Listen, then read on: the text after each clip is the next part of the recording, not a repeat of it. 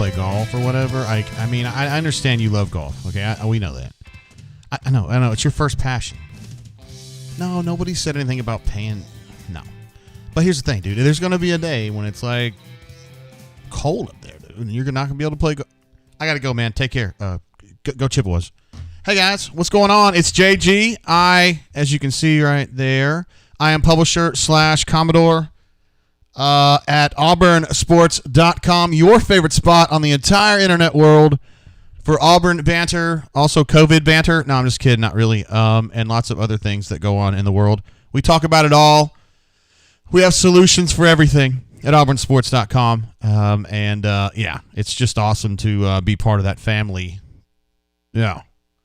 I know you guys feel the same way. Those of you who are members of the auburnsports.com family, which is most of you, I know that because you got that love. We've already got a super chat before we even went, like, for real on. From our main man, Chip. You may know him on the chat as Chippy Chip. You may know him on the bunker as Chip. The real name is not Chip. I hope I'm not breaking any rules there, Chip. He has a super chat coming in for $5.39. It says, this is so you can buy more than 8 practice photos from Van Emst. Oh, my goodness. He's just made us all laugh. Where's my laugh? Come on, Jay. I'm out of practice. I missed last week, and guess what happened? God, horrible. So, yeah, I missed last week's show. I was feeling under the weather. Really not good. And I'm not someone who gets sick either. And it was not COVID. It was some kind of a respiratory infection, and it whooped my tail for like 2 or 3 days. But I feel better now, 100% since Tuesday, so I'm Gucci. And thank you guys who were checking in on me. You know I hate missing a brain drain because I love brain draining. But sometimes you just can't do it for whatever reason. We also got a super chat coming in from Adam S., last name redacted to protect his anonymity. He says, hi-yo, can't wait for this season. Y'all are the best, JGT. No, you are the best, bro. Thank you very much, Adam. You're an absolute legend, one of our all-time favorites. Actually, Denton, the intern, Denton, we can call him, he thinks you're one of the greatest guys that's ever been on the show. So probably because he hasn't berated me so far. Yeah, we're working on it. We do have Denton. We upgraded Denton's situation. I'm going to go ahead and go to the main page here. We upgraded significantly for Denton. We got him a proper light. And we got him a mic, although it still looks like he's, about to make a ransom video. Denton, would you like to say hello? Hello, guys. Just happy to be here. He's just happy to be here from across the street. Indeed. All right, working on the levels there a little bit. All right, so Denton is our intern, and, of course, you know how we feel about Denton. He's one of the all-time greats, I would say. I've known him since he was a baby. Yeah. Yep. And I knew all about it when you were chasing all those hotties in Winston-Salem where you used to live. Yeah. Yeah, answer's yes, of course. That's exactly what it is. Let's see who else we got here. Ed D's in the house, my main man who always keeps it, we call it stack or hundo. He's a no-cap kind of guy. What's up, Ed D? Of course, Chip, we love him. War Wreck, who I dined with recently. I didn't have a chance to talk with you guys last week that I went to the... Well, Chip, let me give you this one, bro. You deserve to have some screen time. Thank you very much for that super chat, by the way. And I had a confrontation. First of all, I love Van Emst. I worked with him at the Advertiser years ago. He's a guy that I really, really like. I was like, dude, you got to work on getting these photos out a little quicker because I thought it was because it was being edited. Like they were like, we need to clear these before you send them to the media. But it turns out, man, he just has a lot of stuff he's got to shoot. And sometimes it takes him a while just to get back to his computer and sort through it all and crop them and all that shit. And so I felt bad getting on his case about it. And Todd is a high-quality individual. He would not screw us on purpose. And Adam, of course, there he is. What the guy?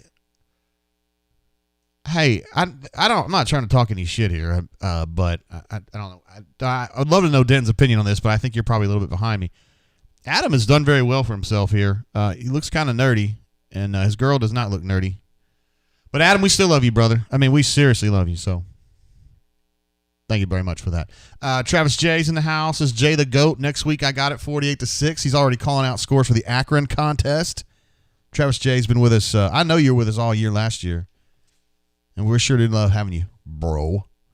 Warwick says Denton's mic is hot. I think I turned it down now. Do you mean hot because it's orange or hot because it's actually hot? Daniel P. in the house says hello, Jay. Hello to you, Daniel P. It's great to see you again here on the show. Adam says Denton is a suck-up. You're not really. Not in real life.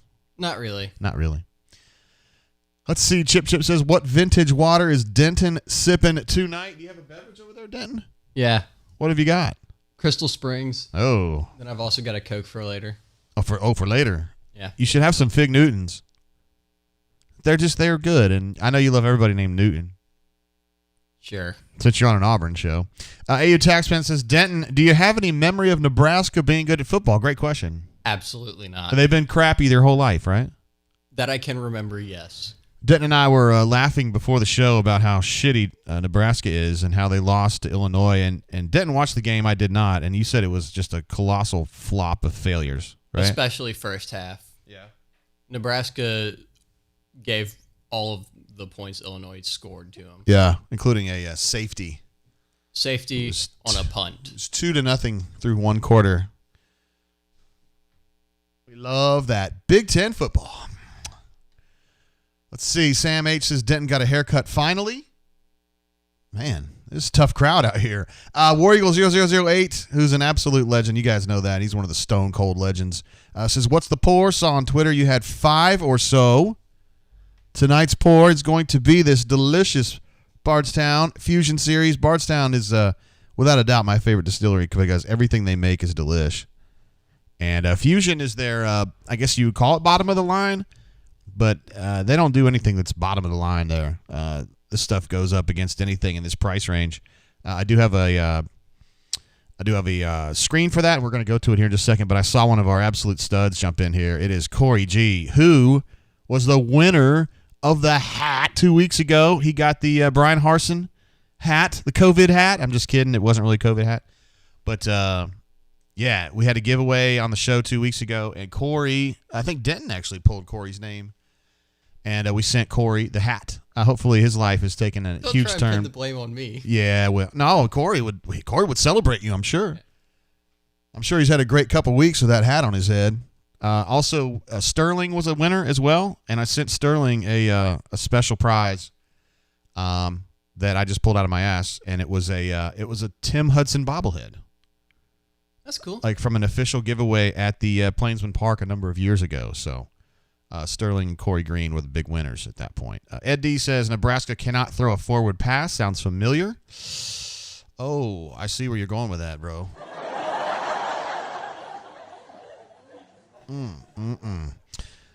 Chip says that's exactly what he's drinking. He's drinking the Fusion, the Bardstown Fusion, which we love, of course. Joseph Ballard says Blanton's is still my favorite, just hard to find. I got a whole rant about that. Blanton's is a tasty pour. Don't get me wrong. It should not be this hard to find, and I don't think that it is I don't think it's a pour that anybody should feel like they should have to really bend over backwards to get it. I just don't. I hate to say it's overrated because it's a good bourbon and I like Buffalo Trace, but at some point when it's supposed to be $55 and you're having to pay $80 for it, like, it's bullshit, man. It shouldn't be that expensive. Corey G checked in to say absolutely, JGT. Obviously, he's already a baller, but now he's like baller plus because he's got that hat on there. Yes, Feel Like a Stranger has something for you. This is kind of an inside joke, though, Denton, but I'll explain it to you. He says, what is Denton's stance on Halloween and nurse costumes, and why is Stoltz the worst? So I think I remember part of that. We had a podcast, and Brian Stoltz, who's a regrettable part of our staff. No, I'm just kidding. We love him. He's just weird. He said the worst part of Halloween was it was amateur hour at the bars, is what he said. For instance, there's just a bunch of slutty nurses. He says this in a disparaging way. Manner. Yeah. You love slutty nurses, right? If you're in the bar at that hour to complain about that, I don't think you have room to complain that much. See what I mean? You're speaking the truth. You're absolutely speaking the truth, and I know everybody in this chat is going to be 100% behind you. Bourbon Bowl, whom we do not deserve, says, how's it going, JGT? I got Mrs. Bourbon Bowl to watch with me tonight. Hey, Mrs. Bourbon Bowl. Married to a legend. Made a great decision there. I know you're the one who made the decision, ma'am, not him. I keep telling her we don't deserve you. We don't deserve you, Bourbon Bowl. Seriously. Let me go to the, let's see, our Bourbon Pain here. There it is, Bardstown Fusion. 98.9 proof, which this bottle is 94.9. I may have just misread that. Yeah. It's a delicious whiskey, bourbon whiskey, distilled in various places, but is put together by the folks at Bardstown Bourbon Company, which is no surprise. It's located in Bardstown, Kentucky. It's a place that if you are a bourbon head like me and like my friend Cousin who lives across the street, you need to go there and see it. For sure, it's a beautiful place, and the reason I brought up Cousin is because this is actually Cousin's bottle. Cousin was gracious enough to lend this to me tonight because he had more than one. He had more than two. Yep. He's a big fan. He and his lovely bride, Becky. These are two people that Denton knows very, very well. And for someone who doesn't understand bourbon that well, what is a difference between a straight bourbon and a bourbon whiskey? Listen to you, buddy. I don't know. I know that bourbon is better because I like it better. Yeah. Okay. To me, when I hear bourbon, it makes me think it's a certain way. I think it's got to be 4 years old, et cetera, et cetera. And whiskey to me is just like some filthy, facsimile. We stick with bourbons, and I encourage you to drink Kentucky stuff. Okay. Although your Padre hooked me up with some Nulu last night, which is actually from Indiana, right across the water from Kentucky. It was delicious, man. Yep. I know you're still a little young to be drinking. Anyway, Bardstown Fusion. This stuff is delicious. If you live in the state of Alabama, this stuff is now in your ABC most likely, and the last few times that I have looked for it, it has been there, so it's gettable too. And it's delicious. Oh, I like it so much. So you're not really taking a stance on slutty nurses. You're just saying if you put yourself in a situation to be confronted by a slutty nurse on Halloween, that's your fault, right? If you're complaining about it, yeah. Yeah. I can't imagine somebody complaining about that. I can't either. Yeah. I mean, it's just hard for me to even understand. And Stoltzy, if you're watching this, I mean, Denton's, 18 or 19? And you know better than that. Jeez Louise. Unbelievable. Let's go back to our main page here. I added a new toy this week, but I'm scared to use it. It's a Stream Deck. It's like this little thingy that can change scenes for me automatically, like with one little button. See these little buttons right here? Oh, God bless Jay. Come on, man. Get it right. But I don't trust it yet. So I don't know if I'm going to actually use it. But I have a little button that'll mute me in case I'm about to cuss, so watch this. You little...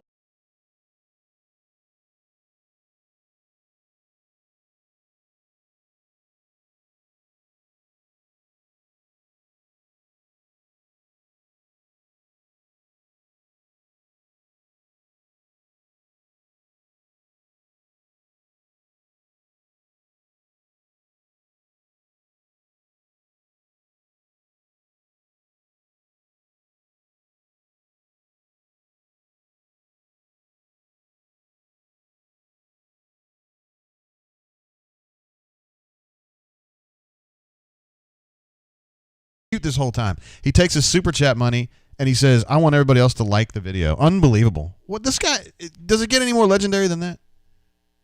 It just can't happen.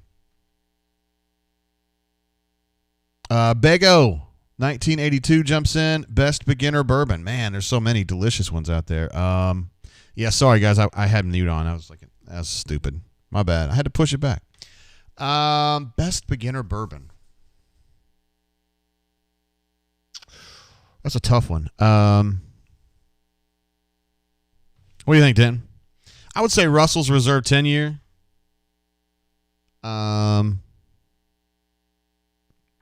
Maker's Mark's a good one. I mean, that's everywhere. I think Maker's Mark is a good pour. Corey, I know Corey W. likes it.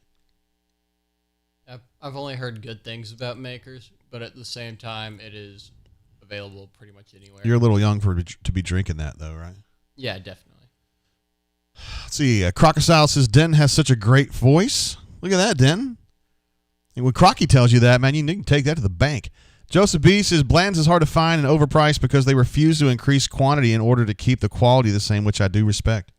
Bro, when I was there, golly, it's probably 2 years ago when I was at Buffalo Trace, they said they were building warehouses as fast as they could possibly make them. So anyway, Hayden B, good call. It says Old Forester for beginners. I completely agree with that. It had to be one of the like one of those what do they call them, Distillers Row collections. So like the Old Fine Whiskey would be one. Yeah, actually, Old Fine Whiskey would be the one. It'd be a little bit of a lower proof. It's a little bit sweeter, and I think it's probably the best choice. Great call on that one, bro. That's what we have great folks on this show. Super chat coming through from my man MWD, who called in to the show 2 weeks ago from Southern Florida. We'll leave it at that. I want to protect your anonymity, MWD. And we were talking about the Sin Cave. Yeah, I think he was in or near a Sin Cave, according to Warwick. Yeah. Not sure about that. Corey Dub says Spotter needs to be put on PIP for allowing JG to stay on mute for 30 seconds. Oh, yes. That will give you an air horn for that one, buddy. Wake up, buddy. Wake up, JG. You're muted. That's not Denton's fault. He has no say over that. Brian W's in the house. What's up, bro? It's good to see you. Lake B also in the house, one of our best friends from Rebel Grove, also from the greater Owensboro area, says if Denton could name top shelf bourbons, I would immediately believe he was a cop. What? Denton's not law enforcement. No. He's not law enforcement. I thank you, 5-0. 5-0. Anyway. Sam H jumps in, says Evan Williams. Ooh. Now, see, for Evan Williams Single Barrel is probably the best low-cost bourbon. I mean, it's a legitimately tasty bourbon, and you can probably get that for 20. What do you think, Sam H? $25? That's pretty good. I don't know if it's a beginner bourbon, though, although maybe it would be. All right, Hayden says, ready for some B-ball talk tonight? Let's dive deep into this roster, JG. We will definitely hit that tonight. Let's talk about a few things. We got some additional clarity on the depth chart. Oh, man, I wish I had my pictures here. Should have done that. I took pictures. I was at the practice today. I know a lot of you guys were because I met 3 of y'all at the practice. Somehow my hair gives me away, right? So people, they see this beautiful coif and they go, JJ! And I love it, man. I love talking to you guys, meeting you guys. And then I found out today, I don't want to break any news here, but Kobe Hudson's dad watches the show, my man. And I had the pleasure of telling him that I had gotten a really good scouting report on his son earlier in the week, which was wonderful. Let's see. Sam H says that the Evan Williams Single Barrel is $21.99 in Murfreesboro. So everybody load up to Murfreesboro, okay? We're going. Let's do it! Denton's driving. Corey Dubb, my main man. He's part of the Montgomery Mafia. Not the actual Montgomery Mafia, but like the brain drain Montgomery Mafia, of which I am a part, of which Denton is a part, and of which Corey Dubb is a part. Says thoughts on Bruce's 2022 Final Four team. I'm not even going to hit the laugh button on that because I don't think that that's necessarily a ridiculous statement. No. They're pretty dang good. We did get some additional clarity. Hold on. Well, Corey, since you just super chatted, and we love you, of course. Uh-oh. I missed one. Hold on. I missed one from MWD who jumped in earlier. It said $5 for learning how to use the mute button. Man, first of all, seriously, I deserve that. And second of all, I got this for you. Yeah, like a medium banana pudding milkshake. There you go. BMAT for you. Yeah, so Corey Dubb was asking, thanks MWD, you're an absolute legend. I hope the Sin Cave was good for you. Talking about the Final Four team, over to the Hoops depth chart. They have resumed practice. We attended on Tuesday or Wednesday, I think. They took a few days off after that, which is probably good because Al got hurt. I'm assuming that was in a scooter accident, but he was in some kind of a little accident around campus. Maybe he got hit by a scooter. Some of his teammates drive very fast on the scooters, I will say. Looking at you, Jabari and KD, whom I have seen around the complex or around the athletic area, driving very fast on their scooters. It makes me worried. I worry for their health. We had a chance to go to practice the other day. Let's see. We'll just kind of work our way through here. I think this is basically still the way that I would put this depth chart if they were doing one, with Zep being a better choice over Wynn. Wynn had a tough practice on the one that I saw. They had a live session. They had 3 mini scrimmages, I guess. They're playing to 7 by 1s and 2s. And Wynn had a tough one. He was being frustrated very much by KD, who was playing 2 for his orange team, but was actually defending 1. and he gave Wynn all kinds of fits, and Wynn just couldn't get out of it. And I was talking to one of my friends who watches the practices with me, who does not work here. I don't want to reveal his name. And he was saying that he had never seen Wynn have a good practice, which I have. But it just seems like he gets flustered a little too easily. So that's just something to keep in mind. Hey, look, man, he's supposed to be a sophomore, right? He's a sophomore right now, second-year player. Like, don't expect everybody to be a completely finished product by their sophomore year. I just think Zepp is a much better choice right now. I think he's better defensively than Wynn, and he seems unflappable to me, and he's just kind of more consistent at this point. And if you listen to BP, he loves talking about consistency, and if that's what he's going to value, he's going to take Jasper right now. Little Basque. Uh-oh. AU Taxman says, prayers sent to Sorority Row once Bruce and the boys get things going this season. He's probably right about that. No joke. So I like what I saw from Zepp again. I've been a fan of his. KD was absolutely balling out at the practice the other day. He's got one speed. As Coach Troop would say, he's sitting on G waiting on O like constantly. And the guy just brings it every single day. I love what he does. He's a little undersized, I think. I mean, he's probably 6 feet, 6'1". But, man, he's just an absolute animal out there. And I think he gives you a lot more than Cambridge at this point. Al Flanagan, obviously, terrific player. Jabari, I don't even know what to tell you about that. I don't really notice any weaknesses with him. He's insanely good. And then Walker, the only thing he's got to work on, I was watching him. I said on the show the other day he didn't have a weakness. And I have seen him finish with his left hand dunking and stuff in traffic. It was pretty impressive because he's normally right-handed. I watched him shooting left-handed hooks the other day. He needs a little bit of work with that. Now, he was getting the work. He and Ira were working on that. Actually, Stretch was doing it too and working on his left-handed hooks. Just repping it a little bit. I think Kessler's probably, I don't think the hook shot is going to be a huge part of his repertoire. But, this first five, that's probably the best first five I've ever seen at Auburn. It's probably the best first five they've ever had at Auburn, and I think this roster is probably the most talented, top to bottom. Stretch is kind of what he is, but if you take the other 10, like in the 2 deep, that 10-man roster right there, it's the best Auburn's ever had, no doubt about it. We got D Lucky in here. D frickin' Lucky, my man in Madison. Well, I'll take it back, my man in Huntsville. Kyle S. is wondering where Stretch fits in. Definitely love his attitude, though. Of course you love his attitude because his attitude's awesome. He's an awesome kid. He's a very long kid. He's an athletic kid. I just don't think skill-wise he's quite there yet, but they knew coming in that he was going to be raw. And we love to talk and make this comparison between Stretch and Horace. The problem is that the problem from an Akinbola perspective is that when Horace came in, there really weren't a lot of good players around him, so they had to play him. Stretch comes in, and he's got Walker Kessler and Dylan Cardwell ahead of him, which Horace never would have had to deal with that. So he's coming along more slowly, it seems like, because you don't see him on the court as much, but I think he's developing fine. He's just behind guys that are really good. All right, let me get back to the main. I don't want to miss these Super Chats because we love Super Chats. Denton loves them too. Of course he does. Yep. DFY, my man, says, quit drinking brown liquor 3 months ago and have lost 10 pounds. That is awesome, bro. Give me a clap for that. Yeah, let's get a clap for that. That's what I'm talking about, DFY. Let's see. I think I will get back on the Bourbon bandwagon Penn State weekend. You know what I think that signifies to me, Dan? I think it says that he thinks they might lose. Possibly. I could be reading that wrong. I don't know. DFY, if I am, I apologize.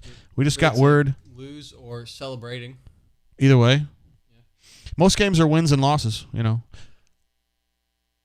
We got a super chat from somebody special. We also got news from one of our sources here that Brian Matthews is going to be headed towards Sonic in a few minutes. We don't want to miss that. That's obviously a great time.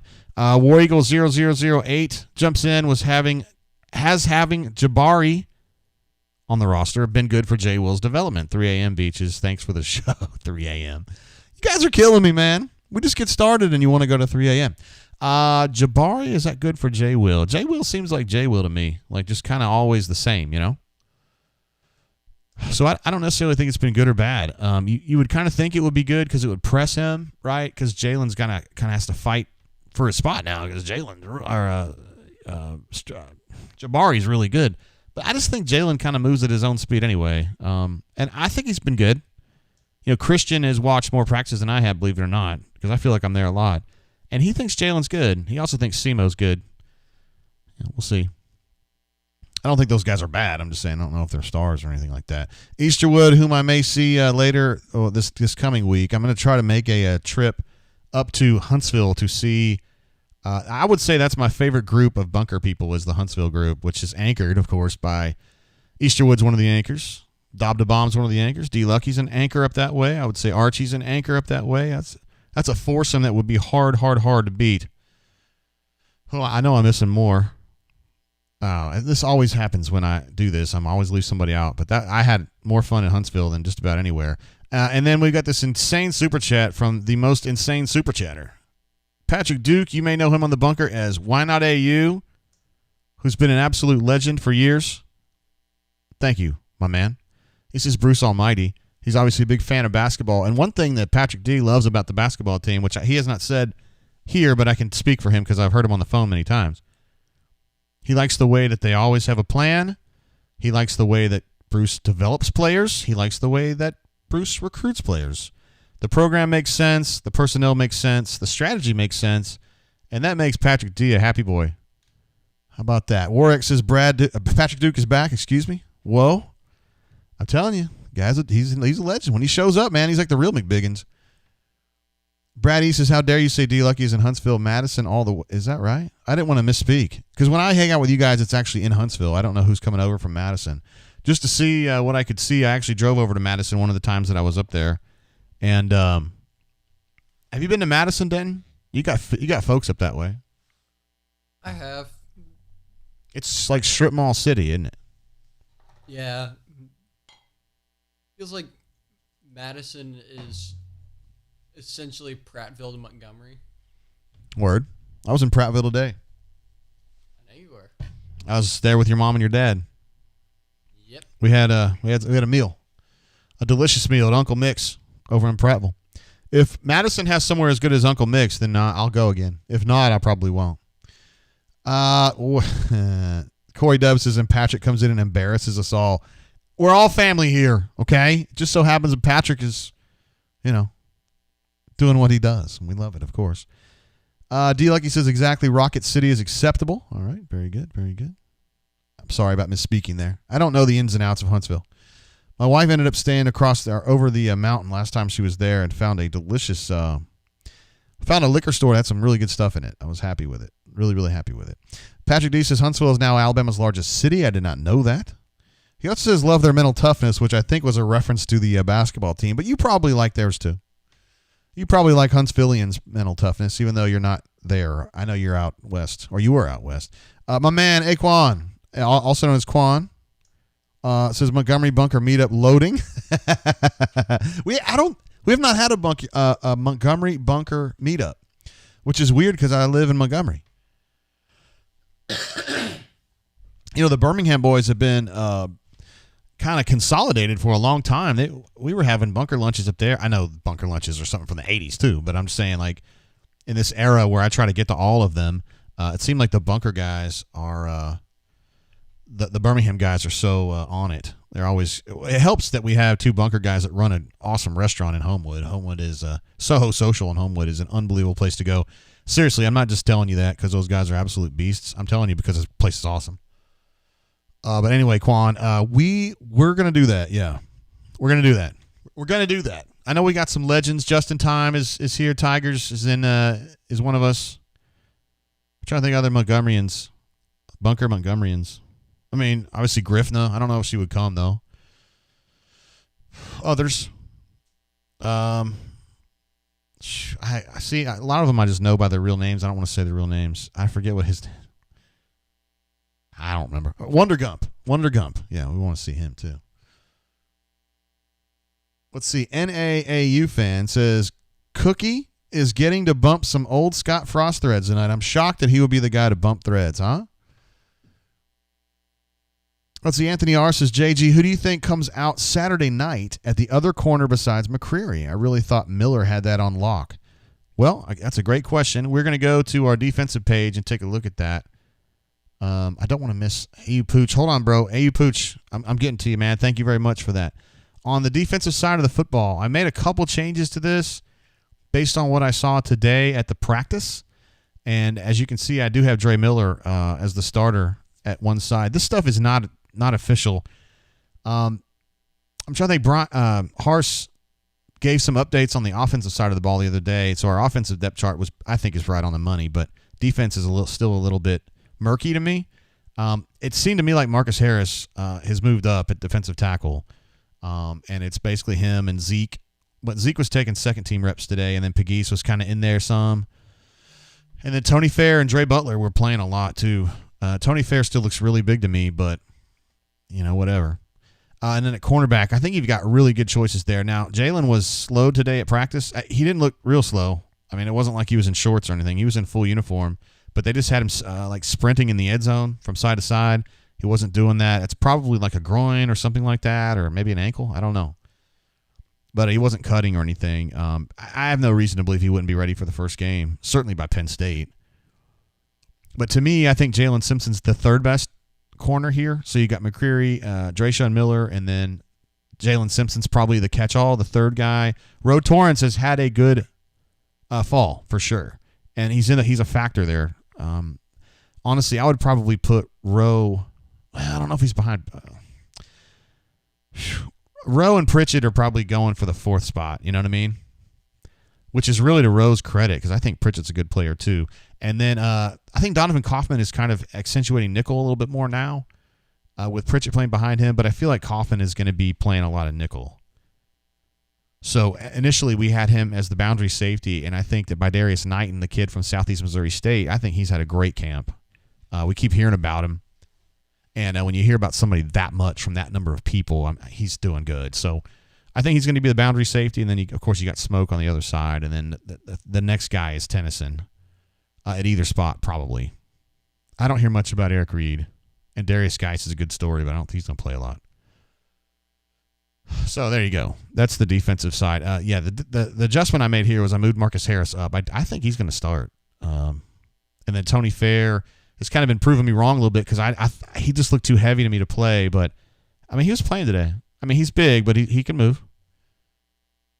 And then Colby Wooden is, a badass. And this whole group over here on the left, Derek Hall's he's had an awesome camp. He's been an awesome player, honestly. I mean, it's not like a big surprise. Eku Leota, I thought played well today. He balled out in the scrimmage the other day. He's been a huge pickup. That's the kid from Northwestern. I believe he's originally from Asheville, North Carolina, which is somewhat near where Denton used to live. But anyway, home of Biltmore, where a questionable call recently posted an engagement picture with him and his girl in front of Biltmore, and some dumbass on the bunker goes, "Whose house is that? Whose house is that?" Like, it's not even a mansion. It's like a mega mansion. Like, there's no house in the state of Alabama. There's no house anywhere it's that size. Well, whose house is it? Yeah, it's hers. And a questionable call did exactly what he should have done and made fun of that person. That's what I'm talking about. People know what they're doing. AU Pooch jumping in with a super chat. He says AU Pooch is logged in. $1 to McBiggins. Shout out to the unvaccinated. Oh. And this super chat is in memory of Daniel Lucio. Gone but not forgotten. Brain drain rules. Daniel Lucio was on the show. Like, well, he didn't call in, but he was a super chatter or a chatter one way or the other. And I thought we liked him, and then he came on the bunker, and he was this huge divisive dick is what he was, man. He's cussing and calling people names and just not being good. J-Head says Pritchett is, J-Head, sorry, man, I've been talking. Is the other starter at CB beside McCreary. Miller is running second team. He hasn't been running second team the whole time, but, and he played great today. So I don't know. We'll see how that goes. Adam Smith says it's Anderson Cooper's house. Closer to his than any of ours. Goodness gracious. Patrick D says that super chat has AIDS. Oh my goodness. Hey, you Pooch. What have you done? 148 says defense will be, and listen, we listen to 148. Defense will be a constant set of moving pieces depending on what they are facing week to week and what personnel groups they start out in or use the most. Yes, Derek Mason is very, very multiple. He's always been that way. switching between 3-4 and 4-3, but I think he's even got some other stuff back involved with that. All right, listen, BMAT really wants to get on the horn here, so we're going to try to add BMAT here if I can figure out how to do this. Man, I got so much to chat about, and I have a hard time getting everybody on. All right, let me get him on here. There he is.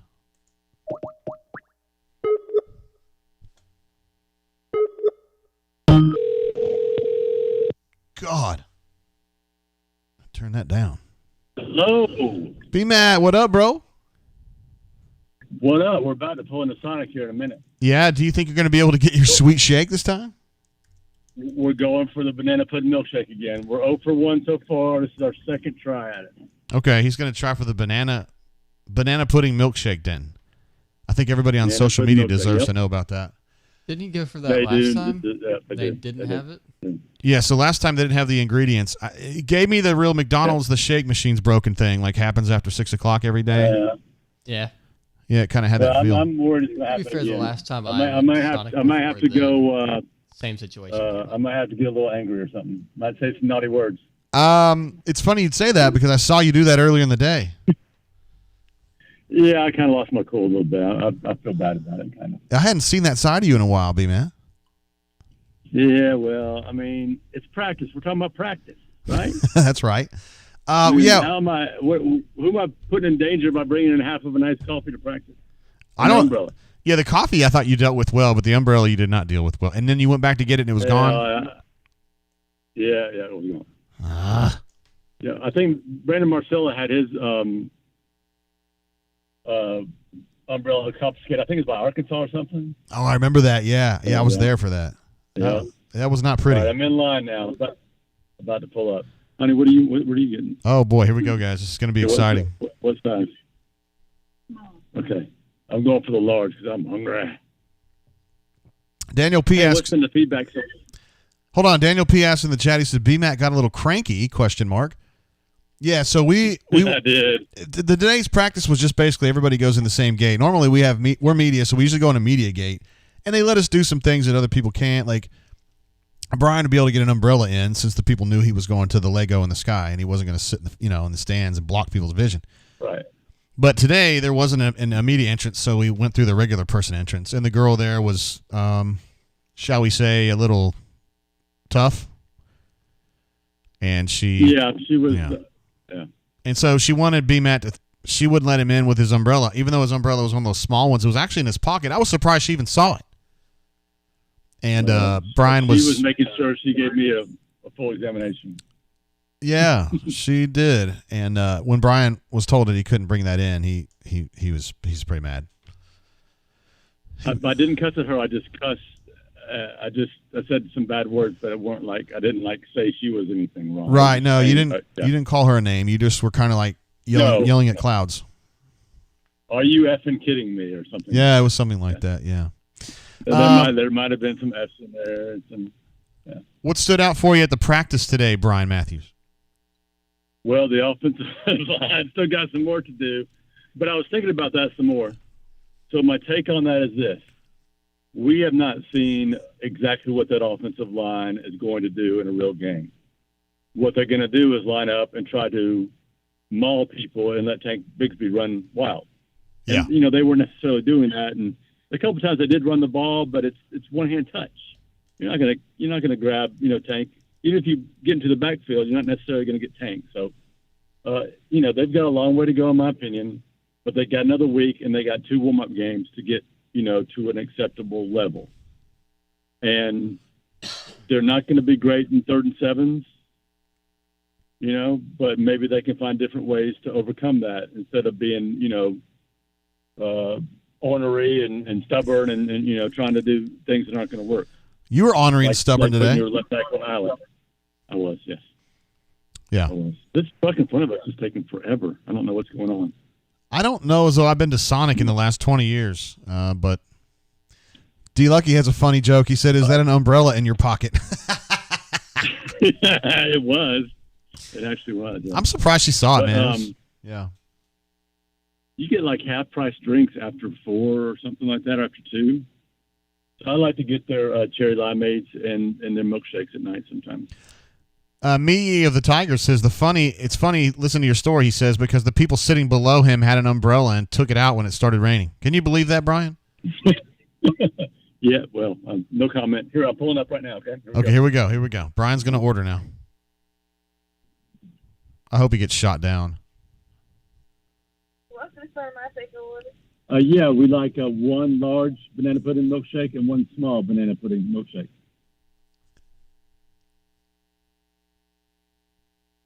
All right, that's all for you. That's all. $11.75. All right, thank you. You're welcome. That's a win right there, man. How about that? There was a long pause too. I was like, oh my God, here we go. That's a win right there. Yeah.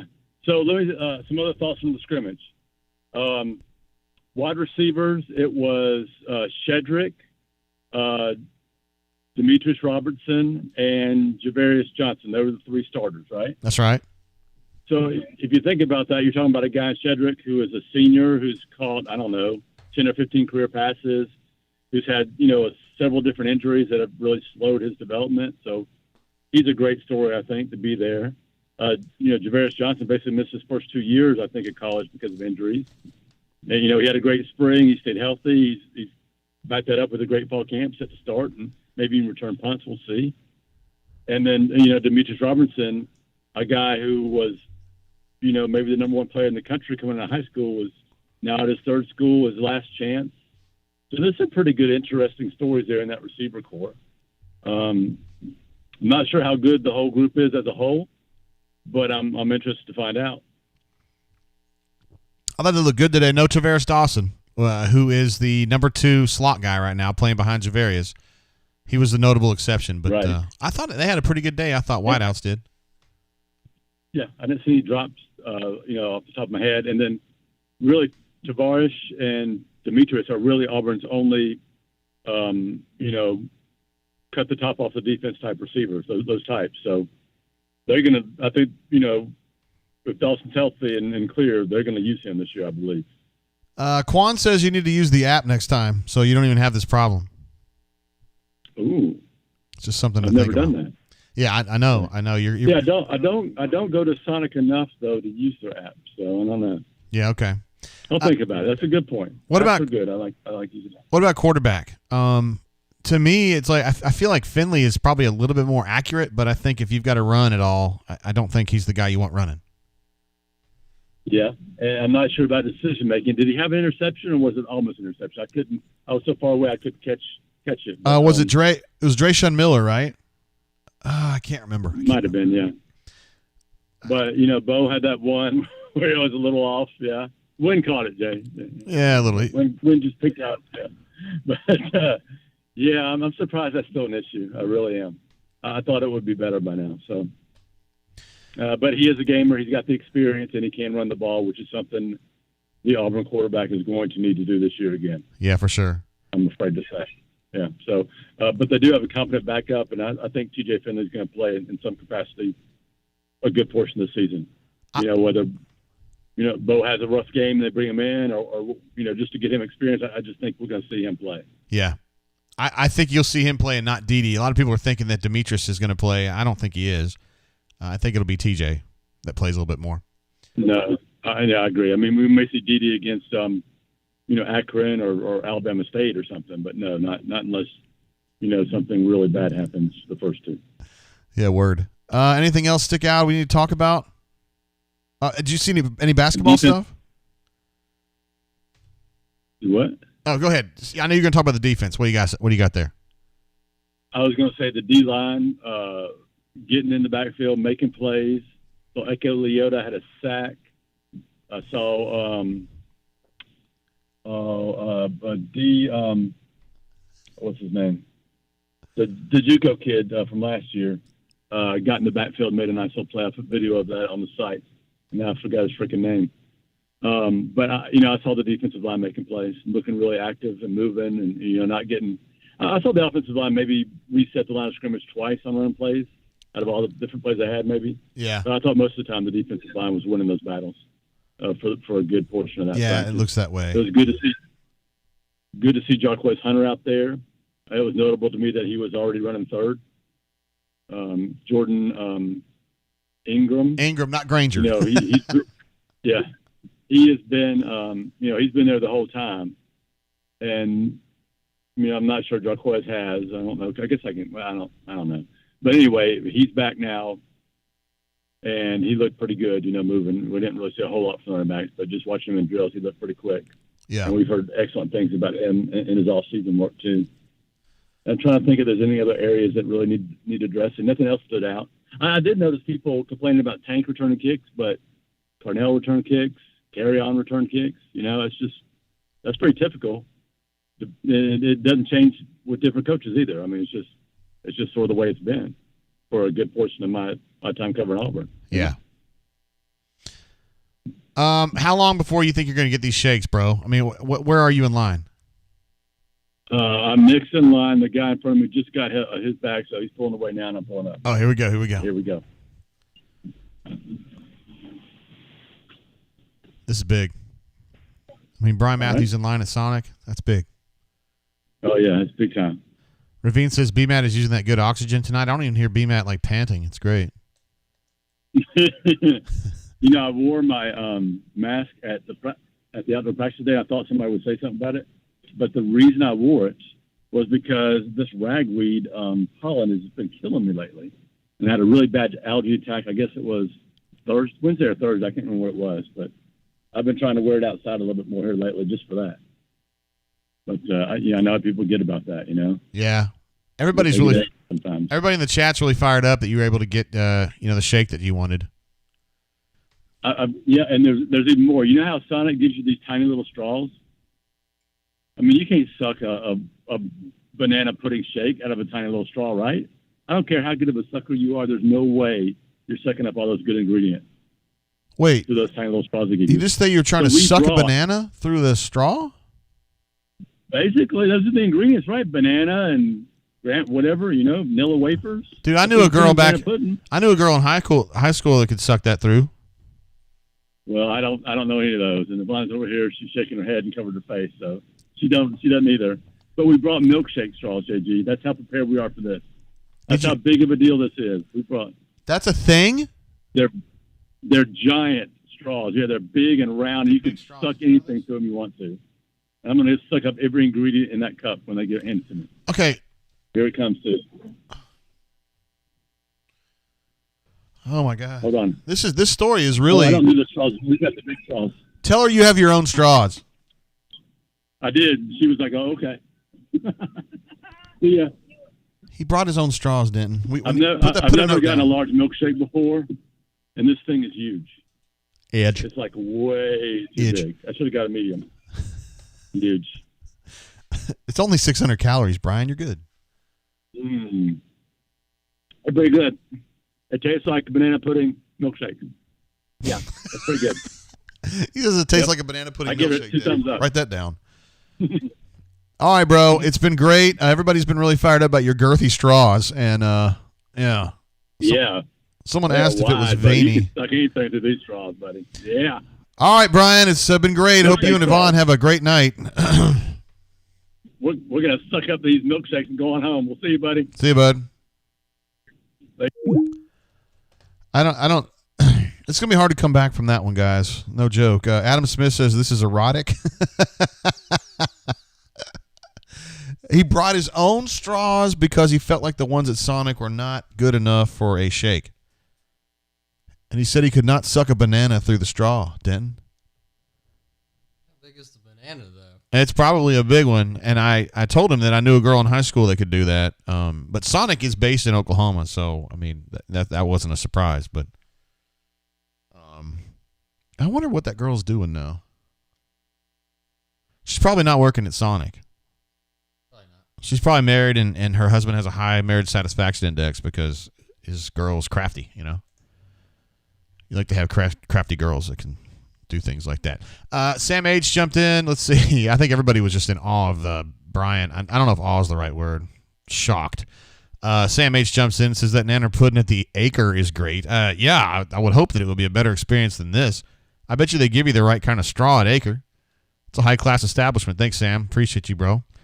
Brad E. jumps in. BMAT sucking through $5 in for the BMAT sucking through thick straws fund. What was that?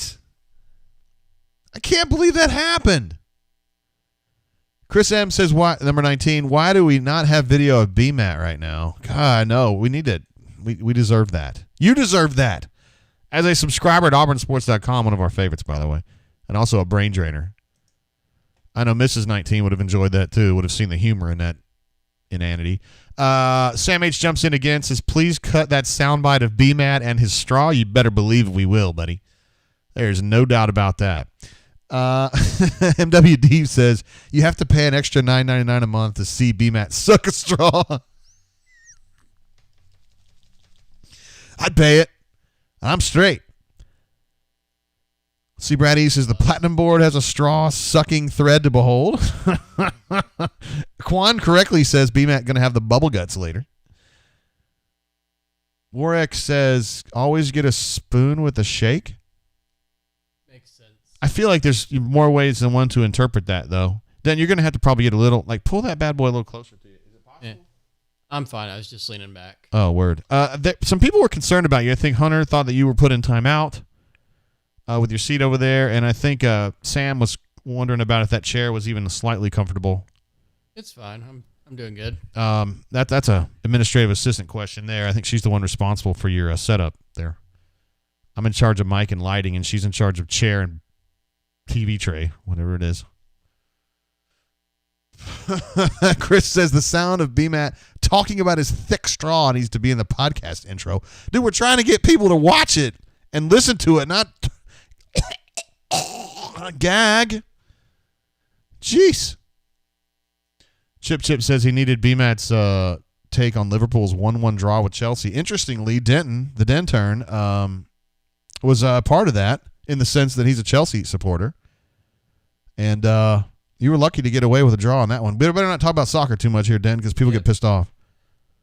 Yep. They think it's a communist sport. Communist kickball. I mean, it kind of is. I'm just saying. Let's see. Ravine, my man, what's up, bro? Ravine is he is also on the he's definitely a Brain Drain Hall of Famer. We need to actually do the Hall of Fame inductions. But he'd be on the Mount Rushmore, Ravine would be. Sorry I'm late tonight. Out in the country and service is spotty. Seems like you're always out somewhere, though, Ravine. Like, I don't think you're a guy that stays in one place very often. Can't wait for next week because he knows it's football game week, you guys. Auburn Tigers fixing to take the field. I believe Coach Brian Harsin, BDB, as we know them on the bunker, will have us ready. Wardam Eagle at J. Hare is on point, baby. Keep on keeping on. Thank you, Ravine. And thank you for your support. And thank you for just being a living legend, bro. What? This guy's unbelievable. Sam H says Chelsea played a hell of a second half. Denton, your thoughts? 100% agree. He agrees. Full stop. We need to get J-Head on here. Chris is still going. He says, when does the auburnsports.com enterprise branch out into OnlyFans content? Oh, my goodness gracious. Brian would love that. Anthony R. says, will Denton be in the press box Saturday night, JG? No, hell no. Denton is he's a bammer. Right, Denton? Yeah. You're not a bad bammer. Well, some people would argue there's no such thing as a good bammer, but your parents are Alabama graduates. So these are not the people that, have the flags on the car, have the fake national title bumper stickers and all that. They're just the ones that have the, it basically says University of Alabama on their license plate, and that's enough. Maybe an A, a cursive A. Yeah. I kind of have this theory that the more shit somebody has in their car, the less likely they actually went to Alabama. That's my theory about this. Brad E. says JGT used these super chats to get Denton a real chair. Oh, my goodness. Chair, man. This is an administrative assistant question. We need to get her in here and answer to these charges. Patrick D. says we need to turn up your mic. This is a Denton thing.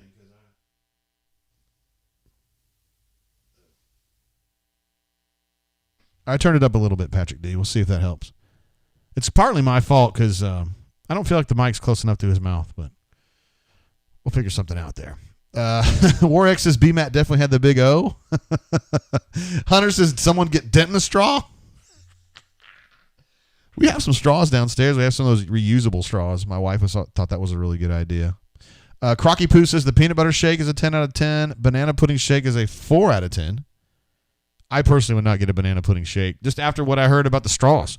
If you can't suck a banana through a straw, then you shouldn't get a banana pudding shake. I think Crocky Poo says it right. So I know for a fact by the transitive property that Kyle W. now can suck a peanut through a straw. If he likes peanut butter shakes that much, obviously he's having no problem with clearance. If it's chunky peanut butter, yeah. Hey now. Stephen W. says, let's talk football. Yeah, let's do that. Let's do that. I feel like I'm missing stuff, though. Daniel P. says, Jay, give the boy room to work. Come on now. Again, administrative assistant needs to answer these charges. Keith M. says, bring on J-Head. Oh, yeah, we need to get J-Head in here. Super chat coming through from War Eagle 0008. Not his first. He says, thoughts on Sean Jackson. Seems like he's played way above walk-on level. Yeah, I watched him a little bit today. It was the first chance I'd really had to see him. And, yeah, he looks pretty good. Like, he ain't going to play ahead of Tank Bigsby or anything like that. But, I mean, he's good.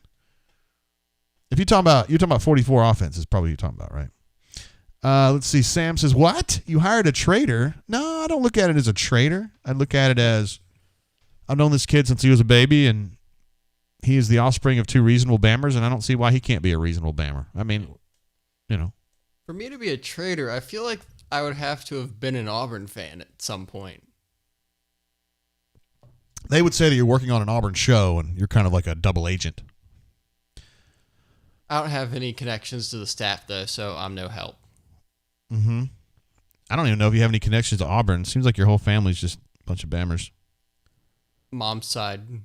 Oh, that's right. Well, yeah. Let's see what else we got. Corey Green said earlier this is no longer PG. Tenno says, thoughts on Shedrick Jackson? This is a great question, actually. This is a really great question.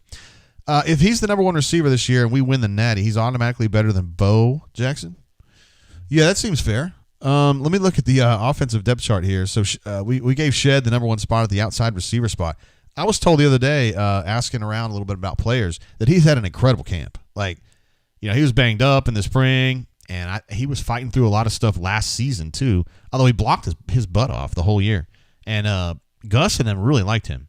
I never quite got it. Like, I like Shed, and I know he works hard, but, like, I didn't feel like he gave a whole, not effort. I'm just saying, like, I didn't know skill-wise what he was bringing that, like, whoa, this guy needs 70 snaps a game, you know?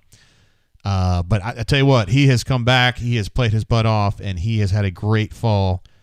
Probably of everybody on this list, outside of Demetrius Robertson, who you got to say, he's balled out here.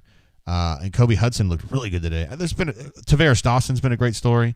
But to me, Shed Jackson just kind of stepping in there and saying, this is my spot, I'm going to take it, and I'm going to be a player. To me, that's one of the big stories of camp from the offensive side. So I definitely think he's going to be starting, barring any kind of new injury problems. And somebody mentioned this on the bunker earlier today, that they did a hell of a job with injuries in fall camp. I don't know of a single player that has suffered, I guess, an injury during fall camp. Now, they haven't hit a whole lot. They've been very careful. They have a very regimented practice schedule. You guys saw that who were inside the stadium today. They do everything on the same field, which is unusual, and it's just very regimented. And a lot of the things that they do are not contact. They kind of do a lot of individual stuff, and then they do some contact, and they do a lot more individual stuff and do some contact. It's not these bloody, slobber knocker practices. Like, I'm 50. When I was a kid, I mean, you did a lot of hitting in practice, and some of you guys are a little older than I am, or approximately my age, and you guys know what I'm talking about.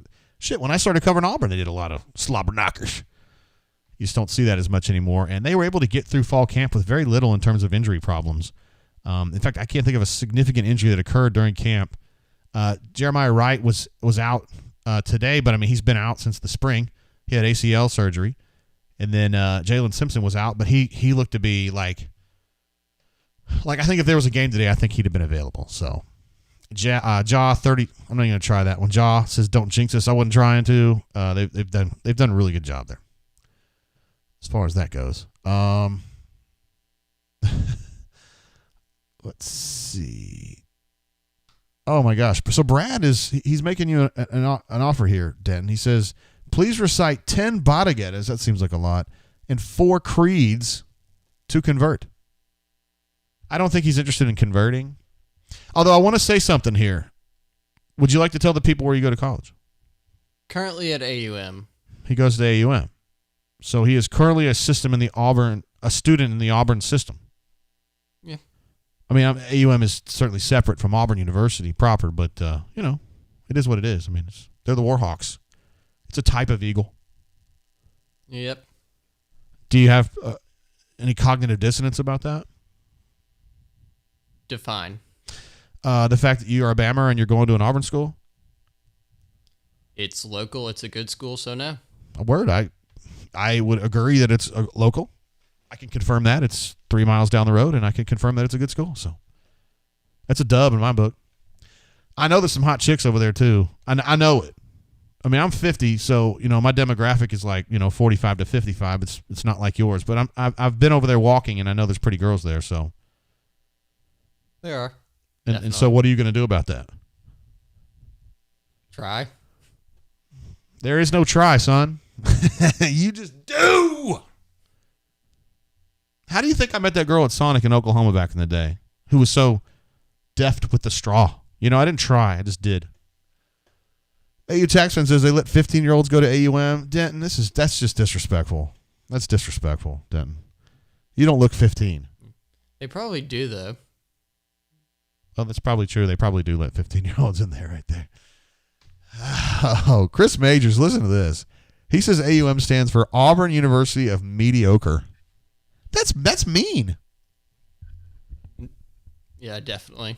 That's mean. You're not mediocre. I've known you your whole life. You're a badass. Cleveland Brown correctly notes that AUM is undefeated in football. I'd hope so. Yeah. My undergrad alma mater also undefeated since 44. Transylvania University, ladies and gentlemen. And I noticed that Auburn Smith from the bunker drove by Transylvania today because he was on his way to the music festival that's in Lexington or near Lexington. Daniel P. says, you're right, Jay. He doesn't look 15. He looks 12. What? That's so mean. Bit tall to be a 12-year-old. Yeah, you are. You're taller than me, that's for sure. Patrick D. jumps in. Look at this, guys. Why not AU jumps in again with another hundo? Is this guy a legend or what? He says, Wardam Eagle, let's get fired up for this team and this season. Oh, he wants us to come back back on subject, on topic, which we can definitely do. We need to get J-Head on the horn, yo. Patrick D, you know how I feel about you, bro. Thank you so much. Hunter 48 says, Bama guy that goes to AUM, I bet he frequently texts his cousins. Den, this is not fair. I will not, Hunter. I will not stand for this. That's just mean. The problem here is that Hunter's he's a very strong person. He's like a bodybuilder, and so I think he could whip my ass and your ass concurrently with one arm. Like, Still got money on the administrative assistant on him, though.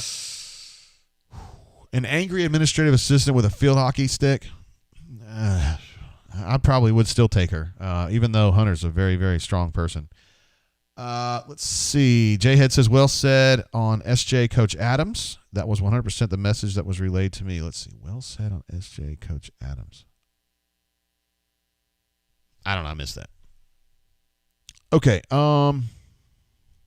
We need to get J-Head. Oh, my goodness gracious. Well, you guys were clamoring earlier. Here, I'll tell you what. I'll get this over to my email so you guys can see. This is disturbing. We have photographic evidence. A source familiar with the phone call provided photographic evidence of BMAT sucking on this shake, and I want to make sure you guys see this in all of its glory. So I'm going to send this over here to the computer and let you guys just take a look for yourselves. Again, if you're below the age of 12 or you have been incarcerated recently, I would look away at this point because you never know if this is going to be some kind of a trigger or just inappropriate for whatever other reason. But, oh no, what does this mean? Oh, don't you do it.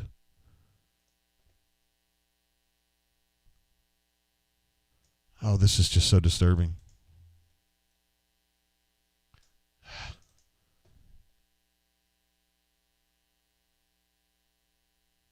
Gotta find a way to get this over here on the desktop, yo.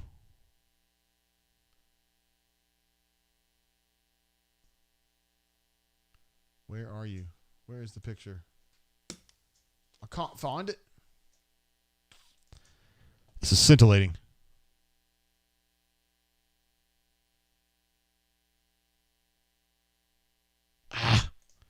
Here it is. All right, I found it. Sorry, guys. Sometimes the user error is a problem. I just put it here.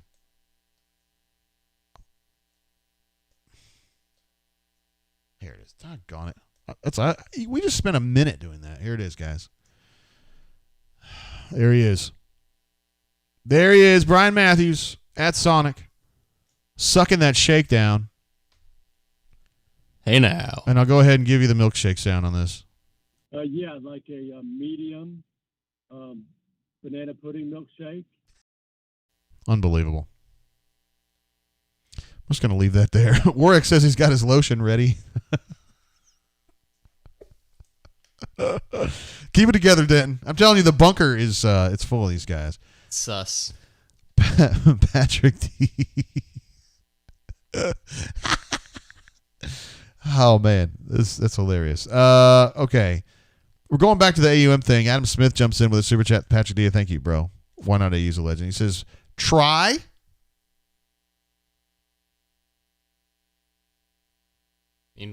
I'm just leaving it. I'm waiting for you to answer. I'm not sure what to say to that. I have no clue.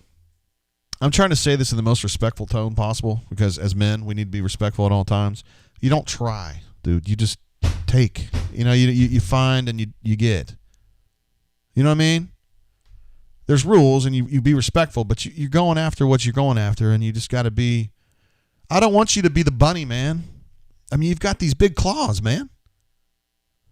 And you're just out there batting the bunny around. Sam H jumps in with a super chat again. This guy's been going on tonight. What a legend. Is Coach Hunter coming back for this season? The answer is yes. Coach Hunter has been in the chat. He's been in the chat tonight. Coach Hunter is with us. He's one of us. Hell yes. The answer is yes. Of course. Stoop up, my man, keeping it alive. The guy keeps it. He's as consistent as it gets. I'm giving you $1.50 on that.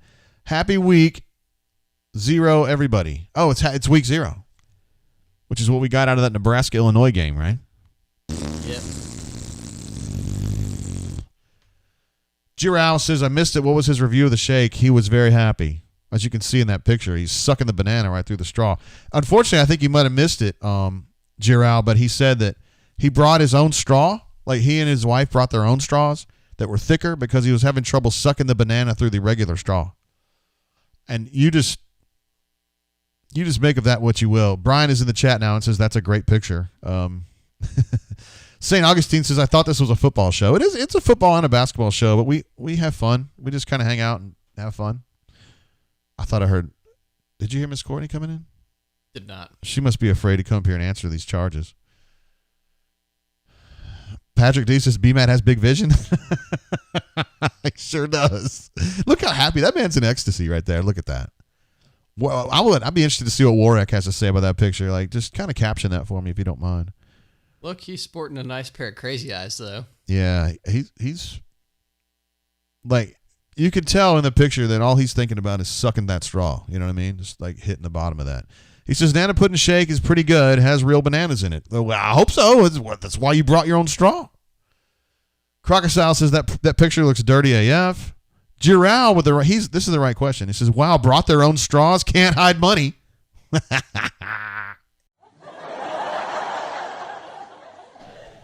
how you know the Matthews are living high on the hog when they bring their own straws, right?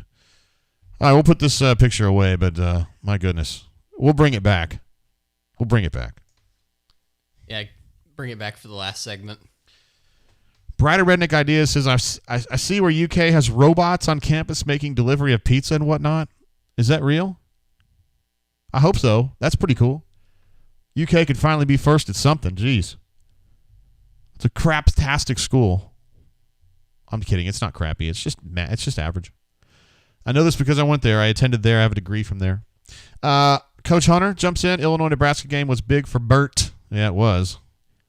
We'll build some mojo with that.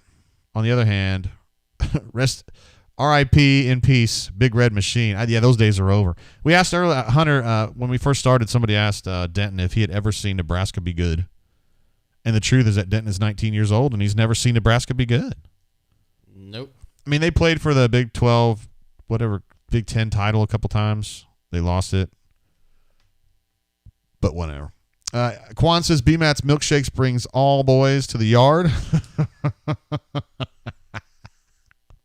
Captain Eagle Flygood, my man. What's up, JG? Getting nervous that my 1,000 Zach Farrar Bolitnikoff wagers in jeopardy. Wow, that was a...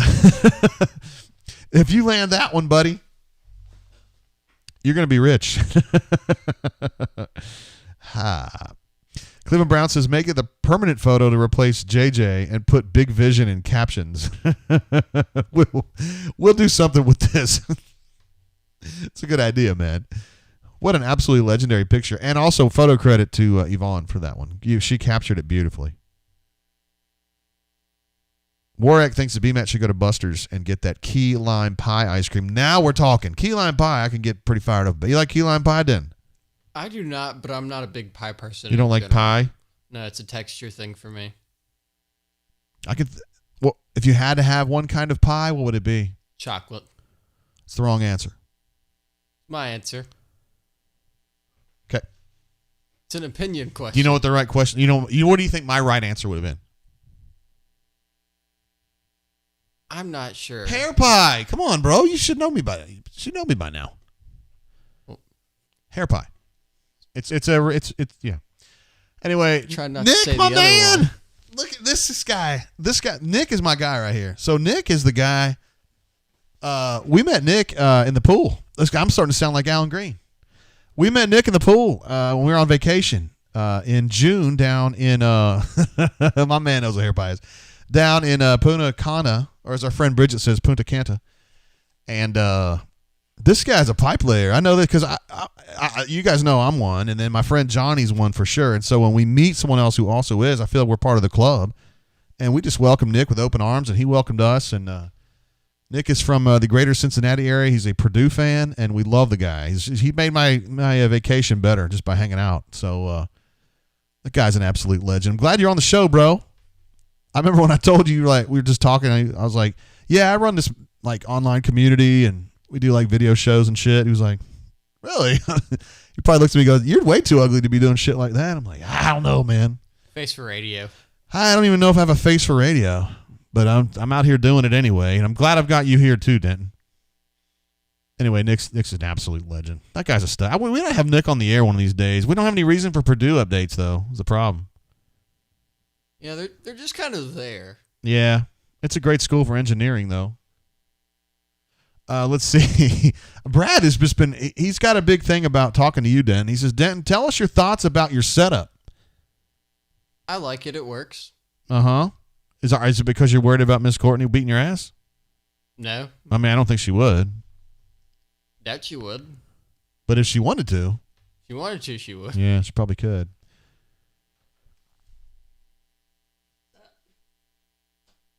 Well, looky here. It's administrative assistant. What'd you say? Right here. Administrative assistant is here. We've been talking about you a little bit, administrative assistant. The populace has been a little concerned about Denton's setup, and they don't think that it's quite up to par. And so since you're responsible for that, I was wondering if you'd like to answer that.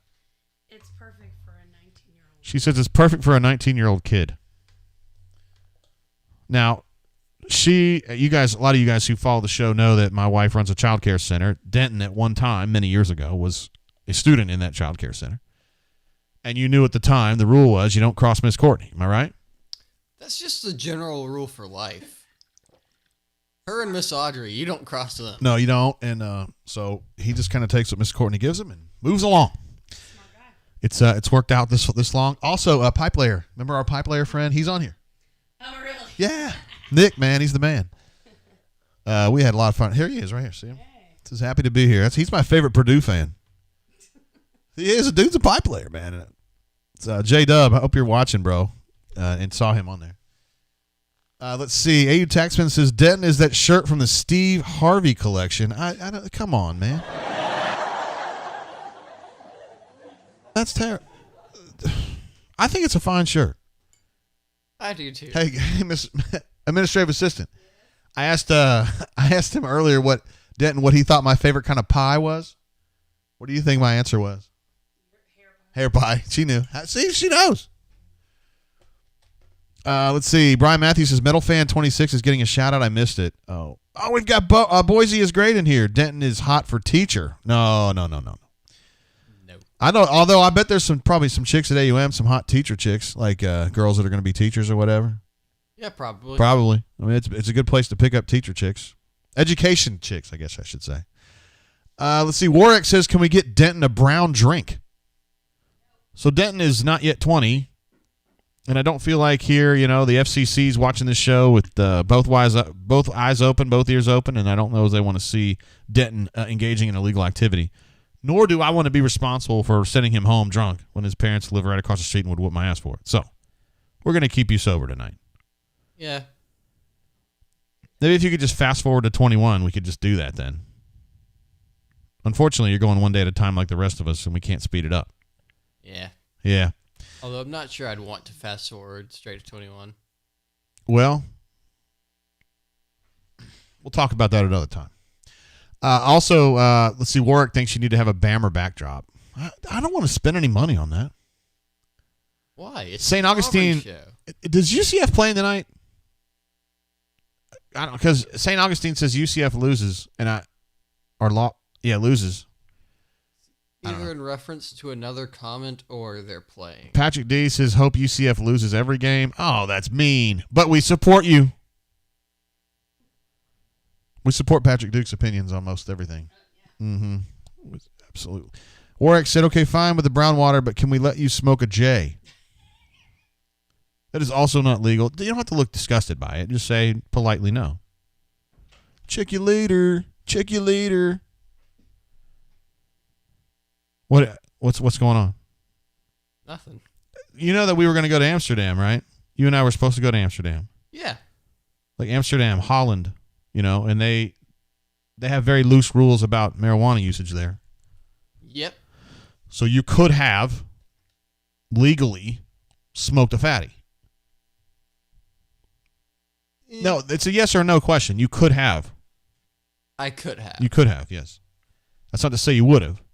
Giral says UCF plays on Thursday. We're definitely going to have to be watching that because, we know how that's going to happen. And Giral says he thinks UCF's going to have that 0-1 mentality.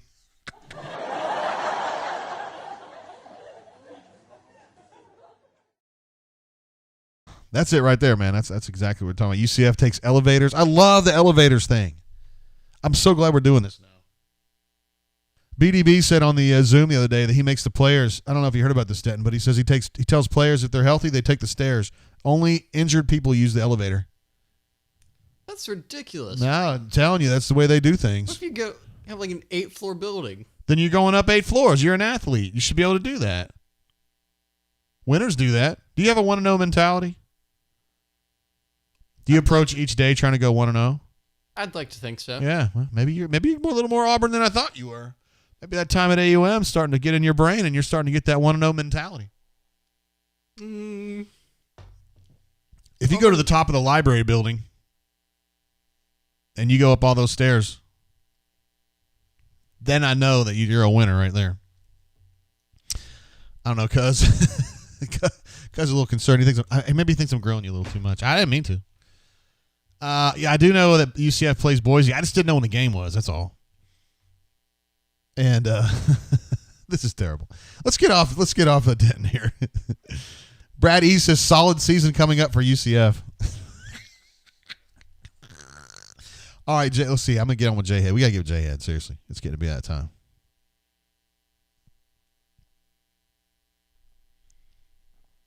Anything you want to talk about there, Denton, while I get Jay Head going? Not really. I can't think of anything. There's not one thing that's on your mind. Anything about the SEC? Anything about something? Not really. Okay, cool. That's good. All right, so I texted J-Head, and hopefully he'll get back with me here in just a sec, and we'll see if we can get him on the horn. I know he was taking some he asked people for questions on the bunker, and was going to answer some of those questions here on the show, so I know he's got plans. And he texted me earlier, so hopefully we'll be able to get him on here. I know he's been in the chat a little bit too. Daniel P says J-Head is the best head around. He is, absolutely. The guy, he's just awesome.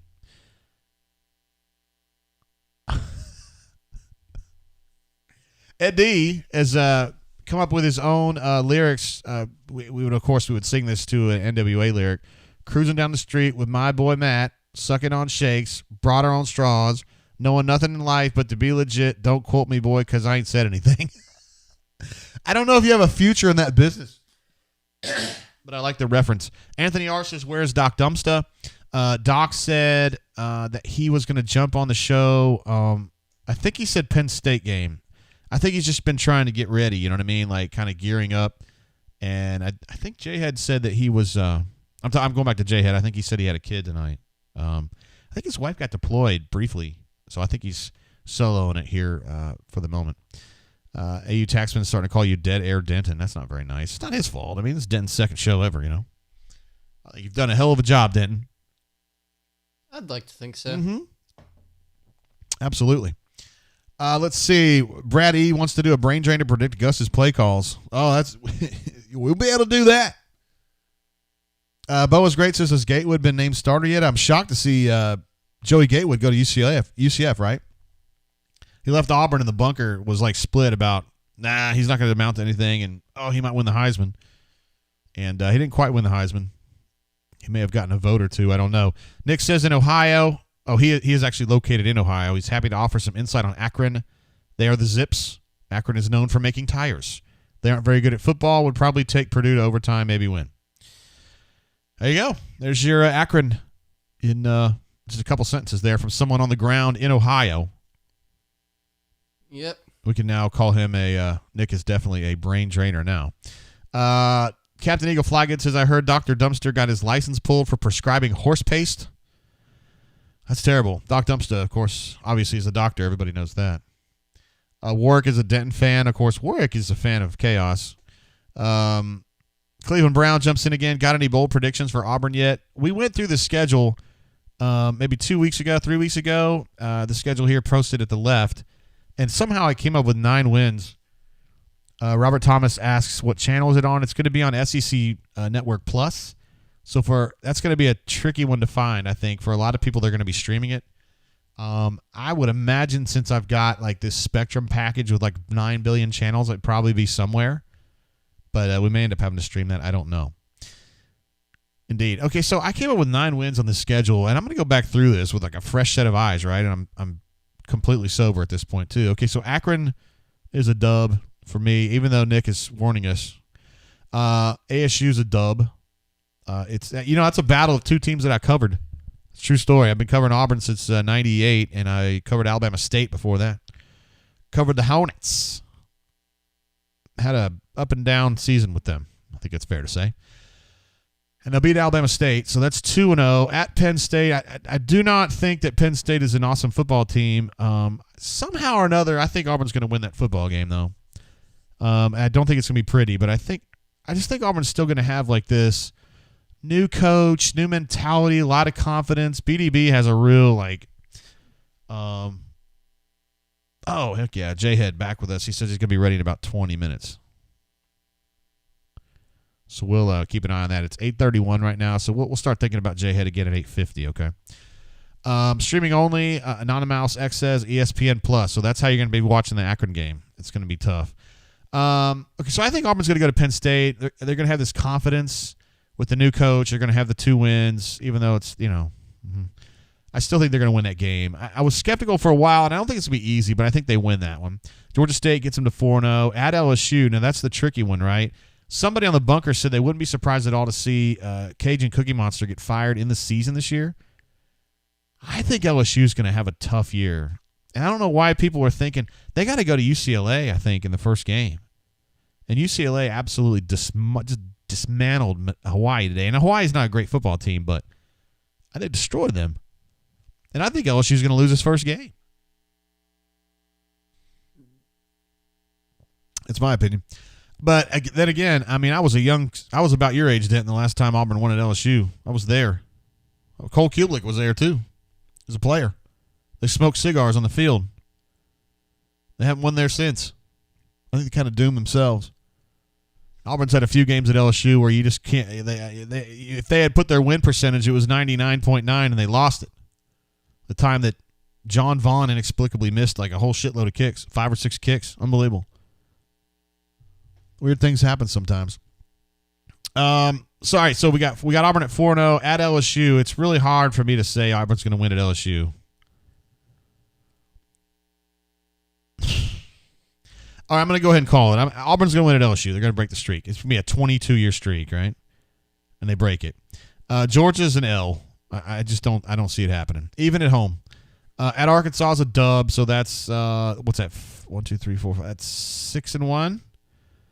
Ole Miss, tricky game there. I know we as people that keep an eye on Auburn generally have not been very worried about Ole Miss, but they got a really good coach. He is the best play caller in college football, in my opinion. And he's got pieces on offense, and he's got some better players on defense. They're not going to be great on defense, but I bet they're not going to be absolute trash. I think that's going to be a challenge. I'm not going to call it a loss, but we have to figure that one out later. At A&M, I think that'll be a loss one way or another. Mississippi State a win. At South Carolina is a win, and then Alabama's we know what's going to happen in that game. I feel like most of the schedule comes down to how does Bo Nix play. If he plays like last year, it's not going to go well on those push games. If he plays like he did in most of his freshman year, y'all should be fine. Yeah, that's true. I don't know as though he gets through the whole season as the starter all the whole way. I think they're going to end up having to flip him out because I think he'll make too many mistakes. It's just my opinion. A lot of people are saying the Penn State game is a huge game because if you lose that one, you're kind of in deep shit to start off with, but I think they'll win it. And then the Georgia game is a big one because Auburn keeps losing to Georgia. And I don't see any reason why they would beat Georgia this year. And then it feels a bit weird, though. It seems early in the season for y'all to be playing Georgia.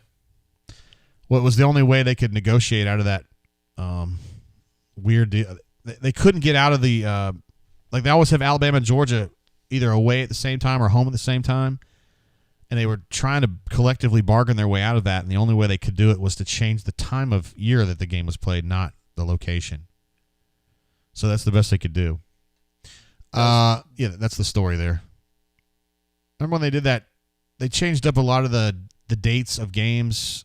This is probably like 6, 7, 8 years ago to accommodate A&M coming in or whatever. Yeah. And that's when Auburn and Georgia got into a weird funk. Actually, Auburn ended up playing 2 home games back-to-back, so Georgia kind of got screwed on that, and that's why they don't want to go back. Yeah, they kind of got hit on that one. Sam H. jumping in with a super chat here says LSU is so hyped up for the only reason that their recruiting talent will carry them. You're right. They recruited at a really high level, but it's like I don't know as though they coach at a really high level. And you say, well, JG, they won a natty. Yeah, they won a natty because they had an incredibly awesome offensive coordinator. I think that was just a just caught lightning in a bottle type situation there is just my opinion on that. And I think they're going to fall off like precipitously. I don't feel like Ogeron's cut out to be a head coach. He's made a living being an interim head coach. I don't think he's that good of an actual head coach. Word. Patrick D says Ole Miss is my long shot to win the SEC West. That's definitely a long shot. That is a long shot for sure. I don't see them beating Alabama. I mean, anything can happen in one game, but I don't see them like finishing ahead of Alabama in the standings. But hey, respect. Anthony R says, you think Kiffin is better than Sark? This is my opinion. I do think Lane Kiffin is the best he's the best play caller in college football. So yeah, I think he's better than Sark. If it comes down to getting a big play, I'd take Kiffin over Sark. But if you want like 5 to 10 yards consistently, I think I'd take Sark. But if you want the one explosive play a drive, Kiffin. Word. Good stuff. Texas, though. That's where Sark is. Be back in the SEC in a few years, huh? Yep. They're fired up about that. Let's see. Sam H says, UGA I'm indifferent on because of Kirby and us at home. Yeah, Kirby, we were just talking about that earlier today. Kirby is basically, in my mind, he's basically Muschamp who recruits better. So I'm not sure that he's like a super-duper coach the way that Saban's a super-duper coach or that Lane Kiffin is a super-duper coach. I don't necessarily see that. My friends, if any of my UGA friends are watching, they're going to take exception with that because they all think that Kirby's the greatest. But bottom line is that Kirby has been in position to do some real damage over at Georgia, and it seems like every time it's time to swing the big sword, they freaking fall down. You know what I mean? I mean, Alabama's been on the other end of that, beating that ass is what I'm talking about. Yeah, that's kind of the thing, though. Patrick D says Kirby is Jim Donnan. Wow. I mean, I wasn't going to go that far. Bring the Barnes says Denton, talk into the mic. Yeah, you're going to have to lean forward a little bit. I've tried. Yep. Because I feel like you're talking at different distances, and so I can't. Yeah, you know what I'm talking about. It's probably my fault. I should get that. I should get you a better mic thing. It's my fault. Let's see. Chip says Bo is a season removed from Gus. So when you were talking earlier about Bo, like the season's kind of hanging on him in a way, which I agree with. Hopefully a year away from Gus and with some better coaching. We'll see what he can do. Let's see. Penguini says, JG question, will Auburn's defense this year be better than 2019? So the 19 defense was actually really good, right? That was the defense that averaged about 18 points a game, probably Kevin Steele's best. I think Derek Mason's got horses. I still think he's a little bit short at rush end. I don't necessarily see the guy that they're looking for there that can be a dominant rush guy, but I like the depth he has up front. His linebackers are filthy, and I think he's got a lot of great options on the back end. So my guess is that it's going to be close to 2019. I think I was on the Brian Brown and Jim Dunaway show the other day, and they asked me over under 20 points per game, and I said under on that. So I guess if you're asking me, yeah, I would say it's about the same as 19. And I mean, listen, if they have the kind of statistical season that they had 19 defensively, this team's going to win football games. I mean, they're going to be good. And the offense, we know what's going to happen there. I mean, it's going to be off and on. And if Tank gets hurt, all bets are off. But if he doesn't get hurt, and I mean, he's such a big, strong dude, you think he can get through it. Last year he did. I mean, he'll miss one game last year. Just ride him, and of course that worked great with Carry On in 17, right? They never had any problems behind Carry On. D Lucky says, into the mic, bro, into the mic. It's show 3 for you now. He's just being nice, bro. Girow says, if we're doing bold predictions, Miami covers the spread versus Miami. 18. I guess that's Miami, Ohio, Miami, Florida. I don't know. I'm not all that into it. I think he's talking about the Miami-Alabama game. Oh, okay. Adam Smith thinks we should call it Denton's Deets, like when you have something you want to say, Denton's Deets. You have any Deets? Not currently. Okay, not currently. Gotcha. Sam Howell says I like the money line on Miami versus Bama. So you're right. There you go.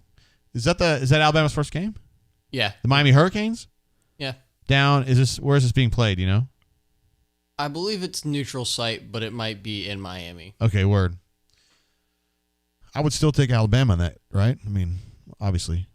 For the win, yes. I'm not sure about the spread. I don't know Miami and bringing in a new quarterback. Well, you should know that Miami's offensive coordinator is Rhett Lashley, also known as the Rhett Vet, and he was at Auburn. He's one of Gus's guys. But he's found some success away from Gus. Give him credit for that. St. Augustine says SEC stands for Southeastern Conference, not the Midwest Conference, because he's laughing about Texas and Oklahoma being added to the SEC, which is kind of a fair thing to argue about. I mean, from a money perspective, it makes sense bringing them in, but anything else, it doesn't. Then again, that's the same way with Missouri and Texas A&M. Word. Let's see. Daniel P. wants to know where Stoltz is tonight. Yeah, okay. Since Daniel P. wants to get Stoltz on the horn, we'll get Stoltz on the horn. I mean, if that's what the people want, then we'll get him on the horn. I think he's out at a bar, which makes it even better. All right, here we go. Let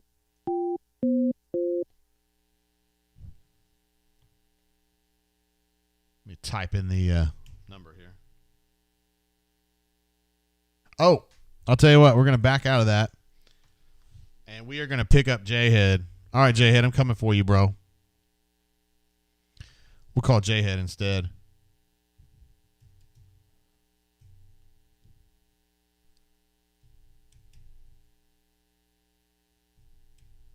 All right, here we go.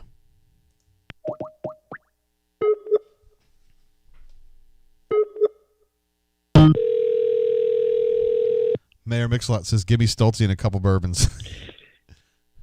JGT, what's up? What's brother? up, J-Head? How you doing, man? Well, I'm doing better now that you're on the horn. We always get so much great information from you, and you're on the horn, bro. We miss, we haven't had you on the show in a while, and we just missed you a lot. So thanks for coming on, bro. Well, missed you guys too. Glad to be here tonight, and glad to answer any questions that anybody's got. If you want to start with anything from the chat, Jay, or anything that that got posted the other day, whatever you want to do, my man. Well, I do want to say this. There were some people that I don't understand how they came to this conclusion, but who thought that you had left our site, which is totally not true. Would you like to clear that up? 100%. And granted, I'm going to tell you what, man. I got DMs from all kinds of people, and I want to thank them for being so worried that I wasn't on the site. The reality of it, the situation is that work has been just extremely chaotic lately. And so I've been balancing a lot there between that and family life. But no, never left the site. I did have people wondering if I was, if my agent was also the one that negotiated Gus Malzahn's contract and why I hadn't posted on the site in a while. And, this, that, and the other. But needless to say, I'm a Rivals guy. I'm always going to be a Rivals guy, and I will continue to be on the bunker, and hopefully I'll have a little bit more of a presence here sooner rather than later. All right, very good. We love having you on the horn because you always know what's going on. Patrick D comes hot with his first question. We love Patrick D, so we let him go first. What is really going on with Harsin and Company? Is there a buy-in? Do you feel like, I mean, just to kind of extrapolate on this question, do you feel like everybody in that program, everybody in that building is totally buying into what Harsin's trying to do?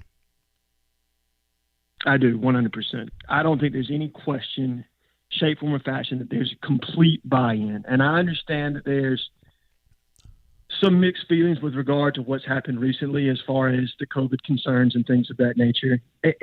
That's a non-issue, okay? Anybody that's on that staff right now is pulling in the same direction. They're all 100% behind Harsin. They know he's the general. And in fact, kind of the word that I've heard is that he is so wound tight and so geared in that people are actually kind of excited that he had a break from the complex this week because they could catch a breather. Yeah. But he's 100% dialed in. Everybody's on the same page. Love the direction, love the mindset. I'd obviously like to see some things change with kind of how he more or less kind of lets certain people within the media carry his message. I think he's a little wound tight and wanting to control the narrative so much that he hasn't necessarily included some of the local guys enough, but I think he's evolving in that direction. And I really like the way things are kind of taking shape so far. Yeah, I know we're kind of a special situation at Auburn sports because we've been around a long time, and I don't know, we're not out to hurt anybody, but we haven't had any trouble getting information from them really. So I don't know. I don't have any criticisms at all from that angle. I know some other people have gotten on Twitter. Some other reporters have gotten on Twitter, J-Head, and talked some shit, but that hasn't been our experience at all.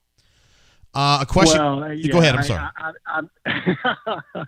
I don't want to get into that. But Word. Okay. Let's go ahead and move on. Paul. Auburn alumni, one of our great callers, says, "What have you heard on the 3 transfer defensive linemen?" He's talking about Harris, Tony Fair, and Eku Leota. Tony Fair. Yeah. How many of those guys do you see contributing big this year? Marcus Harris, Fair, and Leota. So at this point right now, Harris and Fair are starters. Okay, Leota's going to be more or less kind of a package player as of today, and he's sitting behind T.D. Moultrie at, I think, that rush edge outside linebacker position. To the best of my understanding, I expect him to be a contributor and probably more of a pass rush specialist. But the other two are going to be heavily employed as far as that's concerned within our scheme.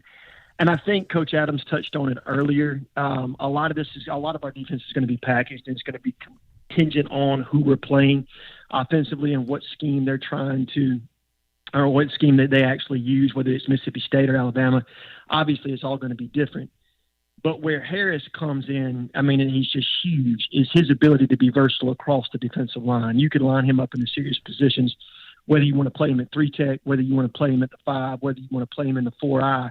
He allows that versatility for you to be able to kind of shape between a 3 and a 4-man front. Tony is a huge nose tackle. He's probably a 2-down player right now. He still needs to get in a little bit better shape to be a 3-down guy, in my opinion. Little big. But he's come, yeah, well, and I don't want to jump too much on this, but when you and Jeffrey overheard the conversation of where's the best barbecue in Auburn and reported at 360, you knew weight was going to be an issue, my man. That's right. But my understanding of it is he's got himself around the 330 mark now. He's in much better shape. I think he probably needs to be closer to 320 to be a 3-down guy. But he's got some twitch. He has the ability to hold 2 gaps. So that's huge if you're going to be playing a 3-man front. I think we'll probably play a little bit more 4-man front because that's what we're geared for this year. But we have some versatile pieces that we can swing around. And I really like, and then he spoke more specifically to the transfers, but I like what I've heard about Zeke Walker and kind of his development. Obviously, the big dog of the group is going to be Colby Wooden. I mean, I don't think there's any question that he's going to be the rock star out of that group, and I expect a big year from him. But those two transfers are going to be huge contributors for this year. And, hats off to Mason for being smart enough to go out and get those guys. Yeah, and he got Donovan Kaufman, too, who I think – similar thing. I mean, you're talking earlier about people that can play different positions. He's a good safety, and I think he's been playing a lot of nickel here. He can help you a lot on the back end. I love that kid. Well, and he doesn't just help you from a defensive standpoint. He's also a special teams rock star, Jay. I mean, you're talking about a guy. I expect him to be the other kick returner beside Tank Bigsby. And I think either one of those guys have the ability to break it. They've both done it in big games. Obviously, Tank's got called back against Ole Miss last year, but I think Kaufman broke one in the first game against Texas A&M to return for touchdown.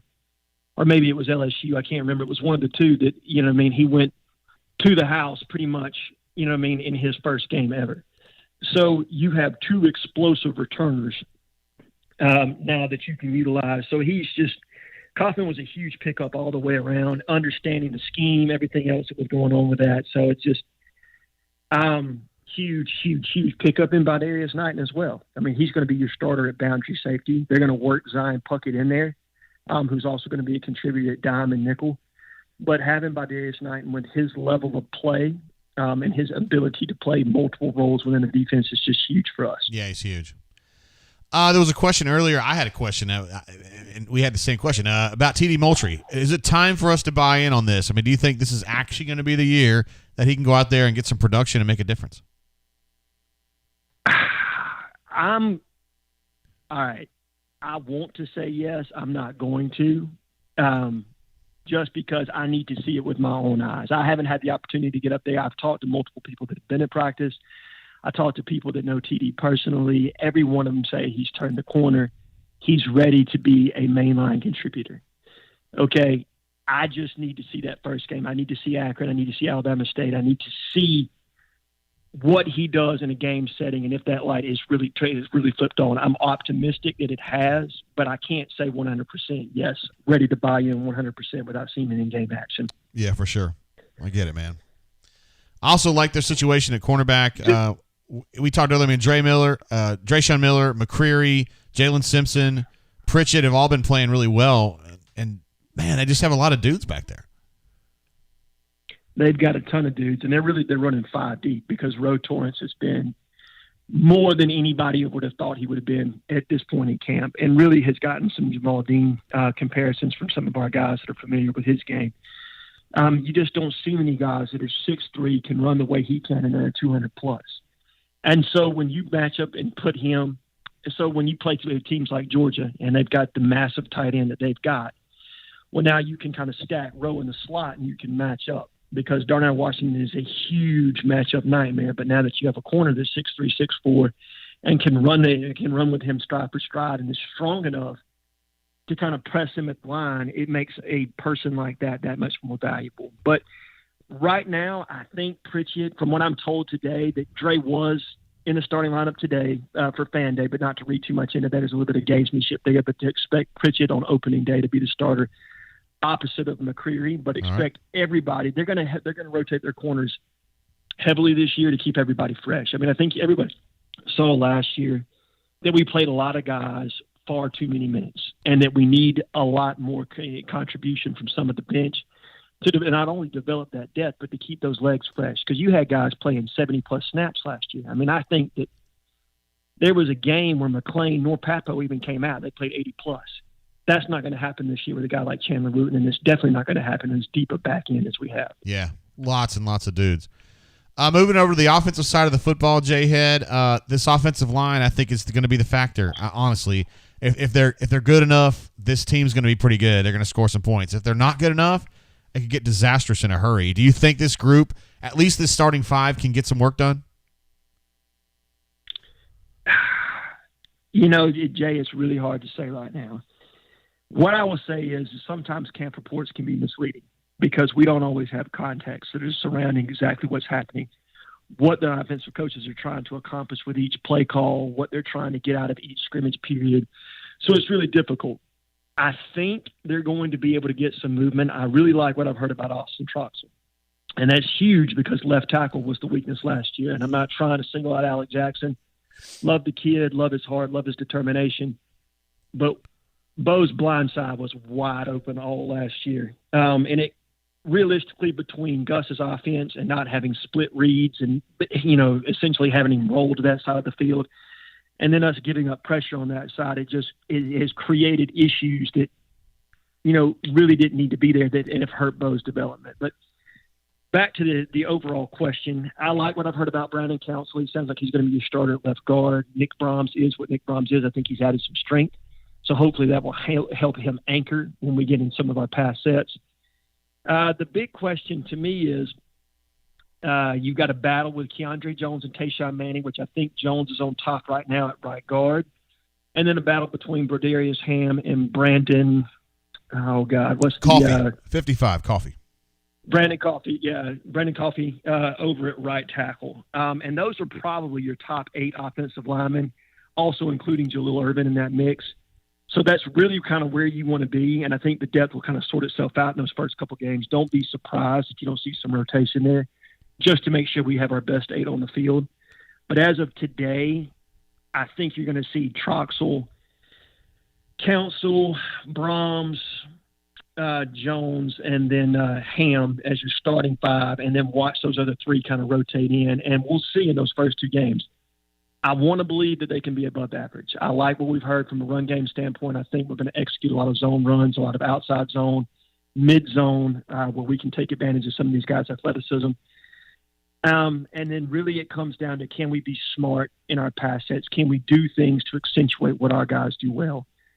I don't think that we necessarily need to be running, 20 long developing play action, pass plays. I mean, I just don't think that's going to be our strong suit yet. Can we mix that in? Absolutely. But we need to be smart about where we're trying to attack the defense and what we're asking our offensive line to do. And I feel like Mike Bobo and Brian Harshen are smart enough, they're sophisticated enough, they'll make sure they scheme around that offensive line to give us a fighter's chance in every game. Yeah. Are you someone who believes that Bo Nix can be pretty good this year? I mean, I know you're not expecting, Tom Brady or anything, but do you think he's going to be better than he was last year? Yes, and surely because of the options and within within the overall strategy. I got a little tongue-tied there. Last year, Gus's passing game, it's simplistic as best. And then when you add to the fact that they didn't have a spring, Chad and Bo never got on the same page. They really didn't institute a lot of different passing concepts that Chad promised when he came over. And it was just a mismatch of ideas that really led to a bunch of confusion. I think they've streamlined things from passing game. They run a multifaceted route tree with various concepts built within, and then there are option routes built within. So essentially the receivers are going to be adjusting to the coverage. And that's why it's so difficult sometimes I think why you're seeing some of the veteran receivers play right now is because of the adjustment to that. Where in Gus's system, receivers ran whatever the route was called. They never deviated from that. Here they're going to be embedded with options where when you're given a certain look, it's up to the quarterback and receiver to be on the same page to make sure that they're running the correct route to match up with that coverage. So because of the sophistication of the passing game, because of the options, because of the technician that Bobo is, and the way he coaches the quarterback position, I do believe that Bo's going to have more success. What I think we want to see as a fan base is to see the completion percentage go up, for his feet not to drift as much, for him to be able to step up in the pocket and deliver when he needs to. I think you'll see some more of that. I don't think you're going to see a quantum leap. I mean, I don't think you're going to see him jump to like 68% completion percentage. But if we can see a mediocre or, a short rise to say, 63, 64%, I think that's tangible. I think you can do that. And just being smarter with the football, not throwing into traffic, throwing the ball away when you need to, and hitting the check down. Those are the things that Bo Nix needs to do this year for us to be in that 7, 8, 9 game win total, which I think is where we can live. Word. I'm with you. I completely agree with that. We had a question earlier. Somebody said they're really happy that Gus is gone because that means Ryan Russell is gone. I hate hearing that because I like Ryan Russell a lot, but there's definitely been a big change, J-Head, as far as how this team's being prepared from a strength and conditioning standpoint. Pittman is a much different person with much different ideas. Tell me kind of what information you've gotten about how different things are from that perspective. Well, I think it's pretty much night and day. And realistically, look, I think Ryan Russell could run the weight program that we've got right now.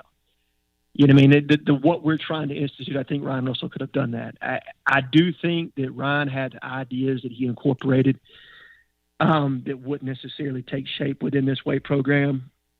But I think realistically, a weight coach should be a mirror of what the head coach wants.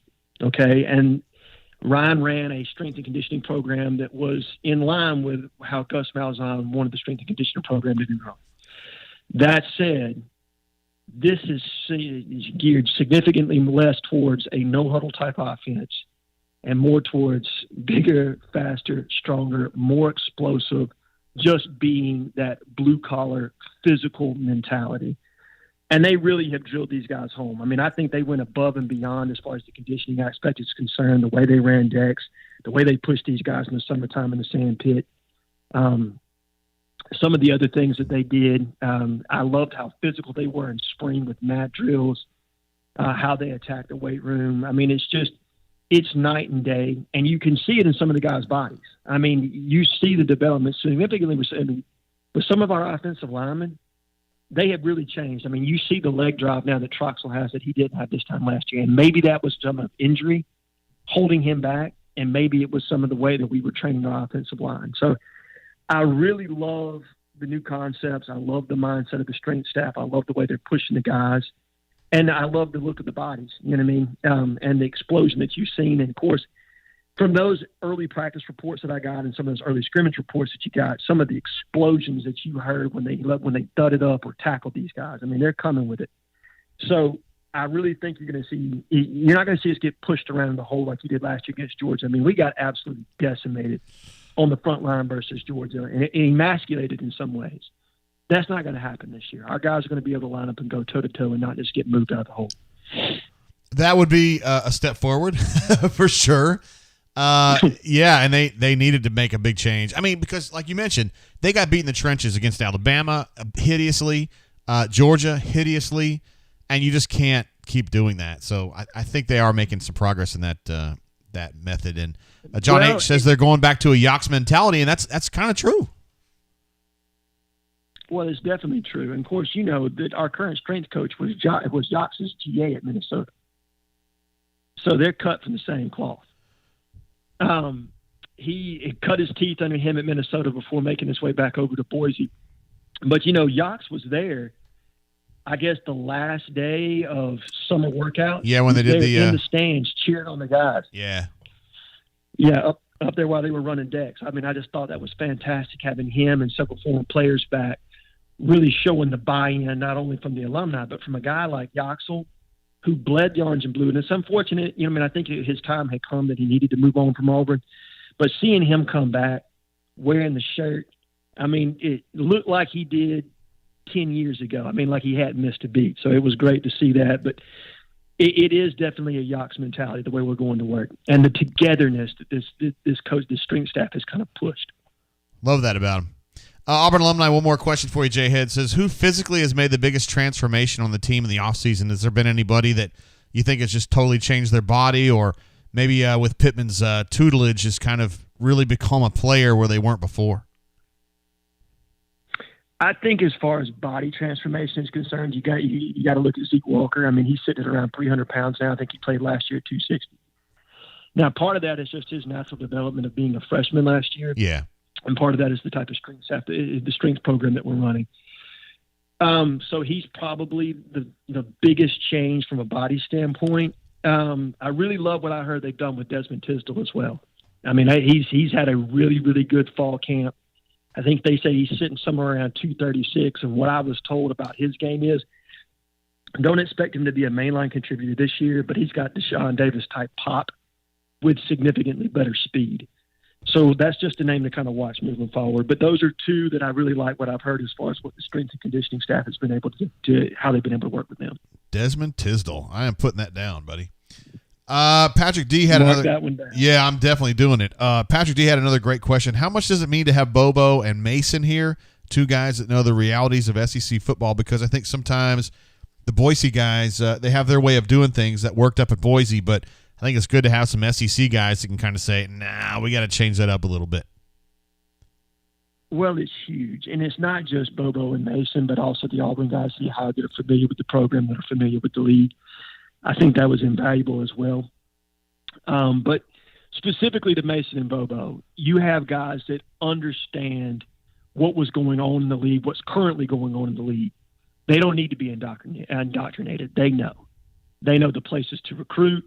They know the current schemes that are being employed. They know how the schedule works.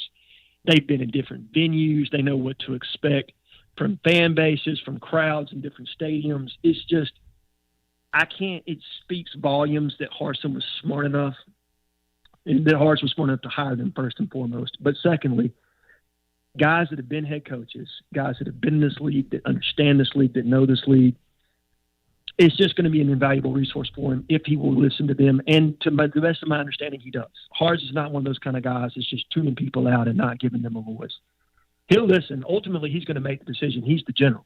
Yeah. But he's going to give them a platform to be able to relay that information to him that they think is vital for him to succeed in this league. Well, now you're a pretty fit guy, but I mean, do you take the stairs every chance you can, or do you use elevators sometimes? Hell to the no, brother. I'm taking that elevator, my man.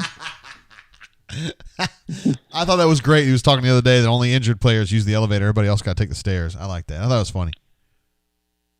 I agree. But you're a fit guy. You could take the stairs if you wanted to. I know that. I could take the stairs if I wanted to, but I got to conserve that energy. I got a toddler that I'm chasing around right now, so he's spending up most of my energy these days. Well, Jay Head, you're an absolute legend. You're one of the best posters we've ever had at auburnsports.com. We are very glad that you continue to make Auburn Sports part of your one of your stops along the internet highway. We love having you. Well, I love being here. And if you don't mind, I got a couple questions. I started a thread the other day. Yeah, for sure. No. You got to jump all the time you need, brother. Okay, just wanted to answer a handful. I had put a post up the other day asking for listener questions, so I wanted to make sure that I responded to a handful of these. Let's see. We got Creed Tiller came in and says, does his coaching staff have a good strategic plan to address the serious needs at offensive line, especially at tackle? Does his staff have the means to get these vital offensive line players? The present construct of the team kind of is what it is as far as that's concerned. I mean, I think they've done a good job of reshaping some of these guys, and they're going to acquiesce to what it is that they can do. I don't think they're going to be so set in line with like Gus was, where we do what we do. We run Indy, and that's what we run, and we're not going to do anything else. I think these guys are going to kind of, they're going to be smart about what they're going to do, specifically in year one, to try to set a base and build around what this team is. But as far as moving forward, yes, from a recruiting standpoint, they're recruiting several high school guys. It's imperative that we land at least 2 to 3 guys from high school that have the capability of playing offensive tackle. I don't think that's going to be an issue. We've got a board stacked full of guys that we're evaluating right now, some 4-stars, some 3-stars. Don't get too hung up on that. Offensive line is an extremely developmental position, and some of the best players I've ever seen that have gone on to the NFL were 3-star guys at this point in their career. So don't worry about that. Worry more about what their height, weight, what their athleticism looks like, how raw they are. It doesn't matter, because they're also going to bring in at least 2 junior college guys to kind of help supplement the depth and or transfers from the portal. So 2 guys to watch from the junior college ranks. Make sure that you're watching out for – give me just a second. I had it pulled up just a second ago. There's so many names, man, at this stage. Well, there are. Okay, got it right here. Tyrone Weber, originally from Canada, who's out at a New Mexico military. We've been on him for a while. I think I posted on him on the bunker a while back that I was tracking this guy. I had found out about him. Extremely versatile left tackle, December graduate, very athletic. Bobo's extremely high on him. I think there was a report elsewhere that Oklahoma State was probably the lead dog, and he's going to commit in September, but we're working extremely hard on him. Friend and the GA, I'm trying to think what the GA, Patrick Kugler, I think is his name, and how you say his name, have been working this kid, so he's one to watch. And then also Percy Lewis from Mississippi Gulf Coast Community College. That's a name to write down. He is massive, 6'8", 365, is also a December graduate. Played primarily defensive tackle in high school, but has since moved over to the offensive line. Great feet, nasty disposition, exactly what you want out of a right or a left tackle. So those are 2 guys to track as far as immediate contributors that we can bring in. And as far as the portal goes, you're just kind of beholden to who jumps into the portal. Yeah. I will tell you this, that college coaches that I've spoken to think that the transfer portal is going to be even bigger this year than it was last year. And not for the reason of the one-time transfer rule, but more because kids pick schools without ever officially visiting. I mean, I guess unless you're Arizona State. Officially visiting those colleges. So you were stepping in blind, unless you had the means to get there, the financial means to get there on your own. You were picking schools that you never even touched base at, that you never went to. You don't have a real feel for the team. You don't have a real feel for the coaches because, everybody you talk to was over Zoom. And me and you both know that how you make a presentation over Zoom is not exactly who you are in real life. No, it's not at all. So expect guys, say like a guy like Caleb Williams from Ocala, Florida, who we were on big time last year. I think was committed to us at one point, ended up going to Notre Dame. Let's say he gets homesick and jumps into the portal. Well, we already have it in there. So I'm not saying it's somebody that's going to happen with, but expect things like that. Guys that went far away from home, it would already happened to us with Hal Presley. So, those are the kind of things that could happen this year. Lots of dudes out there to look at. They definitely need to get – oh, hold on. I just wanted to say they got to get another tackle. They have to do it. Somebody. Oh, they will. They will definitely get a tackle. And we're going to have a high turnover rate this year. I mean, you've got a bunch of guys that are seniors this year, or senior eligibility. They could come back for another year. But there's Troxel and Brahms and guys like that have been in these wars for that long. Do they really want to come back for one more season? You just don't know. I mean, I guess it really depends on how the season shakes out. So they've got to be able to bring in, like you said, to me, it's not just one. They got to bring in 2 more guys, whether they be JUCO or whether they be transfers, that can kind of push it and help immediately in that 2 deep. Because the guys that we have this past year that we brought in, they're not going to be ready as redshirt freshmen to step into that 2 deep. They will get absolutely maimed, in my honest opinion. They need at least about another year to 2 years worth of development before they need to be seen in the field. Word. All right, so this one's from Hunter 48. So Coach Adams goes, Auburn is working hard to get into Montgomery's talent pool. With the talent that has been pooled at Pike Road, would AU be smart to make 4 official offers in terms of getting one big package deal? And where do you see Iverson Hooks would translate position-wise at the collegiate level? Okay, a lot of layers to that question. Yes, our coaching staff is working extremely hard to get into the Montgomery area. And it is chock full of talent for at least the next 2 to 3 years. I don't think there's anybody that doesn't understand that. And let me kind of go a little bit broader here, because this is something I was going to make a large post on. Our coaching staff, because there's so many of them that are not from the region, they are trying to break into certain areas, not only in the state of Alabama, but in with the Southeast. And most coaching staffs do that when they take over. They kind of draw a 6-hour radius around wherever their home base is, and that's where they want to make their major recruiting push from. So Montgomery is one of those areas in the state, Mobile, Birmingham, the Auburn area, and then obviously Phoenix City. Those are the 5 places they're trying to break in. Pike Road is just loaded this year. I think they've got Curtis Perry and then Quinshawn Judkins are the 2 mainline guys. Well, Curtis Perry's also mentioned he's at Park Crossing, isn't he? He just transferred from Park Crossing to Pike Road, Gotcha. so he's now at Pike Road. Gotcha. And they got Iverson and Quinshawn Judkins, so they're loaded. They're completely loaded. So it's a great team to start to lay that foundation with. And you kind of saw our coaching staff already do that some in the transfer market where they went down and picked up Deontay Ingram's little brother, Jordan Ingram, who's from the St. Paul area, went to St. Paul. That's a high school that turns over D1 athletes year after year after year. They took that kid not only because he was a good running back, but because he came from that high school and because he was from that Mobile area. So I think they would be smart to jump in on a package deal. Obviously, Curtis is the main guy there. Judkins, we're recruiting hard. Is he the main guy for that second running back spot? I don't know. I know we're recruiting him extremely hard, but where he sits on our coach's board right now, I just don't know. I know there's 2 other backs we're talking to, and a Bailey kid from Tampa, Florida, and Justin Williams, the 4-star Rivals 250 from Atlanta. Yeah. So those are 2 other names. But back to that broader point of other places that we're looking to break into, they want to make Atlanta a honeypot. When Auburn has been great, we've gotten tons and tons and tons of kids from that Gwinnett County area in Atlanta. They've started doing that now, and it was huge picking up the running back that we picked up. Damari Alston is extremely popular with kids in Atlanta.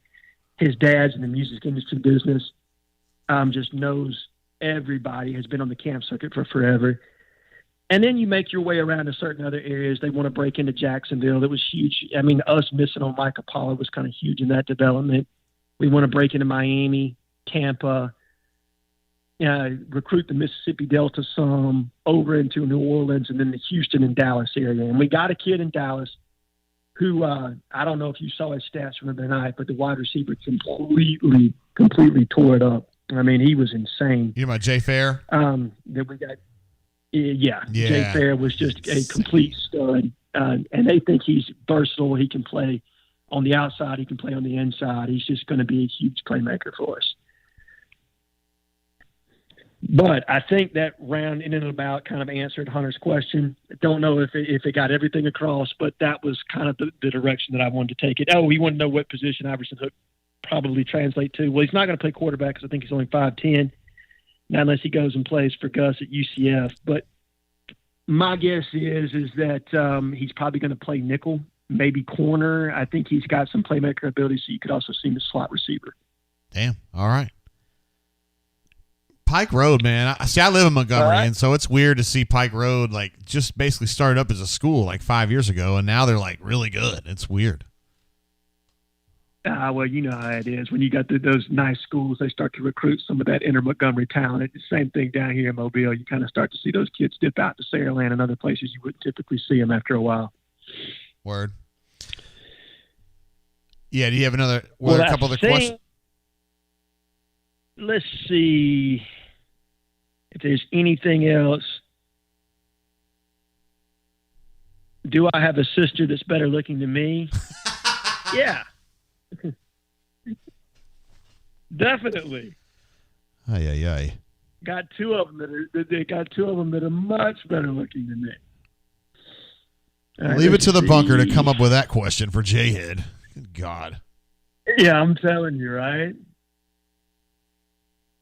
Okay, BP Rockman, I think I already answered this question. What's the best way to help a kid get recruited at a school that his school doesn't seem to help? Longtime friend. BP, I'll answer that privately so that we can kind of get into that. I don't want to dive into that too deep, too much other than what me and you have already discussed, but just shoot me another DM if you're listening tonight so that I can kind of follow up with you a little bit more on some of those other things that we talked about. Hey, a question from the chat here real quick, and I know you'd be the guy to ask about this. Eston Harris, do you have any update on him? Right now, I would probably say FSU is still the lead dog with him. We're heavily recruiting him. Could play right tackle, could play offensive guard. He's raw but extremely athletic. I think our coaching staff thinks that he's got 4-star ceiling on him, and love him. FSU is filling up. I think they've got 6 offensive linemen committed right now, so I don't think that they will stay the leader. Probably watch Florida as your next biggest contender for him, but I think he could definitely fall to Auburn. I don't feel comfortable enough to predict him to Auburn right now, but the way the stars are kind of aligning as far as that's concerned, if you're reading the tea leaves, to quote Keith Neuber, or Niebuhr. Yes. Then you could definitely see Eston Harris falling to Auburn. Wouldn't call it a sure thing right now, but with the way Florida State is recruiting on the offensive line, I just don't know that he's necessarily a fit there. All right. Did you have any other questions from the board that you wanted to answer? I think that pretty much takes care of everything, Jay, as far as that's concerned. Is there anything else from the chat that popped in? No, I mean, some people were asking about Darius Clemens, the wide receiver from Oregon, and your thought. I know he's going to be here for the Akron game. If you thought maybe that was going to be a commitment type situation for him. 100%. I think that he's going to commit. I think that early on, it got out that Oregon and Penn State, obviously, Oregon, Penn State, and Auburn were his top 3. I'm told that Penn State, after the official visit, his parents were a little bit apprehensive about State College as far as that's concerned. Oregon has 4 wide receivers committed. They're working on a 5th. I don't think Clemens has been prioritized by them the way he has by our staff. He's very interested in playing in the SEC. Clemens is originally from Michigan, so distance from home is not necessarily a huge thing for him not to be out in Oregon.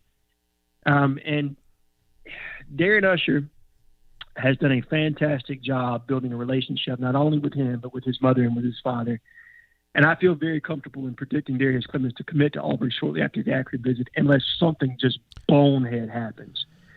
I mean, to me, it almost feels like a slam dunk. Now, I don't know that we're done at wide receiver beyond Darius Clemens. I know that was the early word that we were going to stick at 3. Yeah. But because of the versatility of the young man from Hewitt-Trussville who could also play safety, we're still recruiting Jaden Gibson from the Central Florida area, who's a big-time playmaker. I think he's 6'5", 200+. And another kid named Antonio Williams from the South Carolina area, who has got some of the best film in the entire Southeast. He's extremely explosive. Mike Bobo's been all over him. He's got some positional versatility to him as well, where he could play in the slot or he could also play the Z flanker position.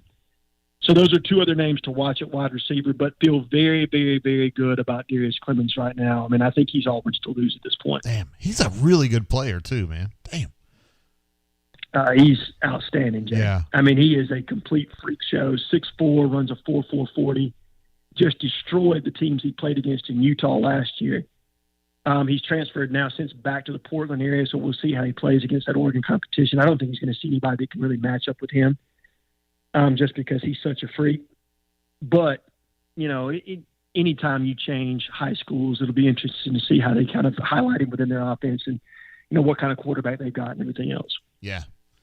All right, look forward to meeting him. I'm glad to see him in person for the Akron game, so that'd be cool. J-Head. Well, and yeah, go ahead. I'm sorry. Go ahead.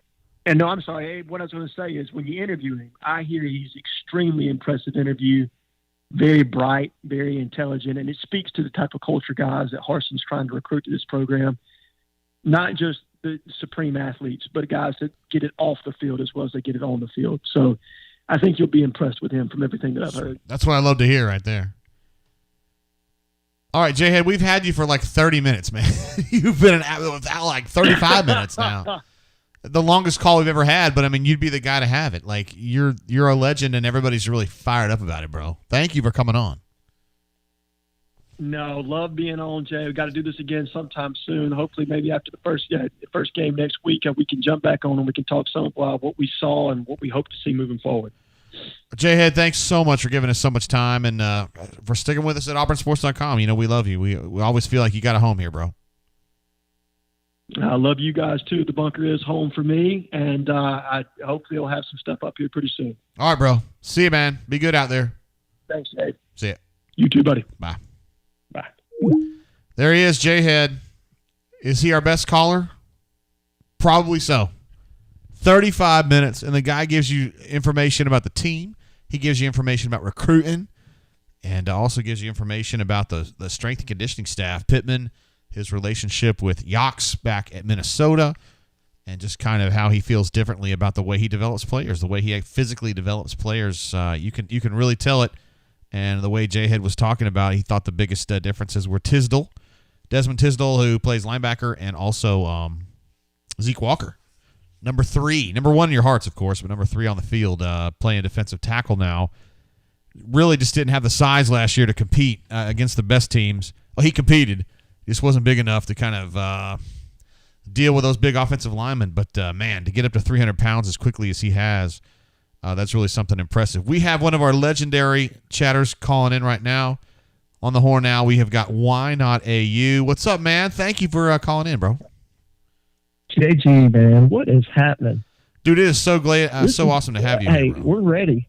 Yeah, we are 1 week away, and we're fired up and ready to go. That's all I can say. I'm fired up, and thank you for your super chats, bro. You're so incredibly generous with your support of the show and what we do at auburnsports.com. That's what we do. We got it's not just me, man. It's a whole army of super chatters, and it caught on like wildfire, and let's hope it never ends, right? Yeah, that's how I feel about it. I'm over here drinking this bourbon and talking Auburn football. You seem, obviously you were pretty done with Gus, and you're pretty fired up about moving on from that, and you've got a coach now that doesn't take no for an answer and doesn't sit around being a beta. Your thoughts about the season? You seem pretty optimistic, honestly. Yeah, I do. I mean, I think, I'd seen Doc Dumpster, on the bunker and his prediction, and I'm kind of with him, man, and some others. I'm a 9-3 guy.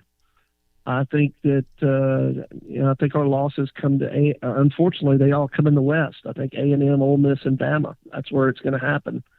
But I think that we got something going on. Obviously, we're one injury away on an offensive line that can be above average at best, that could really throw that into a tailspin. But I like this coach. J-Head telling me the buy-in is there. That's important. So, I'm pretty fired up, man. And it's not, even if it's one of those 7-4 Gus type of seasons, 7-5, whatever it is, solid. It's okay, because guess what? It's a whole different direction. It's a whole different culture, and it's not this, guy smacking on gum on the sidelines in a visor that looks like a complete moron. So, I mean, that's much better for me. Yeah, it's a better use of the money. I get where you're coming from on that. Yeah, it is.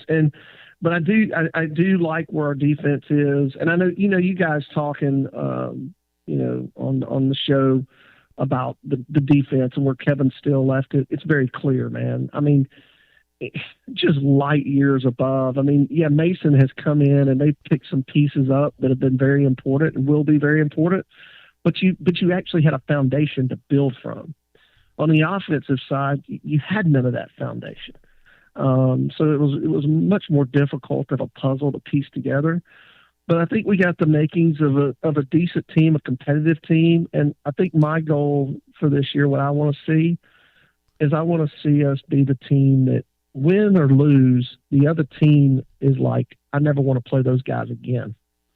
And so that's kind of my measure for success, is that, people don't want to play us again. They see us as tough, hard-nosed, but they also see us as being very well coached, strategic at everything we do on both sides of the ball. And that's what we're looking for. What do you I think this Penn State game is going to be the nut-cutting time for this team. I mean, if you win that game, you got good things ahead. If you lose that game, it gets kind of weird. What are you seeing in that Penn State game? I think we're going to win, and I'm going to be there, man. I got a big tailgate going on up there. We got a big group going with us. So it's the annual Prestige Worldwide event for Why Not AU and crew. So we picked that game, circled it on the schedule, and I think we're going to go up there and take it. And it's going to be a lot of upset fans up there in Happy Valley, but we're going to be happy at the end of it, I feel. Yeah, okay. Penn State, they're not as awesome as they have been in the past. And I think I was saying earlier, I just thought that Brian Harsin and this staff have given these guys confidence that they're going to have enough to go up to Penn State and not be intimidated by it and just kind of show out and have a good game. I think that's going to happen. And you'll be happy to have gone because is this going to be your first trip there? No, actually, it's crazy, man. When I was living in New Jersey and this is long ago, back in 2002 or 3, went and saw Penn State play Minnesota, of all teams, there at Happy Valley. So I got to go. I got to see Joe Pa, and it's a great environment for football. So I'm pretty excited about going back and it really meaning something with my alma mater and the team I love, the Auburn Tigers. So that's going to be fun, man. Yeah, and then after this football season, you got basketball season, Patrick, and I mean, this team's going to be sick on that side too. I mean, this is the best 10 players Auburn's ever had. I mean, like the 10-man roster. It's incredible. Well, yeah, it is, JG. It is not the talent, but here's what I like. But number one, you guys are crushing it on these reports, man, from practice. Like this is great coverage. What you guys are doing, I absolutely love it. And what I'm getting from that is what we were missing, the mental toughness. I mean, when you got, Bryce and Jared and those guys, they were just mentally tough. Samir, and then we just kind of had a drop off, man. I don't know what it was, but KD and Zep and these guys, they sound like they're back in that, hard hat kind of mold. And that is what makes us good in the Bruce system. And so, I think we're going to be something. We're not going to be as talented on paper as several of the other teams in the SEC, but I think we're going to be tougher. And I think with Bruce, we got a chance to take it. So that's what I'm excited about. Word. There's a lot to be excited about right now, assuming they get through this Penn State game and start getting into the meat of that schedule with the confidence, with Bo playing confident, with the defense doing the things that I think they can do. At that point, you got the makings of a good year at Auburn. I totally agree, man. And so I'm going to keep sipping on this Angel's Envy rye, finished in those nice rum casks. Damn. And enjoy that while I watch the rest of the show. But I want to thank Denton for being a professional and taking the hits from the chat. He's been great. He's had some good points, and we look forward to hearing more from him this year. So thanks, JG, for all you do, you and the team. And, man, looking forward to next week. All right, why not you? Looking forward to it, bro. See you next week then, all right? All right. Later, man. Bye. Thank you. There he is, Why Not AU, absolute legend. Was giving you some propers, Denton. I know you weren't able to hear it, but he was saying that he thought you had some good points, and he's glad to have you on the show. Yep. Look at this. Look at Denton, man. He's overcome with emotion. Listen, we had some super chats. I tried to put them up on the channel. We had J-Head was on with 35 minutes, and we had Why Not AU on, which is awesome to have everybody calling in. Just want to make sure that the super chatters got their love. John H., thank you for that, for sure. B-Mac, I had you up earlier, but I'm doing it again. Having met you at the Mobile Voodoo Shindig recently. Thank you. I think you were gone from the show now, but thank you for the super chat, bro. If you come back, you put down a 20 and then a 1. Outstanding. I like that. Appreciate you, bro. Also had some super chats I know from my main man. Oh, Matt N. I had this up earlier as well. Says back for the first time in forever, and J-Head was dropping knowledge. We're glad to have J-Head on the show. The guy's an absolute legend, just like you, Matt. Appreciate you jumping in and supporting the show, what we do here at auburnsports.com. AUEKU, one of my favorite posters on the bunker. You may know him with his handle, which is AUEKU. He says, in honor of EKU's undefeated in national championship year, he super chatted $19.82. Of course, the Colonels, coached by the unbelievable superstar coach Roy Kidd at that time. Roy Kidd is still alive. I read a story, I think, actually AUEKU shared it with me, that one of my favorite writers ever, John Clay, writes for the Lexington Herald-Leader, had caught up with Roy Kidd, who's still alive. He's in his 90s. He and his wife are living living together in an assisted living facility there and near Lexington, and Anyway, Roy Kidd, the best coach EKU ever had. One of the great coaches, really, of the 70s and 80s and into the 90s, too. You don't hear about him because he was playing down a division, but EKU is really good. And, of course, big love to the Colonels for that 82 season. They had another season not too long after that was really good, too. Ketty Wumpus, Jay Lee's favorite name for anybody on the bunker. This is Milk Money for Denton, $5 super chat. Great show, JG. Little milk money for you, Denton, at school. What? Yeah, he's fired up, man. Let's see. Keith M says, OMG, that was riveting, Denton, when Why Not AU was giving you some love, and you're like, yep. Mm-hmm. He just said, hey, man, stand up and be counted. He thought you had some really good points earlier. I think specifically about Bo Nix being the, if he has a good year, Auburn's going to be pretty good. I happen to agree with that completely. So anyway, we got caught up with the Super Chats there. Thank you guys very much. And, of course, to J-Head for jumping in on the show with us and for Why Not AU as well. Appreciate that. There was a rumor going around that Stoltze. Per Twitter, he said 9:15. Somebody made a joke in the chat that Stoltz was going to try to call in and interrupt J-Head, and sure enough, I think that's exactly what he did or attempted to do. We don't interrupt J-Head, obviously. So what I'm going to do is we will try to get Brian on the horn here, Brian Stoltz, I should say, and see what horrible takes that he might have tonight. He did mention earlier on the bunker, I think, that he was going out tonight, so hopefully we catch him in a drunken state and he acts like an idiot and says something bad about slutty nurses because, as we all know, slutty nurses are universally appreciated, except for his dumbass. All right, let's see if we can get Stoltze on the horn here. Hopefully he's out and having fun. Why, hello. Is this Stoltz? Yes, it is. I have questions. Yes. What are you doing tonight? I'm sitting at my apartment watching TV. I thought you were going out. No, I went out earlier. Oh, earlier in the night? Yeah. Well, I thought all the good work gets done between 10 and 2. That's what I was always told, or that's what I always lived, I should say. No, I'm old. I'm 40. I'm at home watching Clickbait, a show on Netflix.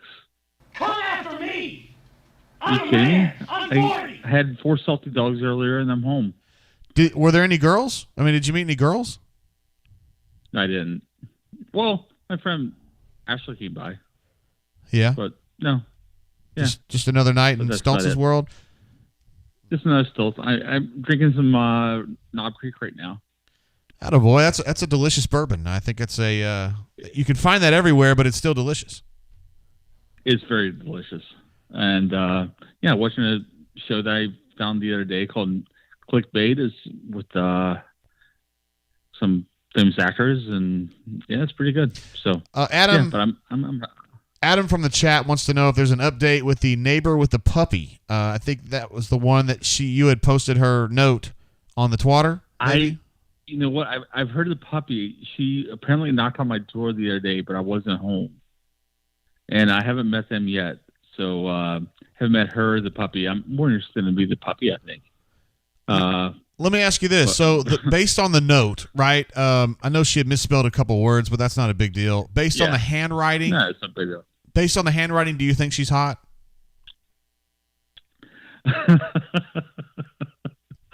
I have no idea. There was no cute little hearts over the eyes, so I don't think she's a little sorority girl. But I don't know. I guess she's in school here because she has a auburn.edu address, email address. But I don't know if she's a grad student or what. But yeah, she could probably hear me talking through the wall right now. Oh, that could be a good thing or a bad thing. Yeah, it could be a good thing or a bad thing. Yeah. So I'm interested in meeting the dog, the little puppy that I can hear every morning yapping a little bit. You know, the dog really wasn't what I was thinking of. I was thinking about the girl, and I was hoping she was really hot and that she would think that you were hot and you could make a love connection like Chuck Woolery would talk about. You know? Everyone thinks I'm hot. Come on, Jay, you know that. I'm not sure that. I to be fair, I'm a straight male, so I don't know if I can assess you properly. Where were you sitting today? I never actually got hooked up with you at the practice today, but I know you were there. Yeah, I was there. I was sitting in like the student section most of the time. Oh, okay. In between like the gate was open between, how there's a gate right there that they open up. So I was in between the 50 and the end zone most of the time on the opposite side of where you guys were. Taking pictures and getting videos and get some good action. And, trying to take care of coverage of where you guys were opposite of. So, Yeah, okay. You definitely had that. No one responded to my text saying, "Where are you guys?" I thought it was just, I don't know. I was working to try. They weren't letting me in at the time that you texted that, so I didn't know what to say. I was pissed off. And then Brian threw his umbrella against a wall and was screaming obscenities, not really at somebody, but just kind of at the cloud, at the sky. So it wasn't a good scene. It wasn't a good scene. They wouldn't let him. They wouldn't let him take his umbrella in, Brian. Oh, well, you don't mess up his hair. Don't mess up his hair. Yeah. I got soaking wet out there. I didn't care. I mean, I look lovely as always with my hair, and so I was in the opposite end zone from you guys, and got some good coverage. And I thought there were some positives and negatives of today, and I'm finally drying off and enjoying this bourbon, and gonna watch the end of the show and hopefully figure out who did it. D Lucky says in the chat, he wants you to meet the dog, and then we're trying to get you to meet the cat.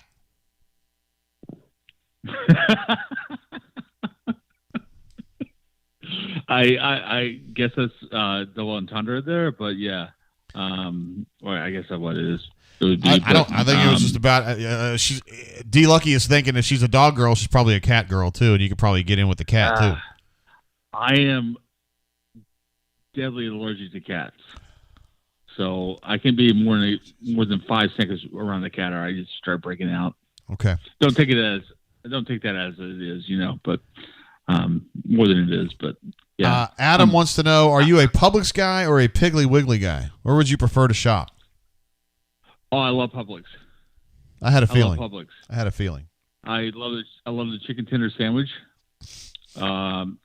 When my parents took us on vacation every year down to New Smyrna Beach, the first thing we did was go to Publix to get groceries for the 2 weeks we were down there.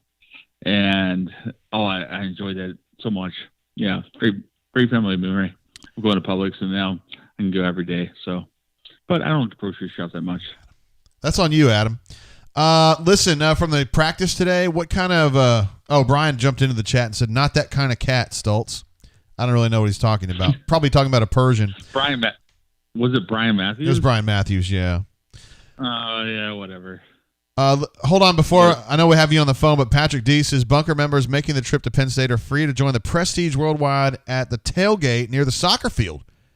So if you're at Penn State, they're going to start up at 9 a.m. Eastern time. You'll even see Why Not AU on the 1s and 2s. So look at that. Not only is the guy an absolute legend on this show, but he's also inviting everyone to his tailgate at Penn State. So that'll be fun. Keep an eye out there. Sam Howell reminds you that the subs at Publix are called a pub sub, so please use that lingo in the future. From the practice today, what jumped out to you from your vantage point in the student section, Stultzy? I think the edge rushers really jumped out to me. Derek Hall really got after it, and so did Leota. The offensive line just you don't want to take too much from an open practice because you never know how much you're seeing. But the amount of penetration they're getting on the running game is not very positive. Again, it was an open practice where they might be hiding all their plays that they have prepared for Akron and Alabama State, Penn State. But I'd like to see more downhill throws or downfield throws, which that guy behind me, Crockett Kyle or whatever he said, wanted to see all the time. And we'll probably see that week one next week, and you can't take much from it. So, it's an open practice.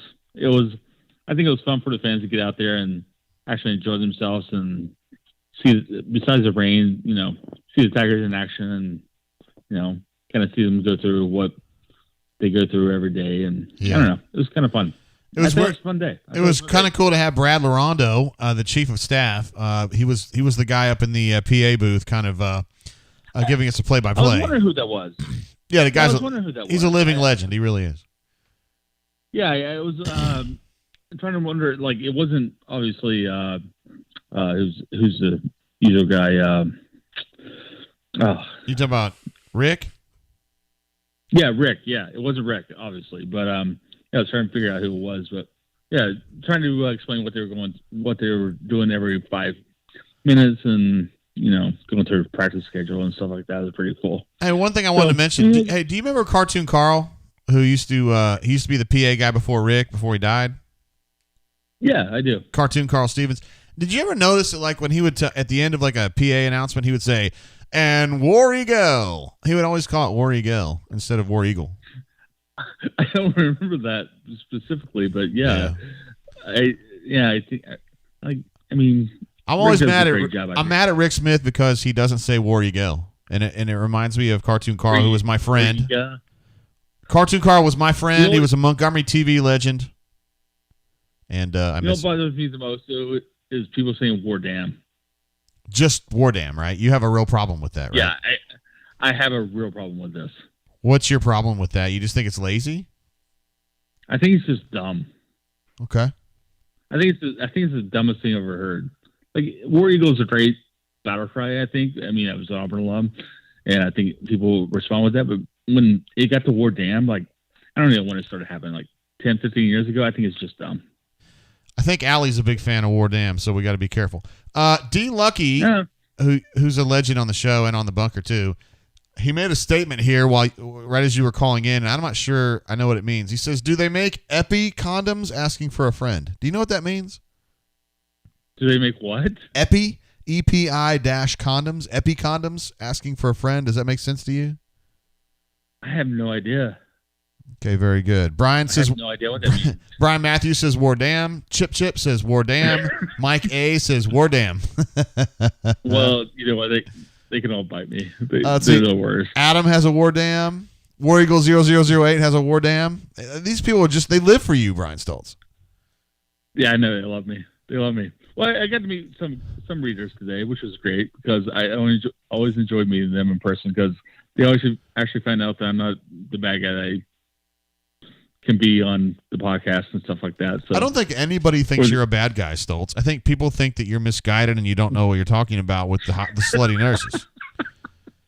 Like, everybody likes you. Nurses was, oh man, the thing yesterday was when I posted that article, everyone was like, I think it was P. Brockman or something like that. He posted like 8 straight threads of it. His name is B.P. Rockman. I don't know why this is hard. I mean, get over it. I mean, I said what I said. It's not my hottest take that I could ever give, but I mean, get over it, people. Yeah, you've got some weird takes. Yeah, I do. But that's what makes me spicy and unusual. Yeah, that's certainly one way to put it. In my own words. I'm disappointed. I have to be honest with you. I'm disappointed that you're home. It's not even 10 o'clock yet, and you're home. That disappoints me. I am home. I thought you'd be out until at least midnight. Oh God, no. I lived those days in my 20s in New York City, and now I'm just like, I love to be home by 9 o'clock or 9:30 and settle in my bed and watch TV, watch Law and Order SVU. Can you hear this? Murder, She Wrote, like I said. He says he's stoked to get home and get in bed and watch Law and Order, dude. That's unbelievable. I cannot believe. I am who I am. I am who I am. You hired me. I am who I am. No, I mean, yeah, we appreciate your hard work. I mean, you got a great work ethic, and you're always on time, and you get your shit done. I love that about you. But man, as far as personal life, I don't know, dude. Even Denton over here, he's really questioning the whole slutty nurses thing. I don't know as though this is not a defensible take, bro. I think it's gonna haunt you for years. It's all right. If that's the worst thing I'm known for, it's fine. It's gotten worse though. I mean, this thing you want to stay home on a Saturday night and watch Law and Order is pretty fucking bad. I'm gonna be honest with you, dude. Adam Smith's right about this. This is ridiculous.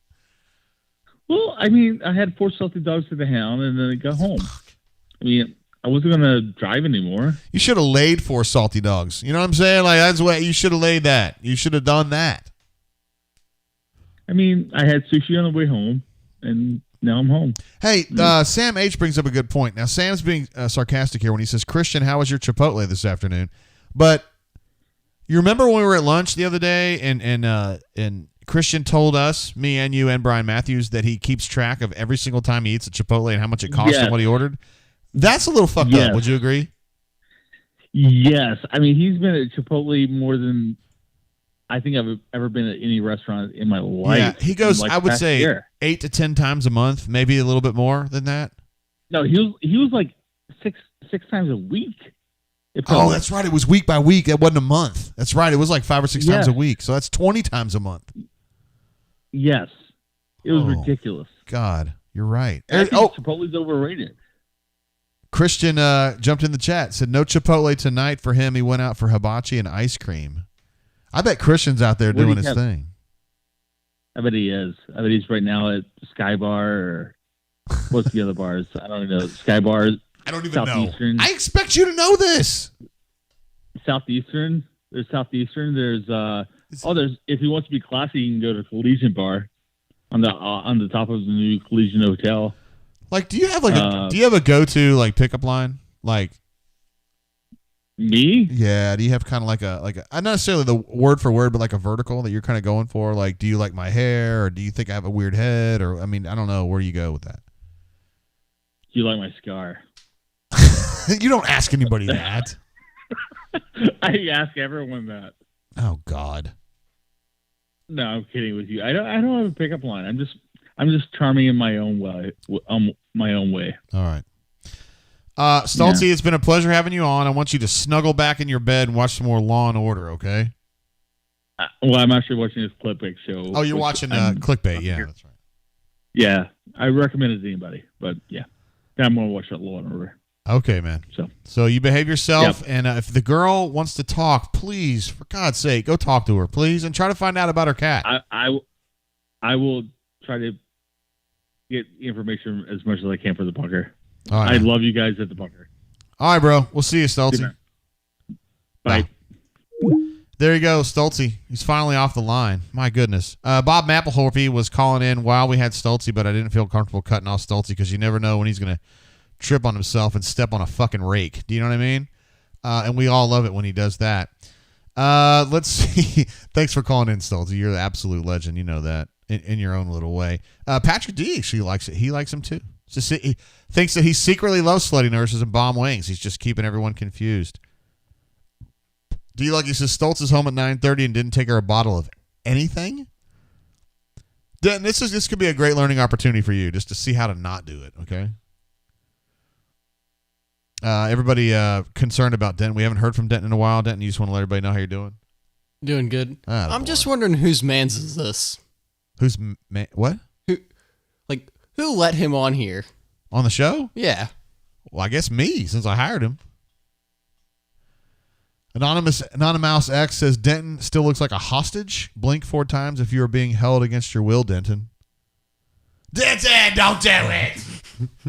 We didn't put ties on your feet or anything like that. It's crazy. Yet. Not yet. That Law and Order thing was really bad. Christian jumped in the chat, and I wouldn't mind to talk to Christian, honestly. I forgot to add Stoltzy in here. Hold on. It'll make it easier if I add him.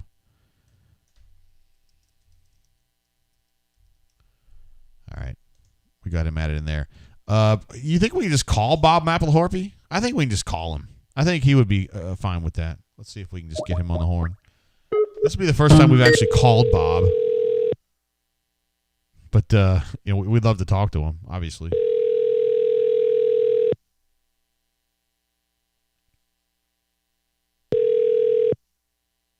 Hello. Yeah, is this Bob Mapplethorpe?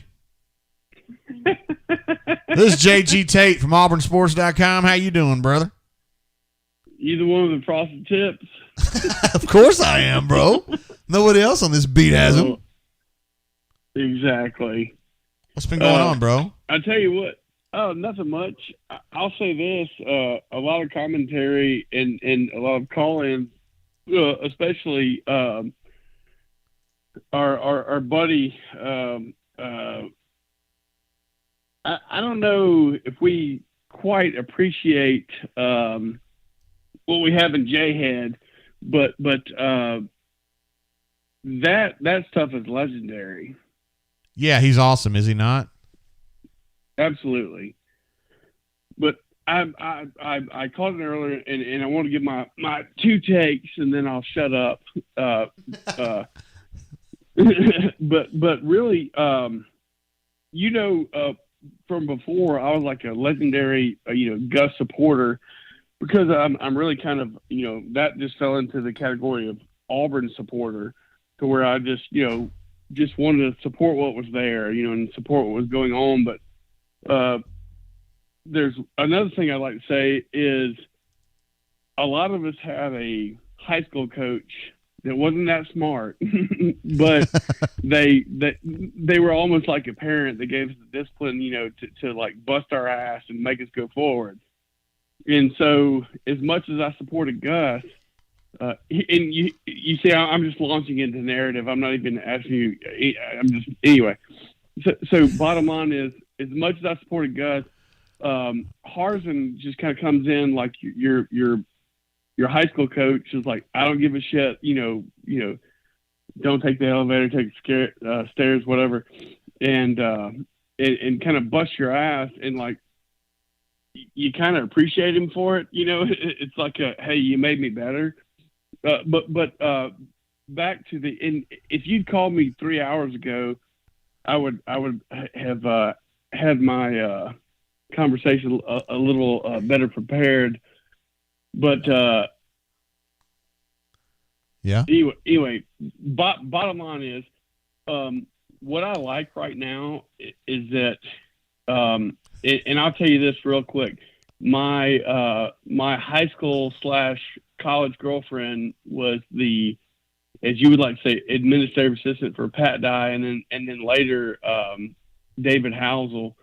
And there's so many things, and you and I talk about this. There's so many things that I have connected to Auburn University to where I would like to put these on paper or on air, and let it be shown. But as much as I supported Gus Malzahn and still don't think ill of the man, but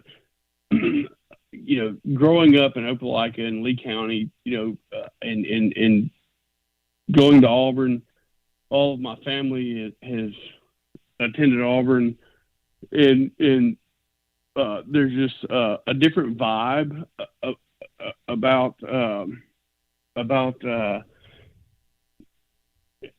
I know everybody has a bravado of well, I went to Clemson, I went to Alabama, but there's something different about Auburn, and I think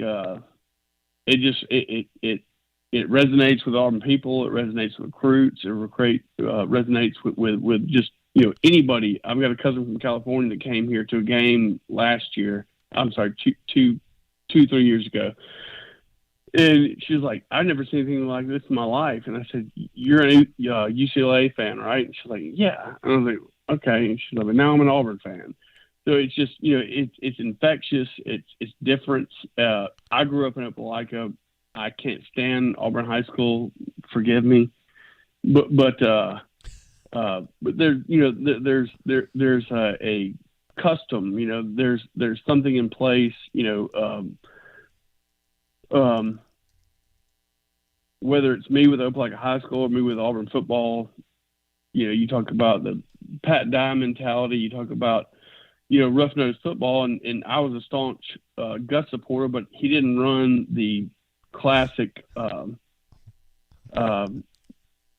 hard-nosed football that I think we were used to, but he was successful and then immediately not successful.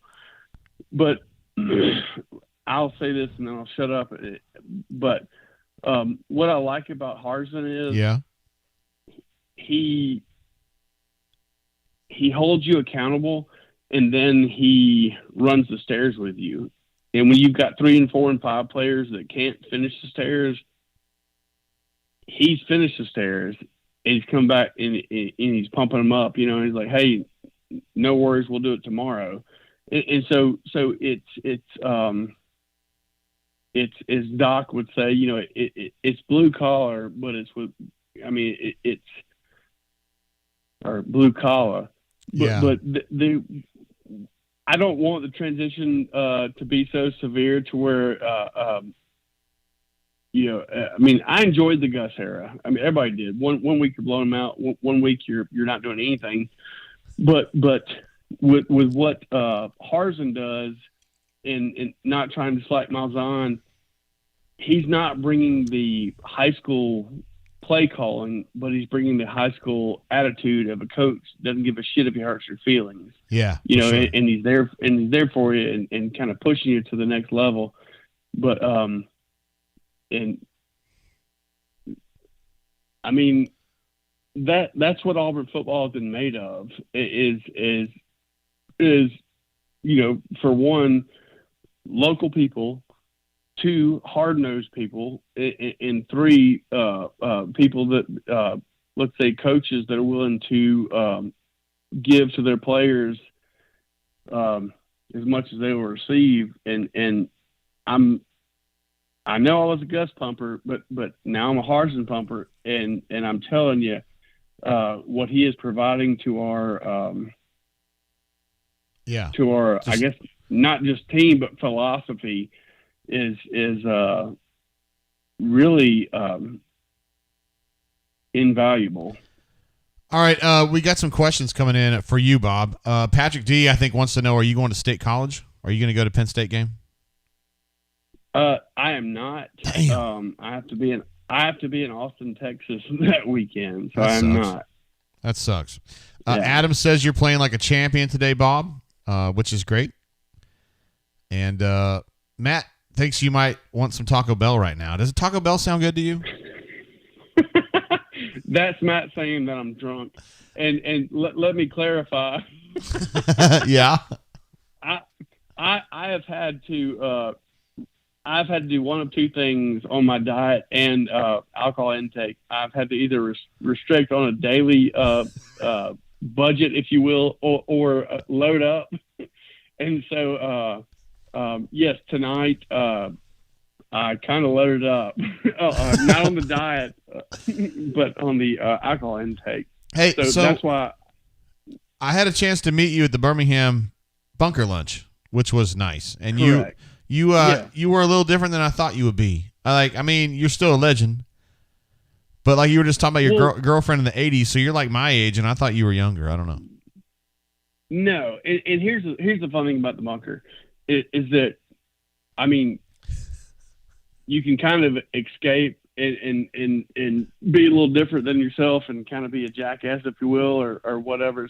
So I might have blown my cover, but no, it was great to meet you as well. But who was the most handsome member there? This is going to pain me to say this. I'm going to put it 1A and 1B. Bo is great. Is always going to be handsome number one in my eyes. And then I'll say Power Man was hard not to put my hand in his pants. Yeah, I mean, he's short, but he's cute. You know what I mean? Hey, we can't all be winners. We can't all be 6'1". And BP Rockman, obviously, he's always a threat to get all of us pregnant. Hey, well, here's what I'll say. BP Rockman's been to my place about 5 times before, and he's one of my better friends on the bunker. So BP Rockman's the star. Yeah, we obviously. I mean, guys, he's awesome in real life, and he's awesome on the bunker too. So, AUEKU. He's awesome, but AUEKU says you're leaving it all on the field tonight, Bob. Attaboy. Well, if loving JG ain't right, I don't want to be wrong. Is that what I'm supposed to say? That's close. Keith M says most handsome WTF. Keith must not be on the bunker. No telling. No, Keith who? Keith M. I don't know who that is. I know telling. He'll report back if we're incorrect. but and can I bring up something that might be in the gray area? Let's give it a shot. Why not? It's late in the show. All right. I'll wrap this up. When our buddy left Auburn Sports. You talking about Jeffrey Lee? Yes. When Jeffrey Lee left, I mean, like, I've met him personally, and he and I kind of jived, and it was really cool. But and I wish him the best of luck. But I'll say this: the thing about Auburn Sports and the bunker and all that stuff, it's like it's kind of special, And I wish Jeffrey Lee the best, but man, the bunker's the bunker, and I contribute to the dumbassery and all this other stuff. But anyway, I just want to say that that's my home, and that I guess I need to leave. Like, I feel like I'm reaching a Forrest Gump moment here, where that's all I have to say about that. It's just, the bunker's the bunker. You can't reproduce it. When you go to the other sites, everything, the layout's the same, the click's the same, all this stuff, but the bunker's the bunker, and my loyalty is with the bunker, and also with a young man, J.G. Tate. Hey man, seriously, I've told you the story. I've told everybody the story about why I'm staying, and I'm staying at Auburn Sports. And I miss Jeffrey. Yeah. Look, I know you love Jeffrey. I love Jeffrey. I love him to this day. He's like a brother to me, and he's one of my favorite people of all time. Very few people get me. He gets me. I get him. I miss him. I miss him every day, man. Not being over here, but I love Auburn Sports, and for the reasons that you just explained, it's a great family. Well, let me say this as well. It still kind of irks me that he would leave what we have. But you know what? Everybody's got to do their own thing. Everybody's got to do their own thing, and that's fine. But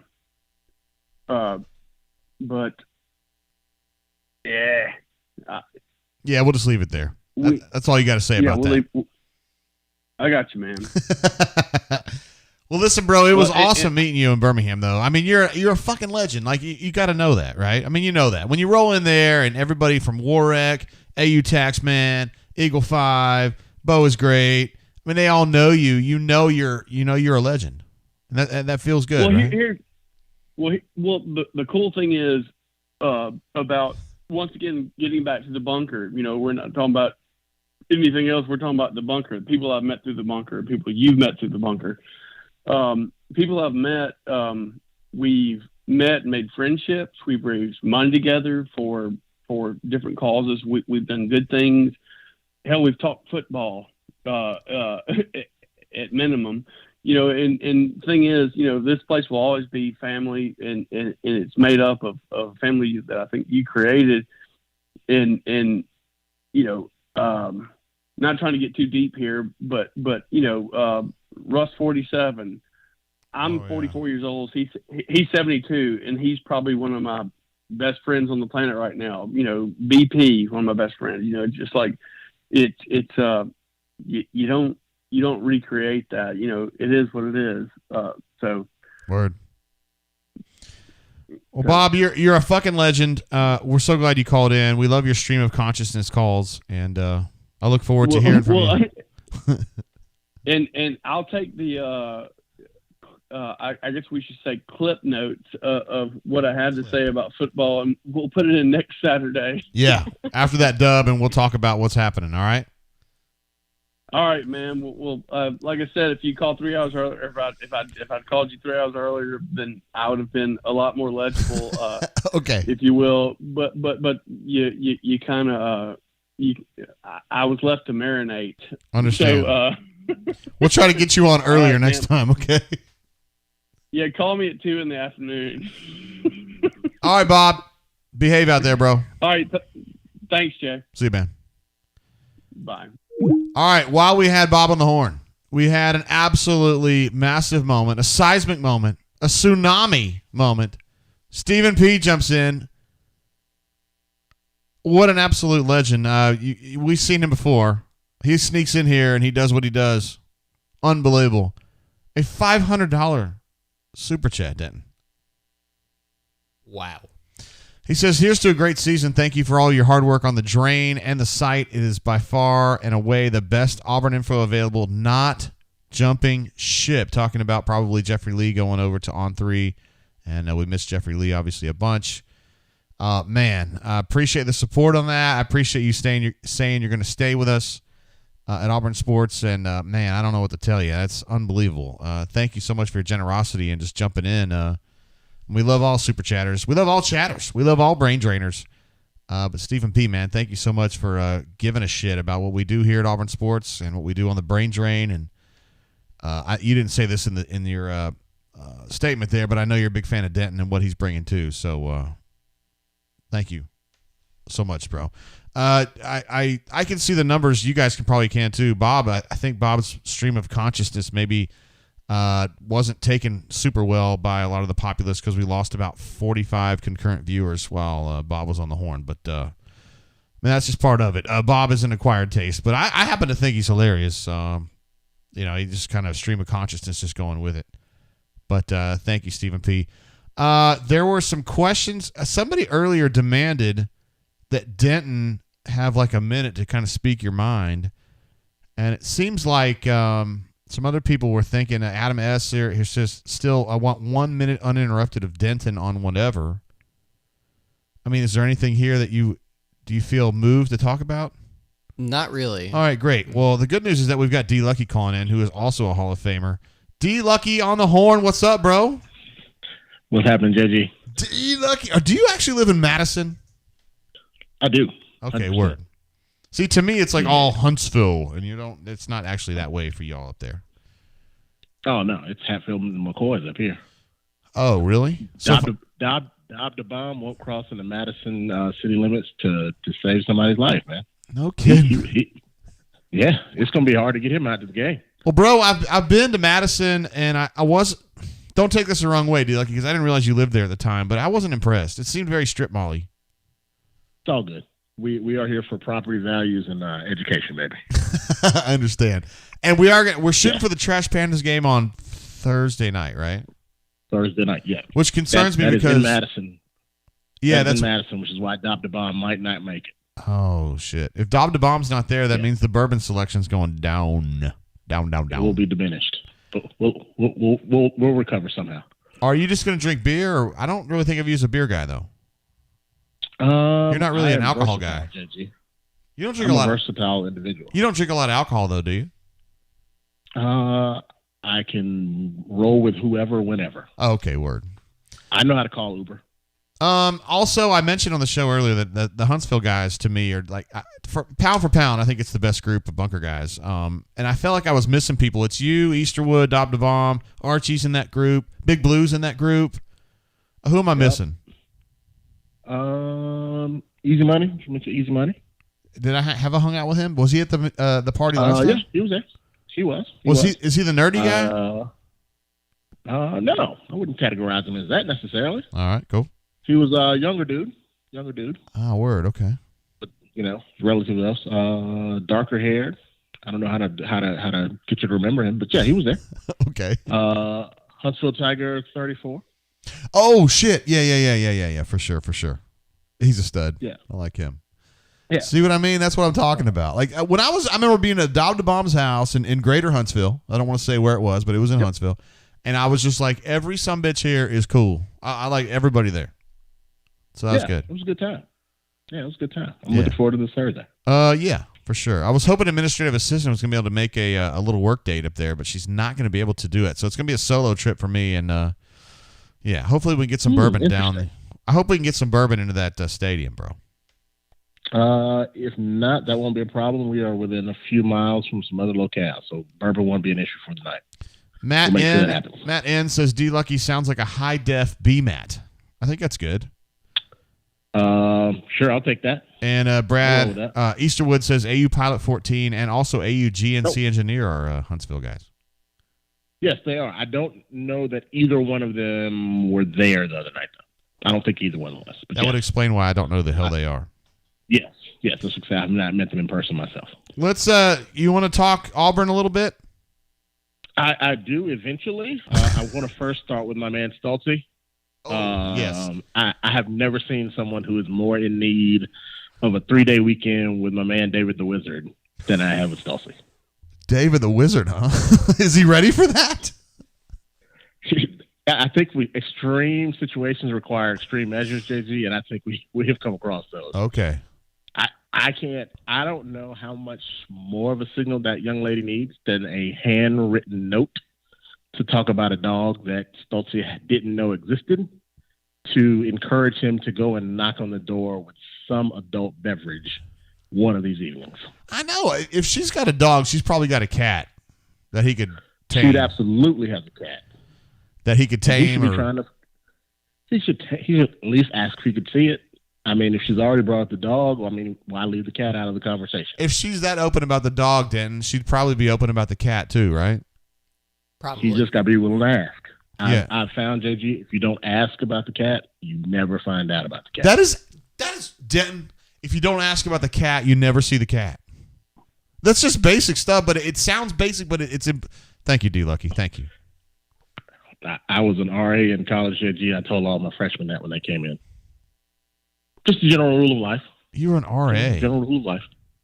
Yeah. I would love for you to be my RA. Like that. You would be a great RA. You would have. We've got rules and regulations, and I'm going to enforce them if I have to enforce them. Listen, man. If you got a part in your room that I don't know about, we're all good. I had a great RA my freshman year. His name was Dave Johnson. He probably wasn't as good as you, but he was close. And he had 2 rules. First rule was if you can't get finished by 2:00, start earlier. Okay, which I think is good advice for any time in your life. And 2, he said, it's similar to what you just said. If I can't hear her, she's not there. Exactly. If you live by those 2 rules, you're Gucci. It's easy, man. It's easy. I mean, if you're going to try to sneak a keg up the flight of stairs, maybe the RA should already have something in his room to keep him from getting thirsty and needing to go outside and find anything to drink. It's that simple, D. Lucky. It's not hard. It's not complex. Just use your noggin. It's not complex. And then when the RA says, hey, everybody, it's probably time for everyone to go to bed, do with that what you will. Let's be smart here. Yeah. Yeah. Also come to find out the other day that your brother's on the board too. He is. He is more a lurker than anything, but every once in a while he will post a nugget or two. He jumped in. He had a statement the other day, which I thought was great, and then I liked it without knowing who he was, and then he said, "Hey, man." Yeah. No, he was on your number 40. We chatted a little bit. Talked about Tony Richardson. Tony Richardson, yes, sir. Yes, that is Road Dog Day 1. All right, there's a perfect segue into the Auburn Tigers. Your thoughts on this season coming up? We're 1 week away, bro. 1 week away. Excited to see different. Just that. Just different. I didn't realize it until the other day. I haven't been excited about an Auburn football season probably in 5 or 6 years. And it wasn't something I was consciously aware of. Like, I knew the season was coming, but like this is the first time that I feel like something is going to be new that I can look forward to versus it just being Auburn football, which I look forward to anyway. But like, there's something about this season that I'm expecting to be different that we will look at and go, okay, I see a building block that we can start with. And to your point, just it's simple stuff, and it's somewhat corny, but it's also about mentality. The whole elevator and the stair thing, I love it. I do too. Absolutely. I think it's great, man. Yeah, like I said, some people might look at it and think it's corny, but it's just, for me, it's just about the mentality of what we need to have in the program. It's like, here's the way we're going to do this. Simple as that. If you're able-bodied, take the stairs, put in the work, get the result that you want. Simple as that. Mm-hmm. And they have a coach that's willing to get out there with the kids and put in workouts and all that kind of stuff. Even more beneficial. I think that'll pay off hopefully later in the end. And I think depth hopefully will help us out. I still think we got offensive line issues, and I think Bo or not, I think we're going to probably get the same level of quarterback play out of him and, that we've seen for the most part. I think there'll be a slight improvement, but I think if we can put him in better situations, then maybe we'll get better results all in. But I think the offensive line is going to be the determinant for that. As much as it is him, all the footwork and everything else that we have worked on him with is going to go out the window the first time somebody comes free on his blind side. Yeah. And you got to hope that Troxel is going to be the guy that can kind of change that a little bit. I don't know, man. And again, we're not asking for, all pros. We just need a competent offensive line, just that, so that on 3rd and 7, we don't have to worry about the fact that, the ball's not even going to get out of his hands because somebody's already on him before he even, catches the snap, or in this case, maybe he's dropping back, whatever it is he's doing. Yeah. Just that, just being able to have that part of the game not be a disaster from the beginning and have to cover up and scheme and do all of that every single time and then limit our ability to strike in other areas. That would be nice. But cover up. Who knows if we get there? Cover up. That's we got to chip the tight end because the defensive ends getting up the field too quick, so we got to get somebody to get a little bump on him before they go out in their route, and that limits the tight end's capability and all that kind of stuff. Or worse, we got to keep the tight end in to double team, or just all that kind of stuff. Yeah. But I think that we're smart enough not to let the future number 1 overall draft pick come unblocked. That would be a step forward. I think our game plans will have evolved a little bit past, letting Myles Garrett run free at our quarterback. So, I think we'll be a little bit more advanced in that regard. Yeah, you talk about having the guard roll out and catch the All-American number 1 pick defensive end real quick. Yeah, just, easy. That's how you draw that up in the NFL, right? That was really silly.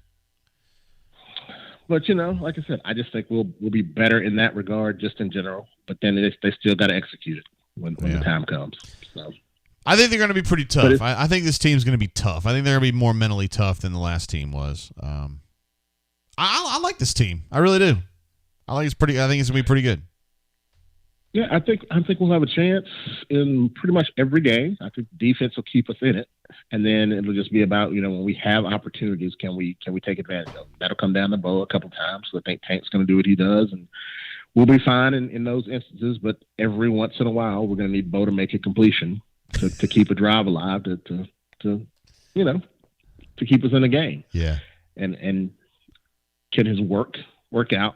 And I think we're going to see some of those plays. The good thing about combo routes and making decisions live and in the middle of the game is that you can adjust whatever the defense is doing. The downside to that is that there's a possibility that the wide receiver and the quarterback aren't on the same page, so both of them read the exact same thing differently, and you don't execute because of that. So how much of that do we have on the field, and how quickly can we get that kind of chemistry figured out?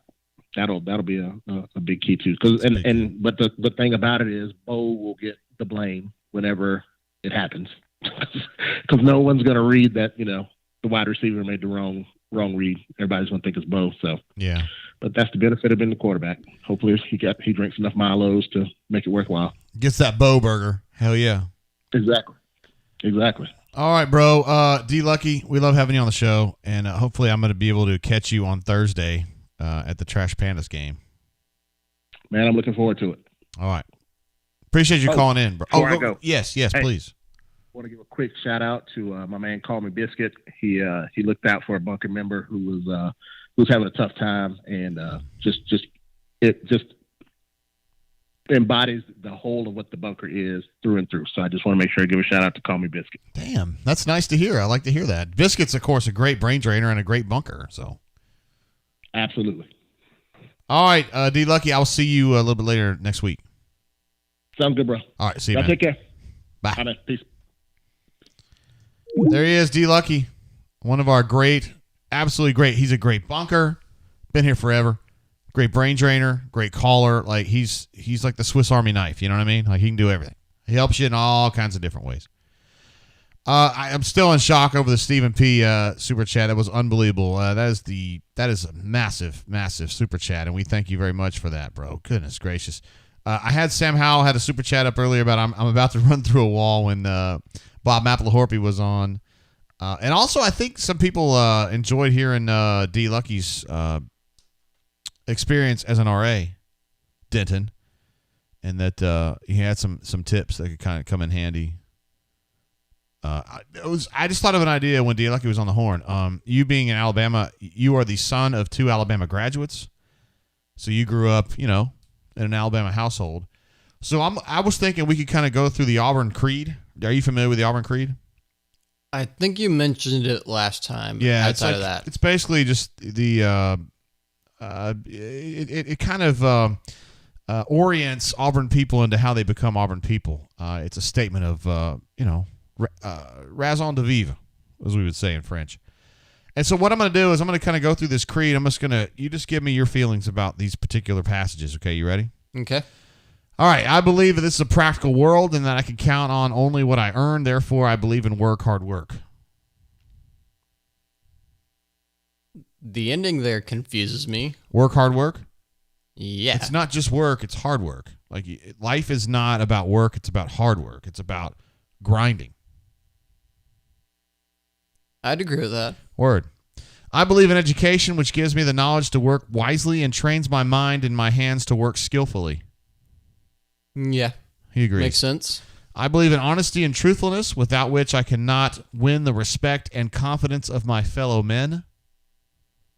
100%. Absolutely. I believe in a sound mind and a sound body and a spirit that is not afraid, and in clean sports that develop these qualities. Yeah. A spirit that is not afraid. Dan, you don't seem like an afraid person to me. Not generally. All right, we're doing well. I believe in obedience to law because it protects the rights of all. Definitely. Look at that. He's on board with that. I believe in the human touch, which cultivates sympathy with my fellow men and mutual helpfulness and brings happiness for all. Sure. You seem 50-50 on that one. Bit confused on what it specifically means by the human touch. Human touch means like just, we're dabbing up. Yeah. We're giving a hug. Those side hugs I give your mom. Yeah. Dabbing up with your dad. Wasn't sure if it was something like that or impacting others. Wow, you're going a little bit deeper. I think it's good to impact others in a positive way, though. Would you agree? Yeah, definitely. All right, we're going to finish this thing up. We're going to take it home. We're going to land this bitch. I believe in my country because it is a land of freedom and because it is my own home, and that I can best serve that country by doing justly, loving mercy, and walking humbly with my God. And because Auburn men and women believe in these things, I believe in Auburn and love it. Thoughts? Yeah, I would agree with that. So do you see what I'm pointing out here is that philosophically you understand where the Auburn people are coming from? Yes. Do you... Easterwood says Denton needs a human touch. Denton's doing great, okay? Denton's absolute baller. Lewis says, I think Denton used to be in The Cure. I wish. Dude, Robert Smith had crazy hair like me. You have, normal hair. Yeah. I don't understand what the problem is with that. Anyway, it was a pleasure reading the Auburn Creed to him and letting him see that Auburn is a good school, and it's got some great values behind it. Although I feel like those are very generic. No, I don't agree with that at all. I listen, man. Hard work is a big deal with me. You got to grind, like with FIFA. I grind, dude. It's a grind if you're not lucky. Let's be real here. Mm-hmm. Word. Let's see. Chip says Denton needs a creed wall in front of him, in front of which to fight all comers. We do have a creed wall. I have a little thing I can pull up, mobile. You would see them at trade shows. It has the Creed wall and it has Cam Newton statue. It's a place where we would fight. I feel like if you're an Auburn man and you're going to fight another Auburn man, you should do it in front of the Creed wall because it's the most pure representation of what you feel like the world is about, really. Sam H says, Denton, your haircut is generic. I think that's a comeback for what you said about the Creed earlier. Yeah. Although it is generic. I don't think it is, but that's cool. Yeah. I think Adam's given up on you a little bit. He's trying to give you the benefit of the doubt, but yeah. Easy Money says Stoltz needs the human touch. Would the feline touch be good? I feel like if he can get in with the cat, I think he'd be fine. Yeah. Oh, Christian. Do you think that was really Christian earlier? I think this Christian person said something that I didn't think was necessarily Christian. Oh, my God. We had a super chat. My bad. Stephen P., thank you, bro. Lewis jumps in with a super chat as well. Says, I'm going to match Stevie P with the $4.99 super chat. Also, Lewis uploaded a video this week. Lewis works in, I don't know what the right descriptor is on that one. Like pest control, I guess. And he had come into a situation that was very bad. It was an apartment or a townhouse that was infested with German cockroaches, like everywhere. It was horrible. He did like a 10 or 11 minute video just showing how bad the infestation was. Me and my wife watched it like it was a freaking like soap opera or something. It was crazy. We had a great time. Anyway, just thought I would pass that along. Stephen P., unbelievable again. The super chat was insane. Let's see. Solo Tiger says, Stutzy strikes me as a guy with a cat allergy.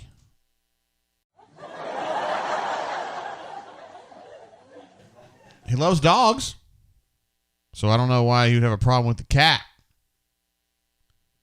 Some people just aren't cat people. Sam H. says, Denton leads Gals We'd Poke segment. The funny thing is that I felt like the last time we did the Girls We Adore, the pretty girls, I felt like you added something there. You had a girl that you thought we should pull up, and she was hot. So, I mean, you'd probably be great at that segment, honestly. I mean, you're kind of in touch with the younger crowd. Not really. Yeah, I'm like 50, so. And somebody earlier made a comment that said that you probably like Green Day. You actually like Green Day. Like, yeah. Who wouldn't like Green Day? They're in the Hall of Fame. Like, they're great. Anyway, Adam S. says, I need a redeeming quality from you, Denton. What he has a bunch. He's hanging in there despite all y'all ragging on him all the time. And you've done a great job with the social media footprint for us. Thank you for doing that. No problem. When Bob Mapplethorpe was on here doing his stream of consciousness, we were losing viewers hand over fist. You were still like fighting a good fight on the social media, and I appreciate that, bro.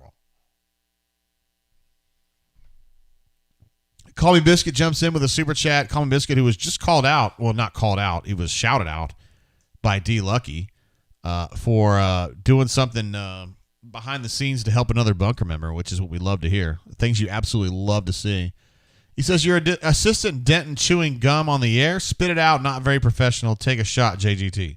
He don't worry about it. It's fine. I'll finish this little shot I got here. Call Me Biscuit, man. Seriously, though, all joking aside, appreciate whatever you did and however you did it.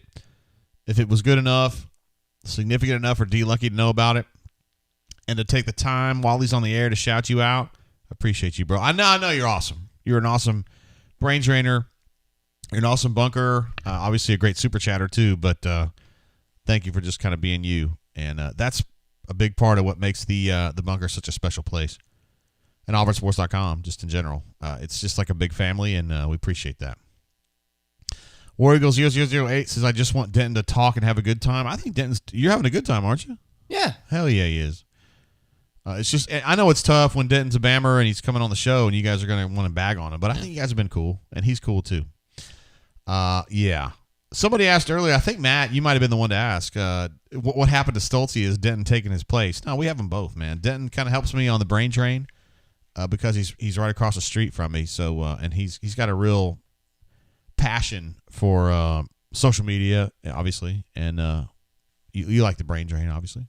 Yeah, enjoy it. It's a fun time. Hell yeah, he does. So and then Stoltze helps us on team coverage and also Slutty Nurses Beat, which we really need more coverage of. We're gonna do a lot of that in the second half of October. We're gonna do a lot of Slutty Nurse stories, and we feel like he's gonna be the right guy to do that. So. Yeah, Sam H has confirmed he's a Bammer. Are you talking about Denton? He's already said that. I mean, seriously. And Matt K says, I guess Denton is taking Stoltz's place. Dude, don't besmirch Denton like that. He didn't deserve that. Lewis 3882. This is a really bad take. Pound for pound, it's as bad as something Stoltz would say. Agreed. Post Dookie was a quick downward spiral. Are you shitting me? No Love for American Idiot? Come American on, man. American Idiot is a great album. Nimrod is a great album. Hitchin' a Ride is like my favorite song by Green Day. Also, The Grouch is a great song from Nimrod. I'm pissed off. Green Day, I love the whole catalog, man. Patrick D says this crew is good, JGT. Patrick D, he's had your back the whole time, bro. He wants you to speak more, Den. Yeah, sometimes it's just hard, though, because I don't know Auburn that well. Word. It's okay. Yeah. I mean, just have to do more research on it. Yeah, no, it's cool. You don't necessarily have to. I mean, we just need you to do your social media competence is incredible. Your gum chewing is great. And we're all living through your crazy life at AUM. So, I mean, it's all good. Matt K says Green Day is huge. They're in the Hall of Fame. I mean, I don't know what else you need, dude. They're pretty damn good. They're also on tour currently with Weezer. Yeah, it's them and Fall Out Boy, too. I believe Fall Out Boy dropped out, though. Well, I'm saying when they played in Atlanta with Chip Chip song. Dude, Dead on Arrival is a great song, is it not? Yeah. It's one of the all-time greats from the 90s or it's probably 2000s, actually. Oh, my God. Lewis says Weezer post Pinkerton sucked too? I feel like you would tend to agree somewhat with that, You though. son of a bitch. But that's more of they started to get a bit sellouty. I don't mind them making money, but Because that was Beverly Hills was post. it's bad. That's a bad song. Beverly Hills is a bad song. But Pork and Beans is a good song. Really enjoyed their cover album. Hayden Harris jumps in late. Hayden, of course, you're always here with us, bro. I appreciate you jumping in. He says, love the drain. It's game week. # solid. Well, there's no doubt. Gus, how would you describe a 6-win season? Solid. Yeah, enjoy UCF. Hope you have a good time.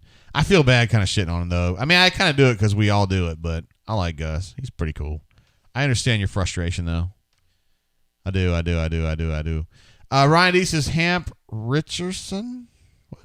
I suggest Old Granddad if you want good, cheap bourbon. Damn, is that from like that question like 3 hours ago? About good bourbon? No, someone just before Lewis said Pinkerton sucks was saying he's just getting into bourbon. Oh, who would? Oh, okay. Oh, yeah, Hamp. That's an actual person. Just now getting into bourbon and love Buffalo Trace, which Buffalo Trace is terrific. It's just kind of hard to find. I'm a cheap buyer as of now. Nothing wrong with that, bro. If you can't find the Buffalo Trace, which you probably won't, if you're in Alabama, you won't very often. Try the Evan Williams single barrel, bro. You have to kind of look. If you're in the ABC, it's down on the ground. As Doc Dumpster says, it's in the basement of the ABC. It's at the very bottom.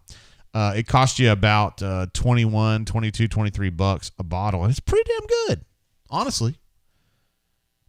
So, yeah, you don't have to spend a lot of money to have good taste in bourbon. Now, this Fusion that Denton's dad, Cuz, is actually his bottle. This stuff's delicious. I think it's really, really good. I'm a big fan of Bardstown in general. This bottle is probably $60, something like that, in the ABC, which is a little bit more. The Evan Williams will be about half that, but it's pretty good. It's a little bit better, I think, than Evan Williams. Lewis said Pinkerton is phenomenal and never said it sucks.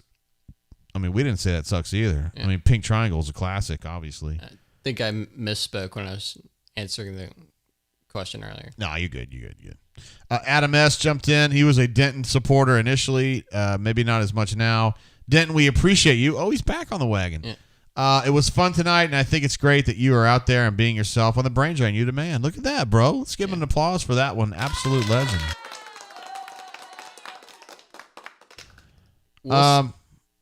I don't know if you can see it on the page, but and Adam, I'm not trying to give you hell, man, but I just feel like you did really well with marrying that girl. Like, because Adam looks kind of, I mean, Denton, I don't know if you really want to jump in on this, but he looks a little nerdy, and his girl doesn't look nerdy. I would agree with that. Yeah, she's hot. He did a good job. Good job, bud. Albie Laker, who is a unpopular poster on the bunker, but that does not necessarily mean he's a bad guy, says, I'm trying to contribute some money.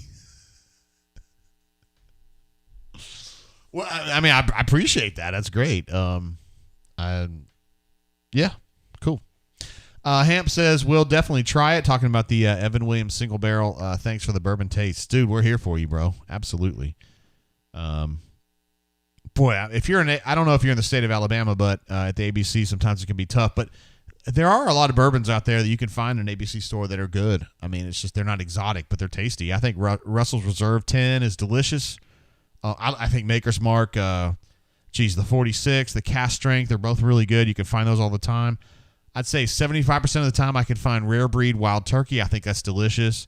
In a pinch, I would definitely hit Wild Turkey 101. I think that's a good bourbon. You can find that at Costco. You can get like a half gallon for probably $30. So, I mean, it's not sexy bourbon, but it tastes pretty damn good. So if it's a Tuesday, Wednesday, your wife pissed you off, your dog shit in the house, your son or your daughter didn't get into the school that you wanted her to or him to, like, just turn up some 101, man. You'll be good. It'll get it done. There's no problem with that. You don't have to drink high-class stuff like this Fusion series, although this is delicious. I absolutely love Bardstown Bourbon Company. I've been there. It's in Bardstown. That's why they call it that. And it's like a big spaceship. Lots of glass. Lots of exposed wood. It's great. And a great bourbon bar. They have a lot more than just Bardstown Bourbon Company, believe me. Lewis says, I love that a young guy like Denton appreciates grunge early alternative. That is something I find very interesting about you. Specifically, I guess your mom, but your dad too. They like that music, and so they passed it on to you. Yeah. Yeah. Let's see. We were listening to some music last night. You and I were. Well, all of us were. And you knew the like Good Charlotte. Yep. Blink 182 is right up your alley. Yeah. What else were we playing? Bowling for Soup. Well, that was your mom's call. It was somewhat. So. I did play some BYOB by System of a Down, and then Administrative Assistant said that was too rough. Yeah. I know you wanted to jam, though. I mean, Surge is the man, right? Yeah. Played some Alice in Chains. Oh, we did. We played some of that Unplugged Alice in Chains. Yeah. Classic album. And I feel like most of the MTV Unplugged were good back then. Yeah. How many can you name? I know Alice in Chains. Word. I know Nirvana did Obviously. one. Did Pearl Jam do one? I don't know, but I know that Neil Young did one, and it was unbelievable. His unplugged version of Transformer Man, unfucking believable. And Long May You Run, too. And Harvest Moon. That's homework, Denton. You got to listen to the Neil Young Unplugged. Okay. He's fucking good. He might be Canadian, but he's still really good. Let's see. Sam H is about to bounce. He says, good night, everyone. Look forward to next week. Yeah, so we're going to do a little bit of a pregame show. We're going to do, obviously, live streaming of the game, and then we'll do a postgame show as well. So it'll probably be 6-7 hours of brain training. And if you guys want to slot by here and check us out on the show, we'll be here for you guys. And if not, we'll still love you afterward. Let's see. Adam Smith says, Denton, Rock Band or Guitar Hero? I feel like you like all of them, but whatever. If I had to choose one, it'd be Rock Band because it's more than just the guitar. Word. I couldn't do the guitar when I played it. You could or couldn't? Could not. Could not. I was awful. You remember when I hoodwinked your uncle, though, right? Yes. Yeah, that was fun. I played a little. I guess that was Guitar Hero. Yeah, it was Guitar Hero. It was the Aerosmith one. Yeah, we were playing. Denton was probably 12 at the time. 10. It was 9, 10. And your uncle, so that's Becky's brother, Chip. He was like, he looked at me. He thought I was an old guy. He was like, "You ever played this?" I was like, "Not really." He's like, "Yeah, man. So we'll just play a song here. We'll just put it on easy." And I was like, "Fuck it, man. Let's try it on expert. Let's just see what happens." And he was like, "Okay, whatever." And so I put it on expert, and I started like shredding. I hit like 99% of the notes because I'd played it a bunch of times. And he was just like, he was floored. What just happened? I was like, bro, how dare you? Lewis says System of a Down is great. Alice in Chains Nutshell might be my favorite grudge song. That's a good one. I'm going to tell you something else, though, Lewis, because you probably know enough specificity on Alice in Chains. They have a song called Wood, WOULD question mark. It's a song about,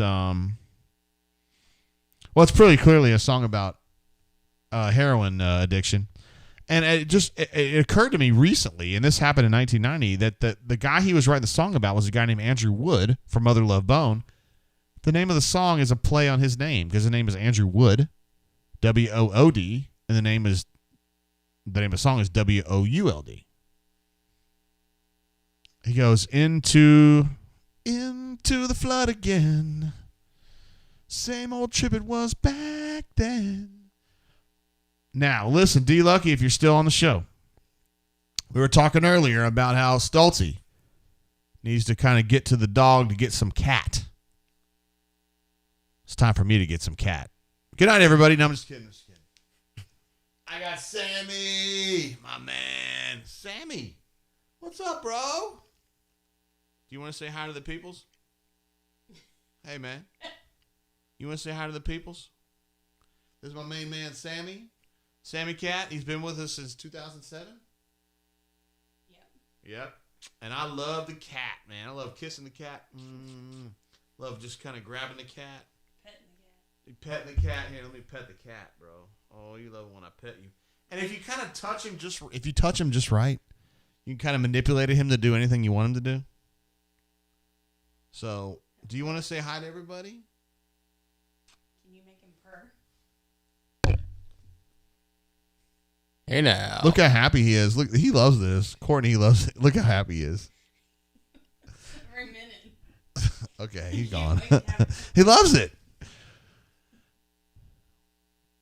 Lewis says Temple of the Dog is his tribute album. How about that? Yeah, it was when bunch of guys got together. On what? Temple of the Dog. That was a group of them got together. It was pretty much the remainder of Mother Love Bone.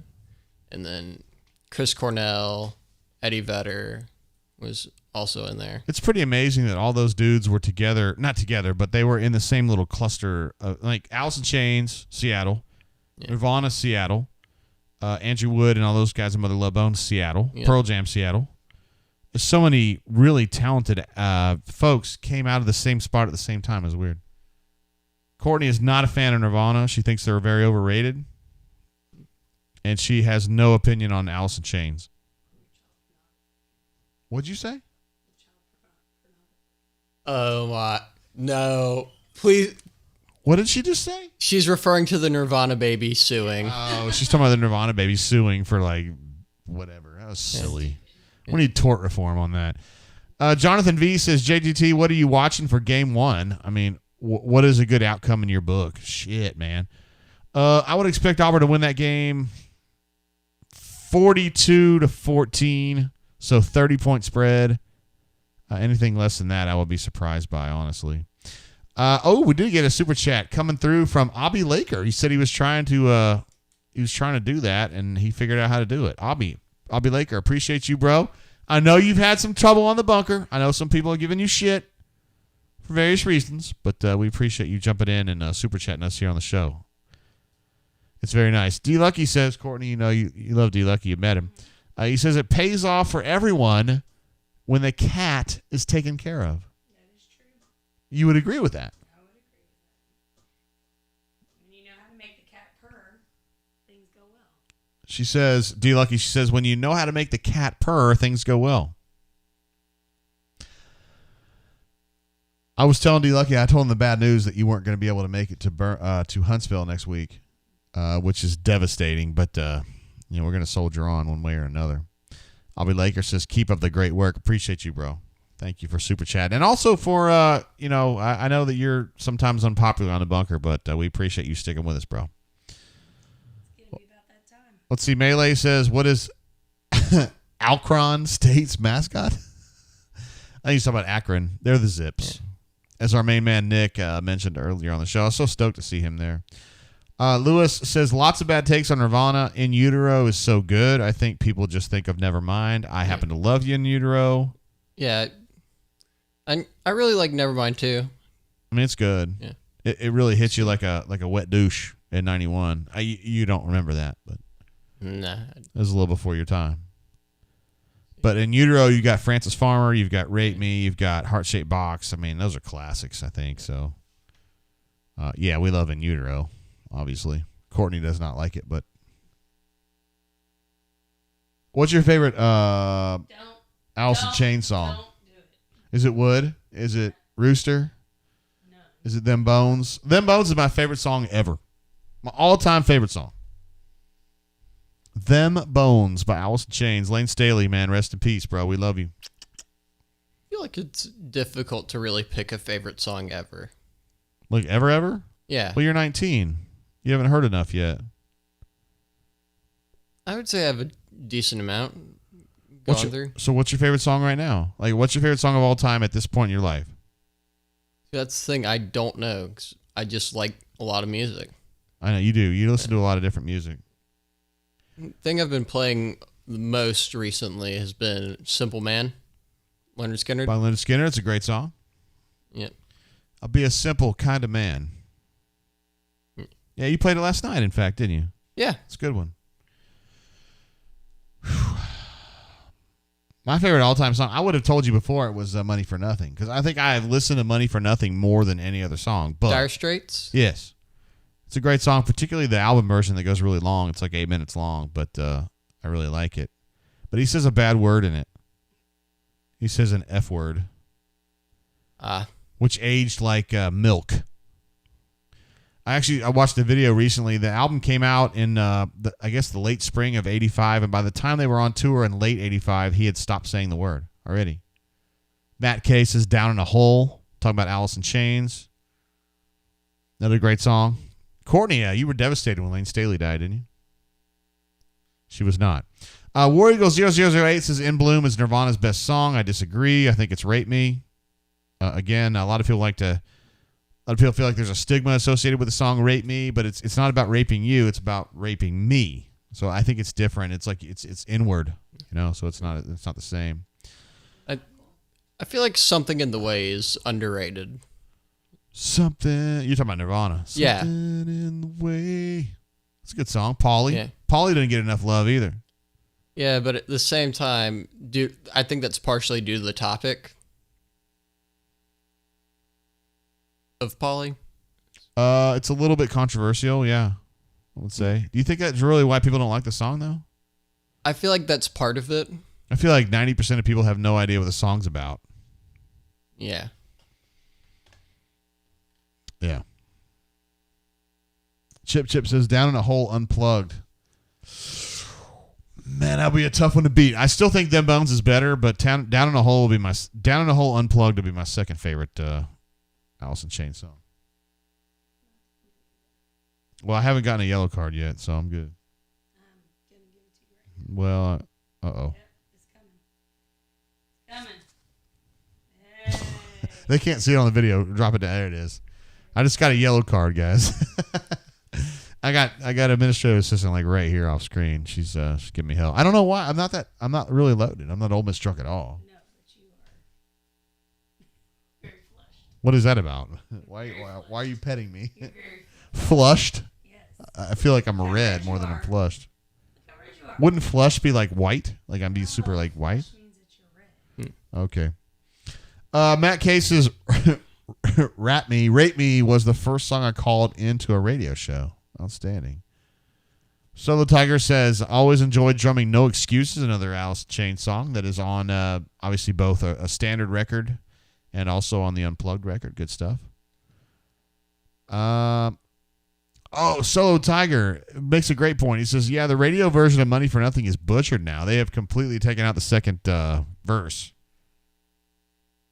I mean, I don't feel comfortable repeating it, but it includes an F word that people don't use as much anymore. So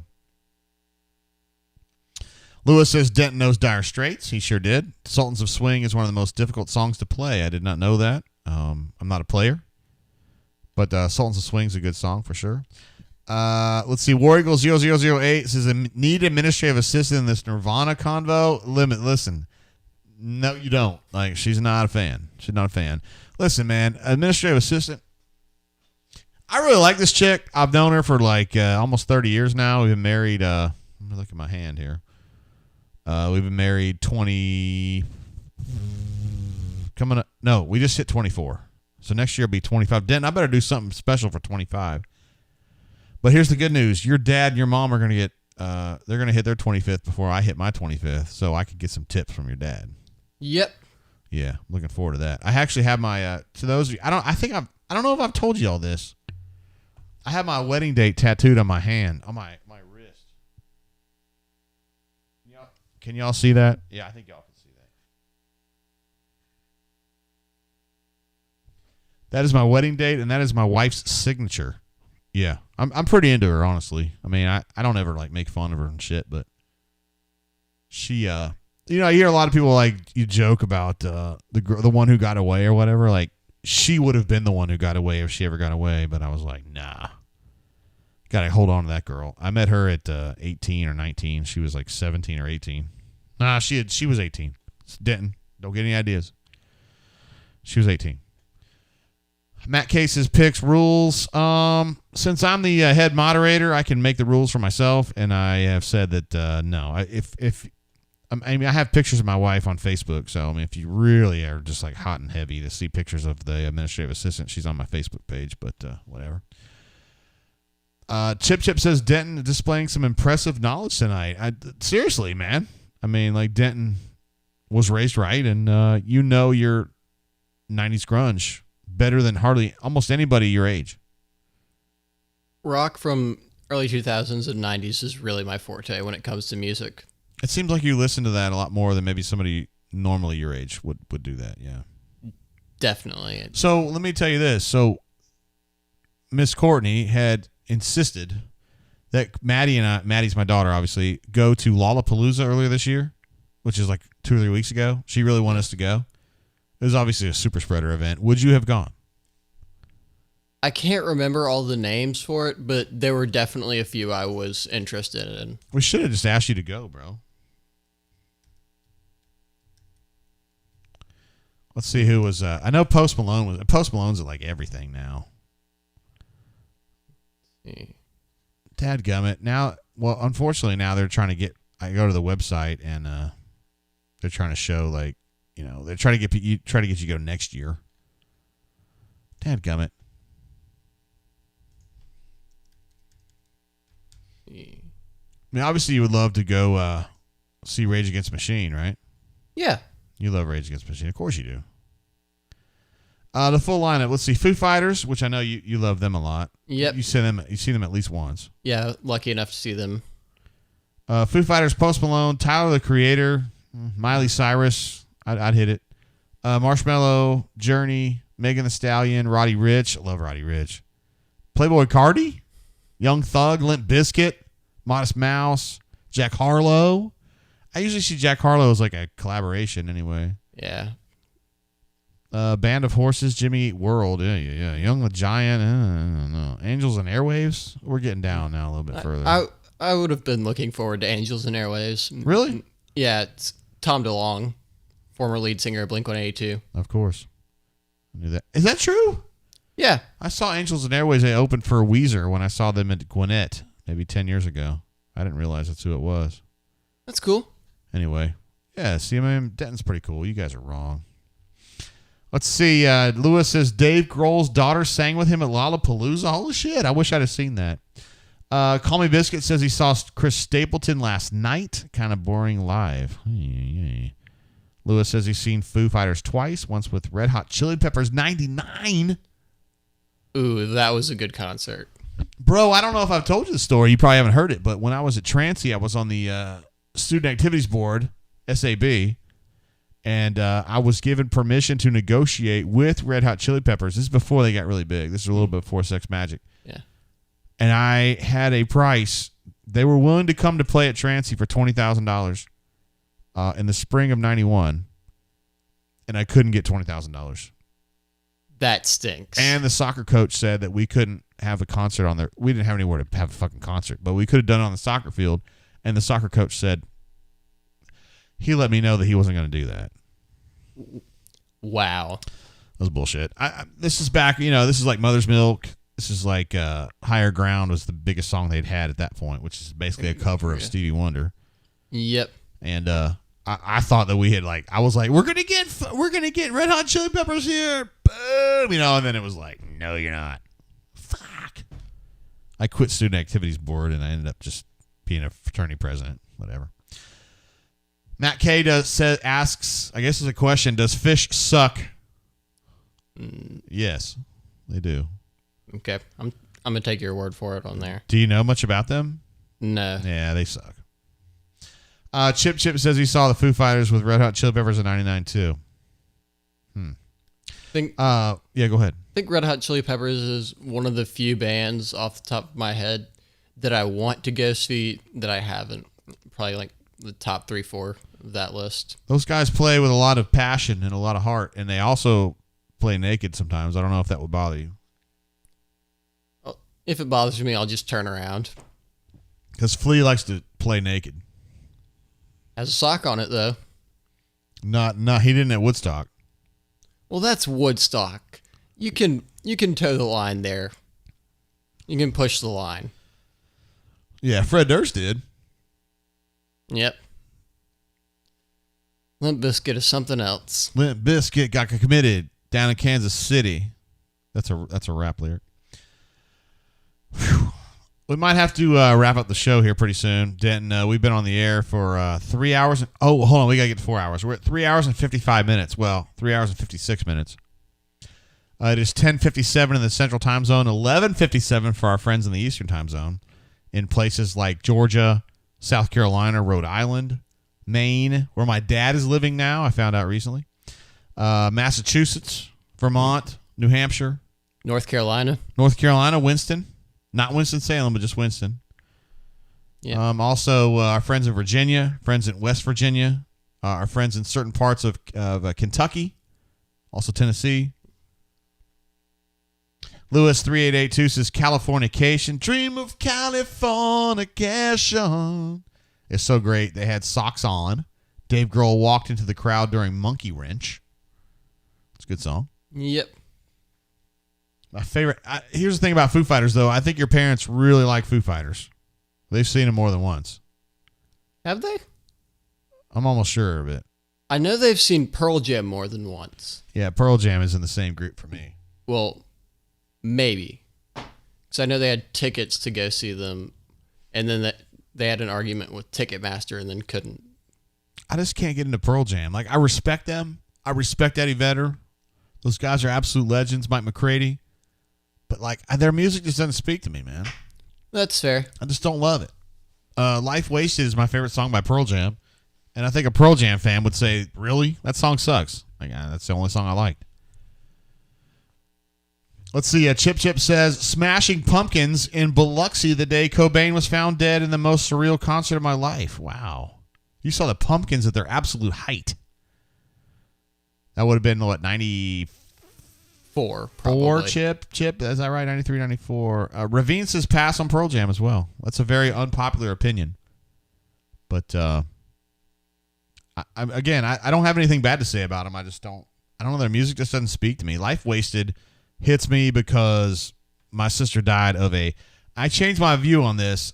She didn't die of a heroin overdose, which I've said a bunch of times. She died of a fentanyl overdose. That song's about not going through life and being fucked up all the time. And, it's weird. Me and my sister, talked about that because she had a drug issue a lot during her adult years. And I was just like, please stop, And she was always like, it's not that easy. And I didn't know what to say because I'm not somebody who has a drug problem. I never really even dabbled in drugs, and so I don't know. And I don't know. Life Wasted anyway. When I hear it, it reminds me of her, and that's a good thing. Chip says 4/8/94 is when Cobain died, and he was at the Smashing Pumpkins concert, so I don't know. Solo Tiger says better song 1999. These are two very different songs. 1999 or 1979. 79 by the Pumpkins, 99 by Prince, of course. Off the top of my head, have not heard 99 by Prince. Oh, you have to. 2000 00 Party Over, Oops, Out of Time. So tonight I'm gonna party like it's 1999. You've heard it. You've definitely heard it. I probably have. I just don't remember it. I really like 1979, though. It's probably not my favorite Smashing Pumpkins song, but it's still a good one. I would go with 79 too. Yeah. That's just my opinion. But Prince is severely, severely underrated. Here's the great thing about Prince, though. Seriously. Great songwriter, great producer, great instrumentalist, great promoter, great frontman. I would say triple threat, but he's more than a triple threat. He's like one of the greatest of all time, in my opinion. Yeah. And I don't even like his music that much, but he's awesome. Although I'm a bit biased. I don't really like most 80s pop. So What? I don't think it's that good. I respect your opinion. You're a little bit younger, so it's cool. Hickadoodle is Summer of '69 as another possibility in that. That's fair. It's a good song. That song hit hardest in the late summer of '85, actually, and I was having a good summer that summer. I was a bit confused on how that got brought up until you mentioned that. 'Cause outside of that, of the 79 versus 99, that would have made no sense. I had a good summer in '85, dude. I hooked up with a chick who ended up being a stripper. She wasn't a stripper at the time, but she ended up being a stripper. So, by the transitive property, I hooked up with a stripper. I'm just saying, dude. I'm not sure that's something you want to brag about. Her name was Leslie. I should have known this from the beginning. I wasn't old enough to know. Her name was Leslie with an I, like Lesli. Yeah. With a heart over the I. Like, I'm lucky I didn't end up dead. Definitely. No shit. She ended up going to Hale High School and like on the other side of town. I didn't. Let's see. War Eagle 0008 says, this is a very abstract statement. Prince's biggest issue is that he isn't Michael Jackson. What the hell? Yeah, he's not a pedophile. You're right. I think it's more so when names came up, it was always Michael Jackson, then Prince. Because he had Thriller and Prince had... Yeah, it's Purple Rain. Purple Rain, but... It's pretty much any time that Prince would do well, Michael Jackson would do unbelievably well. Michael Jackson was really good, too. I'm just not hating here.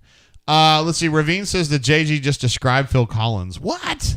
No, we did not. Brian hates Phil Collins. Brian Matthews hates Phil Collins. Hates him with a passion. He's inert to me. I don't care.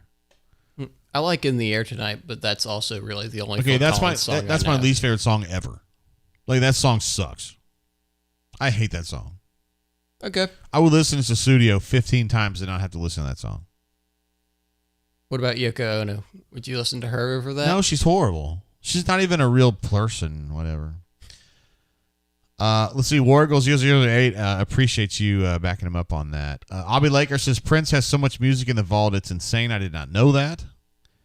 But, dude, the story, if you guys learn about Prince, like the fact that he comes out of Minnesota, he goes out to Los Angeles to try to get a record deal, and he's telling people, here's my demos and shit. And they're like, yeah, it's fine. We'll hook you up with a producer. He said, no, I'm my own producer. And they go, get the fuck out of here. Like, everybody except Warner Brothers told him to go fuck themselves. And then with Warner Brothers, they're like, all right, we'll give him like some bottom basement contract, but you can produce yourself, whatever. And it took him like 3 records, but he eventually did put out 1999 in 83, and it was brilliant. And I think about Prince a lot in my own life. I'll just say that. Let's see. Lewis says Prince was an incredible talent, but he had some bad takes. He hated when people covered his songs, but Chris Cornell has the best version of Nothing Compares to You, which Prince wrote by Sinead O'Connor. That's before your time. She had a big hit of that in 89 or 90. It was late 89, and another great Prince song. You could do a whole catalog of songs that Prince wrote that other people fucking thread with. If I remember correctly, he was an insanely good songwriter. Yeah, he was great. He also he wrote Manic Monday, which is a big hit for the Bangles. Susanna Hoffs, who's extremely sexy still to this day. She was hot at the time too. You know who Susanna Hoffs is? Lead singer, right? Yeah, but you got to look her up. She's hot too. I think you've mentioned her to me previously. She's legitimately sexy. Let's see what else we got here. Is it slowing down? It's probably slowing down. Yeah, we're just kind of talking about shit at this point.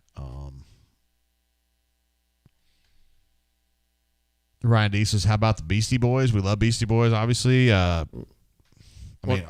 in peace to Adam Yauch. Yeah, MCA." I was actually watching Beastie Boys interviews recently. I Googled them to learn a little bit more. Mike D. They're not making music together anymore, but Mike D and who am I forgetting, bro? I don't remember. But the other guy. And just talking about how they can't really do shit without Adam. It's kind of sad in a way, but it's also kind of cool in a way. Same with Nirvana. Well, they didn't even try. Yeah. Novoselic is still just like out there chilling. Like, yeah, he's good. Like he's good. Yeah. I think Dave Grohl is one of the biggest big dick like musicians ever. Like, as really hard. Shit, somebody tried to call us, bro, and I missed it. I'm sorry.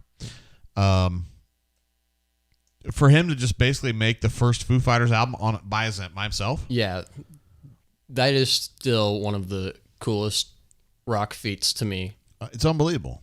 And seriously, and I didn't know that at the time because like they didn't have the internet at the time. But when Foo Fighters comes out in '95 or '96, like that the self-titled record, Foo Fighters with the gun on the front. Yeah, it's got Big Me. It's got I'll Stick Around. Great song. Was Everlong a part of that? No, that was the next one. That was The Color and the Shape. But I want to say there was demos for it then, but I'm not certain.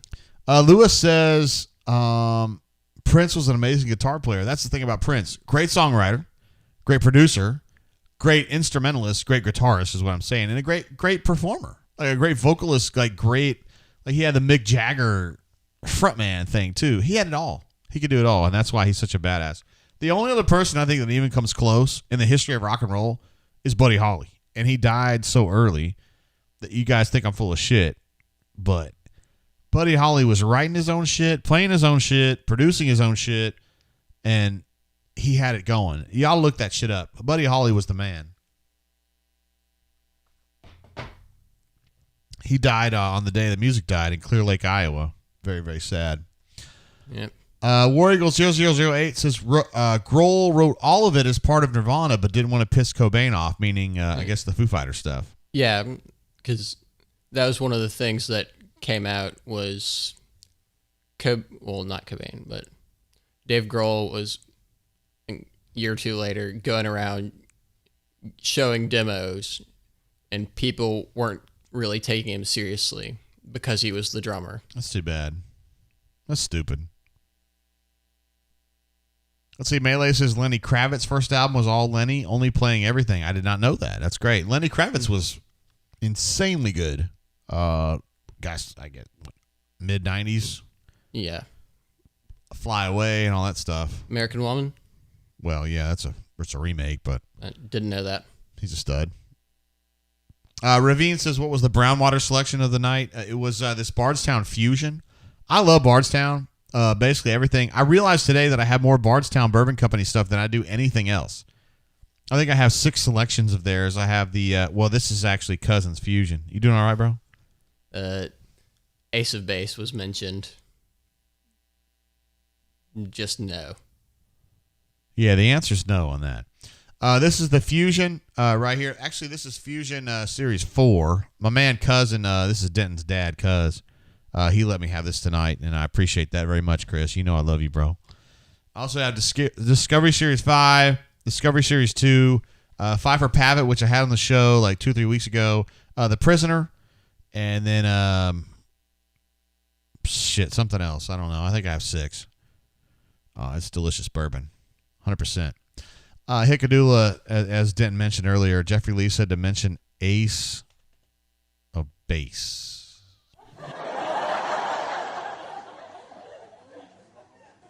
Can you name a song by Ace of Base? The Sign, right? Yeah, it would absolutely work, yes. It's the only song I know by them. The only song I know by them is All That She Wants Is Another Baby. Interesting title. It is. They're not from America, so they... Matt K says, play it.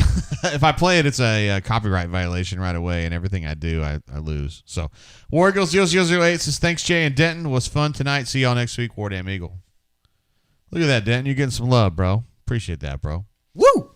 Hey, now. AUEKU says, always like the girls from Bananarama. Oh, Bananarama is a group that you don't know about, Denton, but they were like an all-girl group in early 80s, I guess. I was going to get a picture of them. It was 3 girls. One of them was married to the other guy in Tears for Fears. if that makes sense. Everybody wants to rule the world. Yes, which is probably my favorite pop song of all time. I was looking for a picture of them like when they were kind of relevant at the time. Yeah, here we go. This is what they looked like at the time. I don't know at the time. This is what Bananarama looked like. Oh my God, that's way too small. That's Bananarama, circa, I don't know, 90, something like that. This ain't Cruel Summer. Robert De Niro's Waiting, etc., etc. Oh, Cruel Summer. It's a cruel, cruel, cruel summer. I think that was in Karate Kid from '84. I feel like I recognize it, but I think it's from a cover. Matt K says, good night. I'm Googling Ace of Base. Please don't. They suck. Chip says, Denton, we got whale, we care. Does that make any sense to you? It does not. It does not to me either. Confused when I saw that. Ravine says, fun fact, Ace of Base is still together and touring. I had no idea. Says they survived the COVID. We did as well, Denton. So we have that going for us. Lewis says, ready for the season. Denton's my favorite new mod now. Okay. Are you a mod? Not that I'm aware of. Not that you're aware of. That's all we need to hear. Yeah. Oh, I see where you're going with that. It says Bardstown was all the bar had besides Crown at the bar today at Fantasy Draft. I'm just now waking up. I like that. That's good. Bardstown was all the bar had today besides Crown. Oh, my God. If I had a bar that all they had was Bardstown or Crown, I'd be drinking the shit out of the Bardstown. Are you kidding me? Ay. Chip says he's got a 17-hour 80s playlist on Spotify. Holy shiz, man. That's impressive. I'm curious to see, real quick, on my Spotify, all the songs that I have on my favorited or liked songs. I have 218 songs on my liked songs list, but I can't get a full length on that. I don't know how long that is.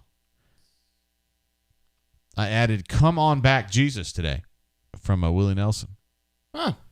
Yeah, he's saying "Come on back, Jesus," and bring John Wayne on the way, or something like that. It was great.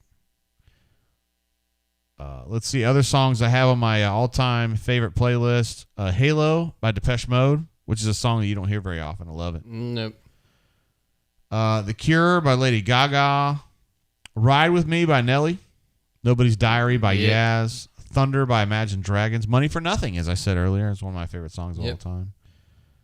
"Where Do You Think You're Going" by Dire Straits. "Even If You Don't" by Ween, which I know Chip would like. Pretty good song there. "Master of Puppets," the like a instrumental version of Master of Puppets. My sister and I used to listen to Master of Puppets a lot. It's a band. What? Whale. Oh, word. DFY says the Smiths. Yes, two of the greats, Johnny Marr and Morrissey, working together on the Smiths. "Stop Me If You Think You've Heard This One Before" is one of my all-time favorite songs. Also, "Frankly, Mr. Shankly" from Meet His Murder. Great song. "Wicked Game" by Chris Isaac. Another great song. He's not so good, but actually my favorite song by him is "Somebody's Crying." Great song. And you may not know this, but Chris Isaac had a very small role in Silence of the Lambs. He was he's one of the cops like this, trying to protect the hotel where Hannibal Lecter's being held. No doubt. Let's see. Says, wonder how I got Marino as starting quarterback. Dan Marino? I don't get that. Lewis says, JGT, thoughts on Basil Hayden toast and Jefferson Ocean. Enjoyed them both last night. I have not had the Basil Hayden toast. I am not a Basil Hayden fan in any sense of the word. So to me, it's just really dull. I don't get much out of that one. Now the Ocean, I have an Ocean cask strength, which I think is a delicious pour. I have not had it on the show here lately. My friend Michael M. Hooked me up with that a little while ago, and it is delicious. So I do see that in ABC fairly often. So if you guys are in Alabama and you're looking for a good bourbon, that is a good one for sure. Hickadoodle says Peter, Paul, and Mary. My dad would be mad at me for not knowing a Peter, Paul, Mary song, but I think I can't. If I had a hammer, I think Peter, Paul, Mary sang If I Had a Hammer. I'd hammer in the morning. I'd hammer in the evening all over this land. I'd hammer out danger. I'd hammer out warning. I'd hammer out a love between my brothers and my sisters all over this land. I believe that's accurate. Let's see. Lewis says, try the toast, meaning Basil Hayden. I noticed that your dad does not have any Basil Hayden either, which is a good choice, honestly. And I respect your dad's opinion on these things, so that's good. Let's see. How we doing here, Denton? How we doing on views and on social? How we doing? Views were going down. People are going to bed. Well, people are going to bed. It's only 11:17 though. Yeah. Of course, Stoltz has been in bed for 3 fucking hours watching Law and Order. Yep. He's not representing men well at all. Lewis says he's not normally a Basil Hayden guy, but he does love the toast. All right, I'll give it a shot. I will give it a shot. I have not seen it, though. Usually when I go in there, it's just the regular Basil Hayden, and I'm not into that at all. Let's see. Melee says the only... I'm going to give you a laugh on this one. No, I'll give you a laugh. The only good Basil Hayden that's good is OGD 14. He's talking about old granddad being Basil Hayden leftovers or whatever. Let's see. Chip said just had the rain band of Ira come through, which is the hurricane that's going toward Houma, Louisiana, and New Orleans, basically. But since Chip is in Mobile, he's getting some of the outer bands of that stuff. I saw where Auburn soccer decided not to play at South Alabama tomorrow, and they were like, because of the hurricane. I was like, what? That's going to hit like 250 miles away from there. I don't know. It's crazy. Ridiculous. Solo Tiger says Denton only cares about the metrics. He's not invested as part of the Auburn family. That's not fair. I mean, I know you're not, but I mean, you're not hiding that. And you seem to really kind of jibe with the creed. Yeah. I mean, it's a lot of stuff that you believe in hard work. Chip says San Jose State is up 38-14 on Southern Utah. It's a big game, obviously, huge. Chase is trying to get us to go to 1 a.m. No. Maybe in Bermuda. Yeah. I did not use my Stream Deck at all. I'm going to try it one time, okay? I'm going to try a laugh right now on my Stream Deck. You guys ready? Here we go.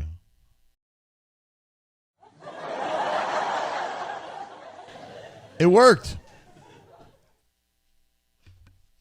And then I'll try the mute button. Let's see if it works. Hey, it worked again. All right, cool.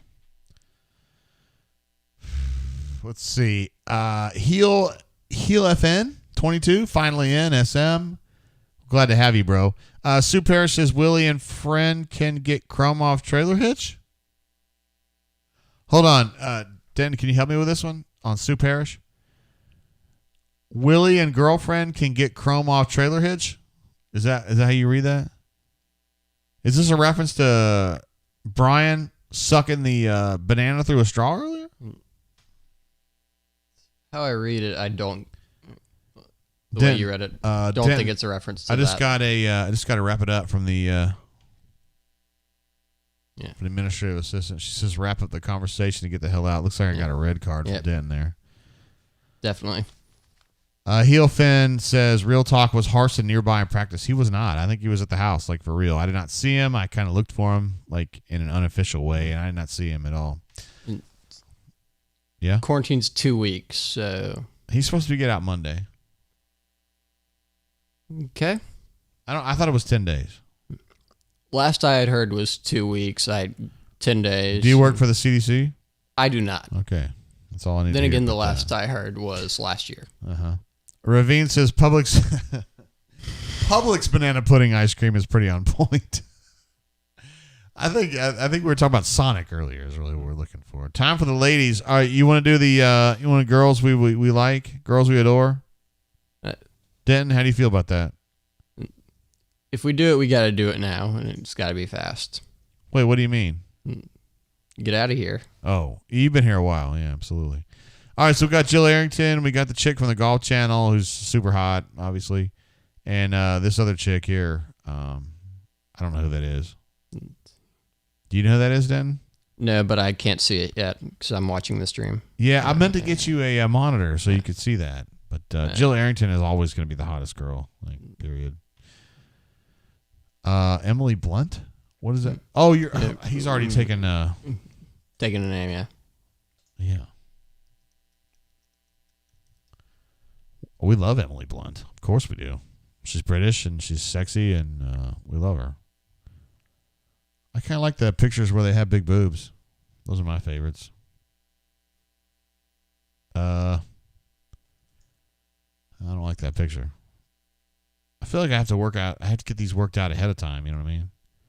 Plus she's married to John Krasinski, who's kind of like, I kind of like him and I kind of don't, you know? Yeah. I mean, he's always going to be Jim from The Office, right? Yeah, no matter what he does, Jim for The Office is what most people will remember him as. Like, who's the hottest chick from The Office, Den? I feel like the only option there is Pam. Well, I don't know. Ellie Kemper's pretty hot, too. I forgot her name on the show. She's pretty hot in real life, though. I didn't see a picture of Emily Blunt that I feel good about, so I'm just going to have to punt on that one. But she is hot, though. Like, no shit. Oh, here, if we can get this one, I'll pull it up. Do you think she's pretty hot, right? Yeah, definitely. I can't get a picture up. Sorry. Let's see. Melee says, show in a nutshell. D. Lucky likes cats, and Bob called Harson a high school coach, but in a good way. Is that fair? I believe so.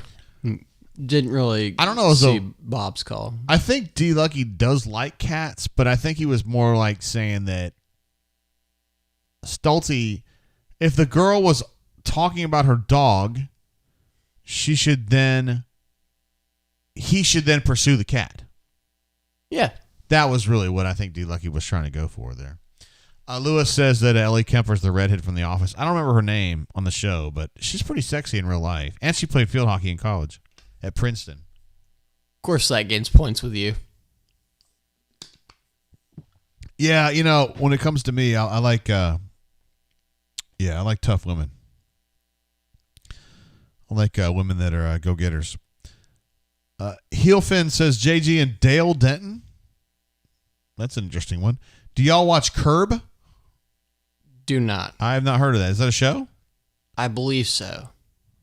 Okay, I've never heard of that. Yeah, I haven't heard of it either. Let's see. Chip says the $4.99 super chat going to be up there until after the UGA game. Yeah, because our friends on YouTube, it's a little bit different. You see it forever, depending on how big the super chat is. But Stephen P was, oh my God, unbelievable. Matt N says Shannon Spake. Oh my God, yeah. I'm glad you're on my team here, Matt. Let me go back over here to Gals We Adore. You guys know how I feel about Shannon Spake. I got a picture of her too. It's really kind of hard for me to see this because we have so many girls we've looked at through the years. Well, we got a super chat from Blake R. My main man comes in late, but he's here. He's definitely here. Where in the world is my Shannon Spake picture? I can't tell. No, it's not that girl. Oh, Tommy Laren's hot, but she's, yeah, whatever. There she is. Shannon Spake, ladies and gentlemen. Thank you, sir. Look at this. Unbelievable. Oh, this is absolutely legendary. Thank you for pulling up, Matt. I appreciate you, man. Pulling for the Shannon Spake. She's there in the green in the middle, and she's lovely. She's also really good. Like, she's really good at what she does. Let me get back to our main page here. Let's see. Lewis says Ellie Kemper and Rashida Jones ain't bad. Ain't bad. No, that'd be a great one, too. Blake R jumps in with a super chat. Thank you, bro. Of course, you're always Natalie dressed, as always. Sorry for getting on so late toward the end. Was busy doing some fantasy football drafts. Dude, when I was leaving the Auburn practice today, some dude was doing his draft on his phone, and I was like, he was trying to take Adam Thielen, and he was told that he was not available. He's like, he's not available? I was like, oh, you're that guy, aren't you? We just got a second red card from the administrative assistant. He was doing some fantasy drafts, Blake Robinson, but War Eagle JGT less than a week for Auburn football. We are now less than a week. Absolutely. It's like 6 days and like 18 hours or something like that. So I love Ellie Kemper. I think she's really sexy. Somebody asked for the Fox News girl. Yeah, I can do that for sure. This chick, who is that? It's Lisa Booth, right? I think it is. Hold on. Let's see if I can find this. Let's go back to Gals We Adore. It's really hard for me to see this stuff. That's Jenna Lane. No, she doesn't count. The girl on the boat. It's the girl on the boat. That's a Fox News girl, but not the right one. Belinda Carlisle, not the right one. Oh, there we go. Here it is. That's Lisa Booth from Fox News, and I don't give a shit about the guys, but she's super hot, man. We're big fans of her, obviously. Denton, your thoughts? Well, you probably can't see her, but just go ahead and say yes. Okay. Just say yes and we'll move on. Yes. Oh, yeah. All right, Lewis says, love you, Tate. Got bugs to kill. I'm out of here, bro. Loved your video, bro, and thank you for jumping in, Lewis. All right, guys, we'll probably wrap it up there. What we're going to do is we got the show. Obviously, we got a game next Saturday. The game's at night, so we'll probably come on the air about 5 to 5:15, something like that. We'll talk with BMAT, Christian in the stadium. I might get up with Hunter and just kind of get with see what he's thinking about, what he's going to be looking for, and that kind of stuff in the game. And then we'll be doing live. We'll be doing the show live during the game. If you guys are there, if you guys want to watch, that's cool. If not, we'll do a halftime show with BMAT and Hunter, and then we'll do post game as well. We'll continue doing the whole game, but even after the game, we'll do post game reaction, taking calls. Hopefully, we'll get Doc on the horn. Hopefully, get J-Head on the horn. BMAT, Christian, Stoltze, if you guys are interested in him, and whatever else. And hopefully, Denton will come by maybe post game and help us a little bit on that. Yeah, probably. See what we can work out. Dude, if you end up kind of getting in with some cat, then it's cool, man. I mean, we realize where we are in the pecking order. Yeah. All right, guys, we'll wrap it up there. Appreciate you guys watching the show. To those of you who super chatted, let me go ahead and get the super chatters. Chip. God, this reads like a legendary, it's like all the legends. Chip, Adam Smith, Corey Green. We haven't seen him post in a minute, but he's the guy who got the hat. What an absolute legend. Canoe Man, Bego 1982, MWD, Sam Howell a bunch of times, Corey Dub, Josh G, DFY, Warrigal 0008, like a bunch of times. Appreciate you, bro. Easterwood, hoping to see you later in the week. Patrick D dropped an absolute Patrick D bomb. Unbelievable. Quan, AU Pooch, Stephen Dub, Ravine, Stoop Up, Cleveland Brown, Crangus. I think Crangus said he was going to be on the show, watching the show with us next week, which we love that. John H., B-Mac, Matt Nunnally, Caddy Wumpus, AUEKU, Stephen P. dropped a Stephen P. bomb earlier. $500 super chat. That's going to go a long way. Massive. Yeah, it's unbelievable. Just kind of helping us with the show. What an absolute legend. Lewis, Call Me Biscuit, I'll Be Laker, D. Lucky, and Blake R., as you see right there, the guy who is Natalie dressed. What an absolute stud. Not a lot of people could pull off that look, but he certainly does. We didn't have any Clementine tonight. We'll pick him up next time for sure. We love Clementine. He's an absolute legend. He's our favorite Montanan. That's the longest show you ever did. 4 hours and 28 minutes, Den. Yep. It's crazy. How do you feel right now? Feel good. What are you going to do after the show? Probably lay down and go to bed. Oh, I thought you were going to play Apex Legends. Nah. Not tonight. Okay. Nah. All right, wrap it up there, guys. Appreciate y'all watching. We will check you guys out next Saturday. I'll also be doing some shows on the channel if we do some quotes and whatnot with Harson on Tuesday. No, I'm taking it back. Harson goes on Monday now. We'll get players on Tuesday and Wednesday. And we'll be doing the damn, son. We got a super chat in here late from Chip. Yeah. This is better to burn out than to fade away. Kurt with a D. Also, better to burn out than it is to rust by Neil Young. You could also say that. Kurt Cobain. Thank you, Chip. Absolute legend. Yes? Heel is asking for my prediction for the year. Yes. Yeah. I'm thinking it's between 7-5 to 9-3 because I feel like there are multiple push games that depend on quarterback play. Which is Penn State, LSU. Penn State, LSU are the main ones. And Ole Miss. Ole Miss probably as well. Yep. There you go. I feel like Guaranteed y'all will get at least one of those three. You saw y'all? Yeah. Okay. I don't know how you guys feel about that. This whole y'all shit. I thought if you're on the brain drain, you're on the Auburn wagon. I mean, you know what I'm saying? It's a choice. I mean, you're an A&M student. That I am. We're glad to have you.